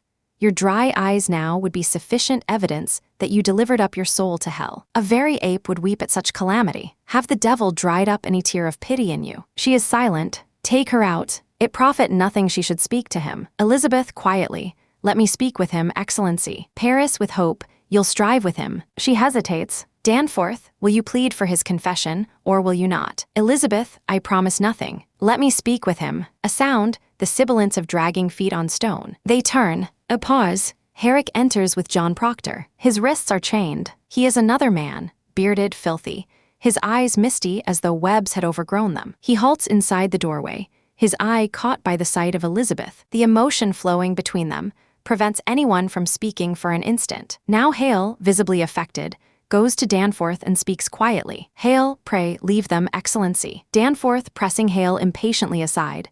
Mr. Proctor, you have been notified, have you not? Proctor is silent, staring at Elizabeth. I see light in the sky, mister.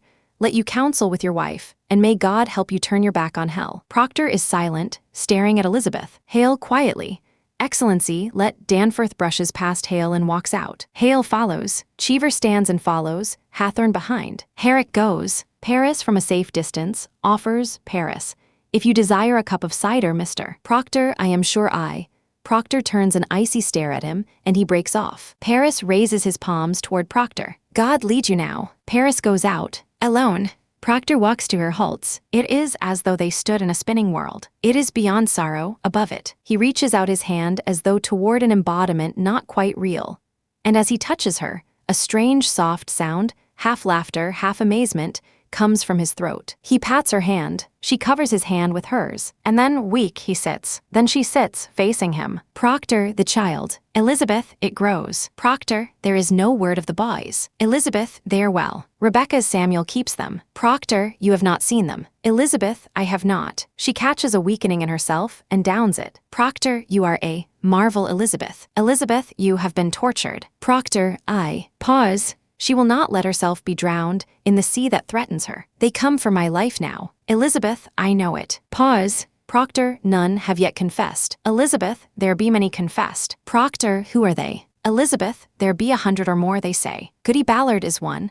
Isaiah Goodkind is one. There be many. Proctor, Rebecca. Elizabeth, not Rebecca. She is 1 foot in heaven now. Naught may hurt her more. Proctor and Giles. Elizabeth, you have not heard of it. Proctor, I hear nothing where I am kept. Elizabeth, Giles is dead. He looks at her incredulously. Proctor, when were he hanged? Elizabeth quietly, factually, he were not hanged. He would not answer aye or nay to his indictment. For if he denied the charge, they'd hang him surely and auction out his property. So he stand mute and died Christian under the law. And so his sons will have his farm. It is the law. For he could not be condemned a wizard without he answer the indictment, aye or nay. Proctor, then how does he die? Elizabeth, gently, they press him John. Proctor, press. Elizabeth, great stones they lay upon his chest until he plead aye or nay. With a tender smile for the old man, they say he give them but 2 words. More weight, he says, and died. Proctor numbed, a thread to weave into his agony. More weight. Elizabeth, aye. It were a fearsome man, Giles Corey. Pause. Proctor, with great force of will, but not quite looking at her. I have been thinking I would confess to them, Elizabeth. She shows nothing. What say you? If I give them that, Elizabeth, I cannot judge you, John. Pause. Proctor, simply a pure question. What would you have me do? Elizabeth, as you will, I would have it. Slight pause. I want you living, John. That's sure. Proctor, he pauses, then with a flailing of hope. Giles' wife. Have she confessed? Elizabeth, she will not. Pause. Proctor, it is a pretense, Elizabeth. Elizabeth, what is? Proctor, I cannot mount the gibbet like a saint. It is a fraud. I am not that man. She is silent. My honesty is broke, Elizabeth. I am no good man. Nothing's spoiled by giving them this lie that were not rotten long before. Elizabeth, and yet you've not confessed till now. That speak goodness in you. Proctor, spite only keeps me silent. It is hard to give a lie to dogs. Pause. For the first time he turns directly to her. I would have your forgiveness, Elizabeth. Elizabeth, it is not for me to give, John, I am. Proctor, I'd have you see some honesty in it. Let them that never lied die now to keep their souls. It is pretense for me. A vanity that will not blind God nor keep my children out of the wind. Pause. What say you? Elizabeth, upon a heaving sob that always threatens. John, it come to naught that I should forgive you, if you'll not forgive yourself. Now he turns away a little, in great agony. It is not my soul, John, it is yours. He stands, as though in physical pain, slowly rising to his feet with a great immortal longing to find his answer. It is difficult to say, and she is on the verge of tears. Only be sure of this, for I know it now. Whatever you will do, it is a good man does it. He turns his doubting, searching gaze upon her. I have read my heart this 3-month, John. Pause. I have sins of my own to count. It needs a cold wife to prompt lechery. Proctor, in great pain. Enough, enough, Elizabeth, now pouring out her heart. Better you should know me. Proctor, I will not hear it. I know you. Elizabeth, you take my sins upon you, John. Proctor, in agony. No, I take my own. Elizabeth, John, I counted myself so plain, so poorly made, no honest love could come to me. Suspicion kissed you when I did. I never knew how I should say my love. It were a cold house I kept. In fright, she swerves as Hathorn enters. Hathorn, what say you, Proctor? The sun is soon up. Proctor, his chest heaving, stares, turns to Elizabeth. She comes to him as though to plead, her voice quaking. Elizabeth, do what you will. But let none be your judge. There be no higher judge under heaven than Proctor is. Forgive me, John. I never knew such goodness in the world. She covers her face, weeping. Proctor turns from her to Hathorn. He is off the earth, his voice hollow. Proctor, I want my life. Hathorn, electrified, surprised. You'll confess yourself. Proctor, I will have my life. Hathorn, with a mystical tone. God be praised. It is a providence. He rushes out the door, and his voice is heard calling down the corridor. He will confess. Proctor will confess. Proctor, with a cry, as he strides to the door. Why do you cry it? In great pain, he turns back to her. It is evil, is it not? It is evil. Elizabeth, in terror, weeping. I cannot judge you, John, I cannot. Proctor, then who will judge me? Suddenly clasping his hands. God in heaven, what is John Proctor? What is John Proctor? He moves as an animal, and a fury is riding in him, a tantalized search. I think it is honest, I think so. I am no saint. As though she had denied this, he calls angrily at her.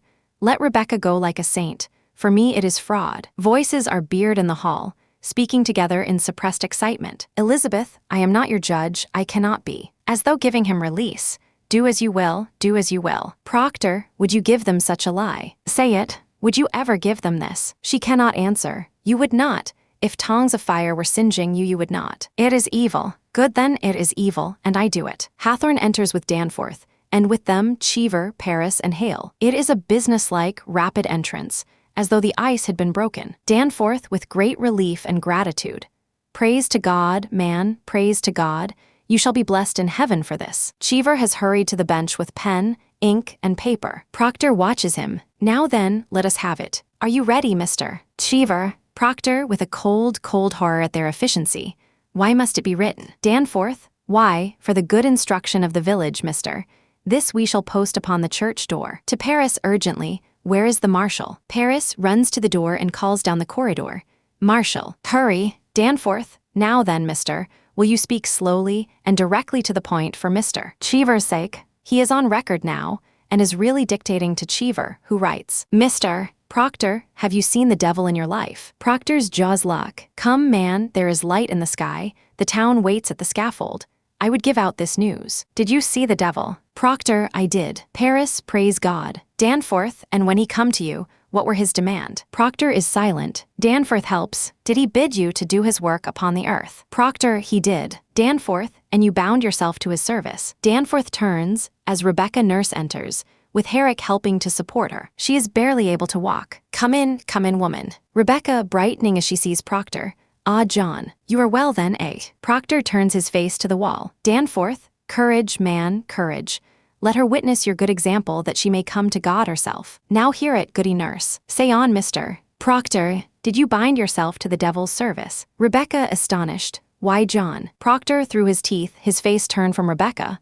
I did. Danforth, now, woman, you surely see it profit nothing to keep this conspiracy any further. Will you confess yourself with him? Rebecca, oh, John, God send his mercy on you. Danforth, I say, will you confess yourself, goody nurse? Rebecca, why, it is a lie, it is a lie. How may I damn myself? I cannot. Danforth, Mr. Proctor, when the devil came to you, did you see Rebecca nurse in his company? Proctor is silent. Come, man, take courage. Did you ever see her with the devil? Proctor almost inaudibly. No. Danforth, now sensing trouble, glances at John and goes to the table and picks up a sheet, the list of condemned. Danforth, did you ever see her sister, Mary Easty, with the devil? Proctor, no, I did not. Danforth, his eyes narrow on Proctor.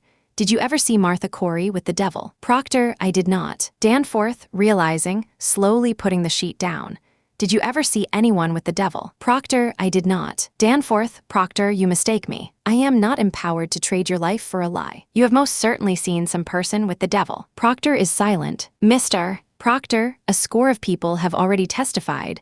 They saw this woman with the devil. Proctor, then it is proved. Why must I say it? Danforth, why must you say it? Why, you should rejoice to say it if your soul is truly purged of any love for hell. Proctor, they think to go like saints. I like not to spoil their names. Danforth, inquiring, incredulous. Mr. Proctor, do you think they go like saints? Proctor, evading.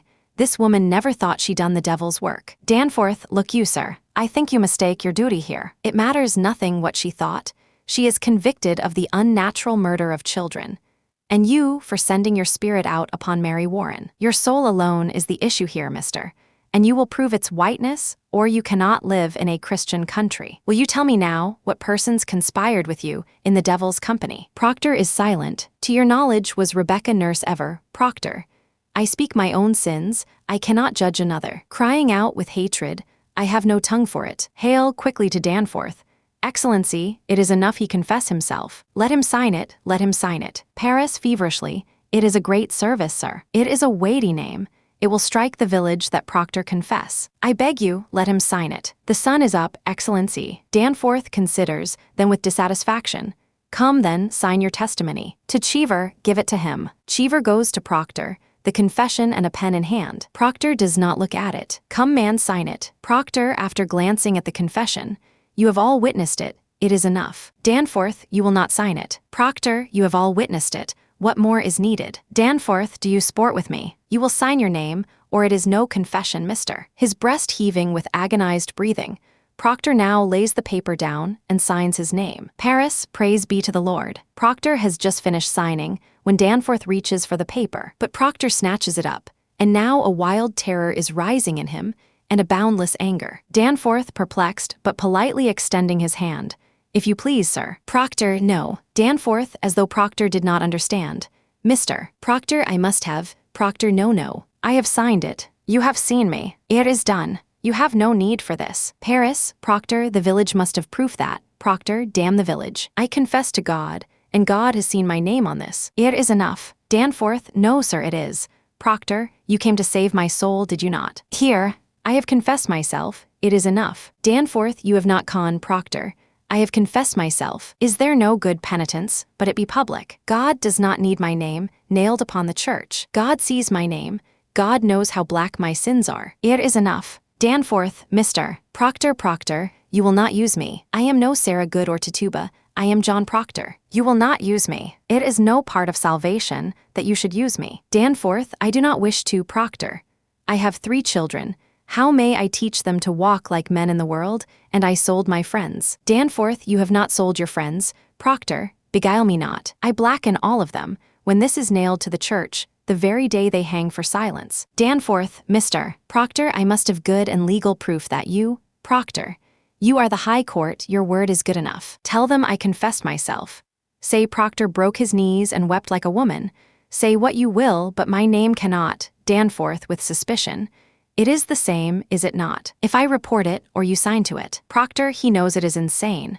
"No, it is not the same. What others say, and what I sign to is not the same." Danforth, "Why, do you mean to deny this confession when you are free?" Proctor, "I mean to deny nothing." Danforth, "Then explain to me, Mr. Proctor, why you will not let." Proctor, with a cry of his whole soul, "Because it is my name, because I cannot have another in my life, because I lie and sign myself to lies, because I am not worth the dust on the feet of them that hang. How may I live without my name? I have given you my soul, leave me my name." Danforth, pointing at the confession in Proctor's hand, "Is that document a lie? If it is a lie, I will not accept it. What say you?" "I will not deal in lies, Mr. Proctor is motionless. You will give me your honest confession in my hand, or I cannot keep you from the rope." Proctor does not reply. "Which way do you go, Mr.?" His breast heaving, his eyes staring, Proctor tears the paper and crumples it, and he is weeping in fury but erect. Danforth, "Marshal." Paris, hysterically, as though the tearing paper were his life.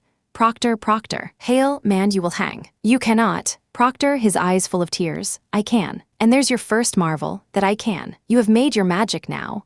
For now I do think I see some shred of goodness in John Proctor. Not enough to weave a banner with, but white enough to keep it from such dogs." Elizabeth, in a burst of terror, rushes to him and weeps against his hand. "Give them no tear. Tears pleasure them. Show honor now, show a stony heart and sink them with it." He has lifted her, and kisses her now with great passion. "Rebecca, let you fear nothing. Another judgment waits us all. Danforth, hang them high over the town. Who weeps for these, weeps for corruption." He sweeps out past them. Herrick starts to lead Rebecca, who almost collapses, but Proctor catches her, and she glances up at him apologetically. "Rebecca, I've had no breakfast." Herrick, "Come, man." Herrick escorts them out, Hathorne and Cheever behind them. Elizabeth stands staring at the empty doorway. Paris, in deadly fear, to Elizabeth, "Go to him, Goody Proctor. There is yet time." From outside, a drum roll strikes the air. Paris is startled. Elizabeth jerks about toward the window. Paris, "Go to him." He rushes out the door, as though to hold back his fate. "Proctor, Proctor." Again, a short burst of drums. "Hail, woman, plead with him." He starts to rush out the door, and then goes back to her. "Woman." It is pride, it is vanity. She avoids his eyes, and moves to the window. He drops to his knees. "Be his helper. What profit him to bleed? Shall the dust praise him? Shall the worms declare his truth? Go to him, take his shame away." Elizabeth, supporting herself against collapse, grips the bars of the window, and with a cry, "He have his goodness now. God forbid I take it from him." The final drumroll crashes, then heightens violently. Hale weeps in frantic prayer, and the new sun is pouring in upon her face, and the drums rattle like bones in the morning air. The curtain falls, echoes down the corridor. Not long after the fever died, Paris was voted from office, walked out on the high road, and was never heard of again. The legend has it that Abigail turned up later as a prostitute in Boston. 20 years after the last execution, the government awarded compensation to the victims still living and to the families of the dead. However, it is evident that some people still were unwilling to admit their total guilt, and also that the factionalism was still alive. for some beneficiaries were actually not victims at all, but informers. Elizabeth Proctor married again, 4 years after Proctor's death. In solemn meeting, the congregation rescinded the excommunications. This in March 1712, but they did so upon orders of the government. The jury, however, wrote a statement praying forgiveness of all who had suffered. Certain farms which had belonged to the victims were left to ruin, and for more than a century, no one would buy them or live on them. To all intents and purposes, the power of theocracy in Massachusetts was broken. Appendix Act 2, Scene 2 a wood. Night, Proctor enters with lantern glowing behind him, then halts, holding lantern raised. Abigail appears with a wrap over her nightgown, her hair down. A moment of questioning silence. Proctor searching. I must speak with you, Abigail. She does not move, staring at him. Will you sit? Abigail, how do you come? Proctor, friendly. Abigail, glancing about. I don't like the woods at night. Pray you stand closer. He comes closer to her. I knew it must be you. When I heard the pebbles on the window, before I opened up my eyes I knew. Sits on log. I thought you would come a good time sooner. Proctor, I had thought to come many times. Abigail, why didn't you? I am so alone in the world now. Proctor, as a fact, not bitterly. Are you? I've heard that people ride 100 miles to see your face these days. Abigail, my face. Can you see my face? Proctor holds the lantern to her face. Then you're troubled. Abigail, have you come to mock me? Proctor sets lantern on ground, sits next to her. No, but I hear only that you go to the tavern every night and play shovelboard with the deputy governor, and they give you cider. Abigail, I have once or twice played the shovelboard, but I have no joy in it. Proctor, this is a surprise, Abby. I'd thought to find you gayer than this. I'm told a troop of boys go step for step with you, wherever you walk these days. Abigail, they do. But I have only lewd looks from the boys. Proctor, and you like that not. Abigail, I cannot bear lewd looks no more, John. My spirit's changed entirely. I ought be given godly looks when I suffer for them as I do. Proctor, oh, how do you suffer, Abby? Abigail pulls up dress. Why, look at my leg. I'm holes all over from their damned needles and pins. Touching her stomach. The jab your wife gave me's not healed yet, you know. Proctor, seeing her madness now. Oh, it isn't. Abigail, I think sometimes she pricks it open again while I sleep. Proctor, Abigail and George Jacobs, sliding up her sleeve. He comes again and raps me with his stick. The same spot every night all this week. Look at the lump I have. Proctor, Abby, George Jacobs is in the jail all this month. Abigail, thank God he is.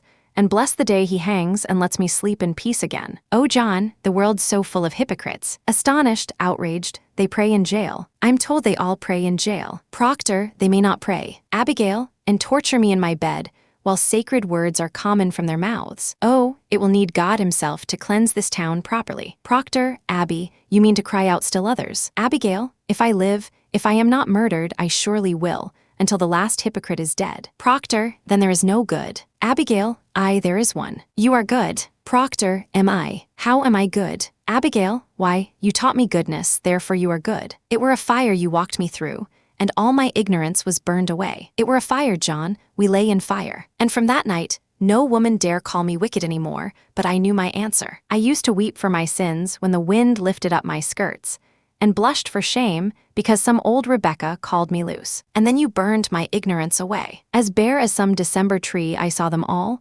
walking like saints to church, running to feed the sick and hypocrites in their hearts. And God gave me strength to call them liars. And God made men to listen to me. And by God I will scrub the world clean for the love of him. Oh, John, I will make you such a wife when the world is white again. She kisses his hand. You will be amazed to see me every day, a light of heaven in your house. He rises, backs away, amazed. Why are you cold? Proctor, my wife goes to trial in the morning. Abigail. Abigail, distantly, your wife. Proctor, surely you knew of it. Abigail, I do remember it now. How is she well? Proctor, as well as she may be, 36 days in that place. Abigail, you said you came friendly. Proctor, she will not be condemned, Abby. Abigail, you brought me from my bed to speak of her. Proctor, I come to tell you, Abby, what I will do tomorrow in the court. I would not take you by surprise, but give you all good time to think on what to do to save yourself. Abigail, save myself. Proctor, if you do not free my wife tomorrow, I am set and bound to ruin you, Abby. Abigail, her voice small, astonished. How ruin me? Proctor, I have rocky proof in documents that you knew that poppet were none of my wife's, and that you yourself bade Mary Warren stab that needle into it. Abigail, a wildness stirs in her. A child is standing here who is unutterably frustrated, denied her wish, but she is still grasping for her wits. I bade Mary Warren. Proctor, you know what you do. You are not so mad. Abigail, oh, hypocrites, have you on him too? John, why do you let them send you? Proctor, I warn you, Abby. Abigail, they send you. They steal your honesty, and Proctor, I have found my honesty. Abigail, no, this is your wife pleading, your sniveling, envious wife. This is Rebecca's voice, Martha Corey's voice. You are no hypocrite. Proctor, I will prove you for the fraud you are. Abigail, and if they ask you why Abigail would ever do so murderous a deed, what will you tell them? Proctor, I will tell them why. Abigail, what will you tell? You will confess to fornication. In the court, Proctor, if you will have it so I will tell it. She utters a disbelieving laugh. I say I will. She laughs louder. Now with more assurance he will never do it. He shakes her roughly. If you can still hear this. Can you hear? She is trembling, staring up at him as though he were out of his mind. You will tell the court you are blind to spirits. You cannot see them anymore, and you will never cry witchery again, or I will make you famous for the whore you are. Abigail grabs him. Never in this world. I know you, John. You are this moment singing secret hallelujahs that your wife will hang. Proctor throws her down. You mad, you murderous bitch. Abigail, oh, how hard it is when pretense falls. But it falls. She wraps herself up as though to go. You have done your duty by her. I hope it is your last hypocrisy. I pray you will come again, with sweeter news for me. I know you will, now that your duty's done. Good night, John. She is backing away, raising her hand in farewell. Fear not, I will save you tomorrow. As she turns and goes, from yourself I will save you. She is gone. Proctor is left alone, amazed, in terror. He takes up his lantern and slowly exits. For the best in paperbacks, look for the in every corner of the world, on every subject under the sun, Penguin represents quality and variety. The very best in publishing today. For complete information about books available from Penguin, including Penguin Classics and Puffins, and how to order them, write to us at the appropriate address below. Please note that for copyright reasons, the selection of books varies from country to country. In the United States, please write to Penguin Group, USA, P.O. Box 12289 Department B, Newark, New Jersey 07101-5289, or call 1-800-788-6262. In the United Kingdom, please write to Department EP Penguin Books Limited, Bath Road, Harmondsworth, West Drayton, Middlesex UB7ODA. In Canada, please write to Penguin Books Canada Limited, 90 Eglinton Avenue East, Suite 700, Toronto, Ontario M4P2Y3. In Australia, please write to Penguin Books Australia Limited, P.O. Box 257, Ringwood, Victoria 3134. In New Zealand, please write to Penguin Books, NZ Limited, Private Bag 102902, North Shore Mail Centre, Auckland 10. In India, please write to Penguin Books India PVT Limited, 11 Panchsheel Shopping Centre, Panchsheel Park, New Delhi 110017. In the Netherlands, please write to Penguin Books Netherlands BV, Postbus 3507, NL 1001, AH Amsterdam. In Germany, please write to Penguin Books Deutschland GmbH, Metzlerstrasse 26, 60,594 Frankfurt am Main. In Spain, please write to Penguin Books S.A. Bravo Murillo 19, 1 degrees B, 28,015 Madrid. In Italy, please write to Penguin Italia S.R.L.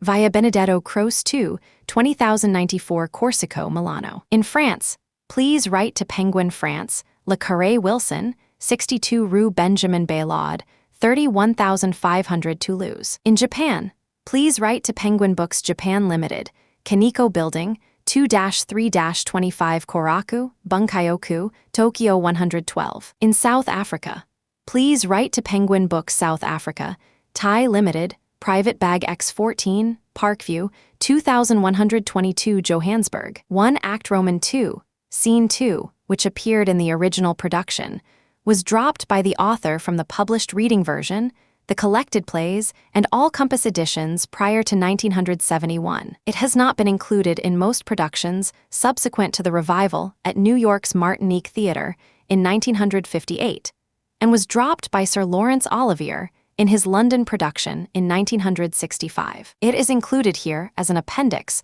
on page 139.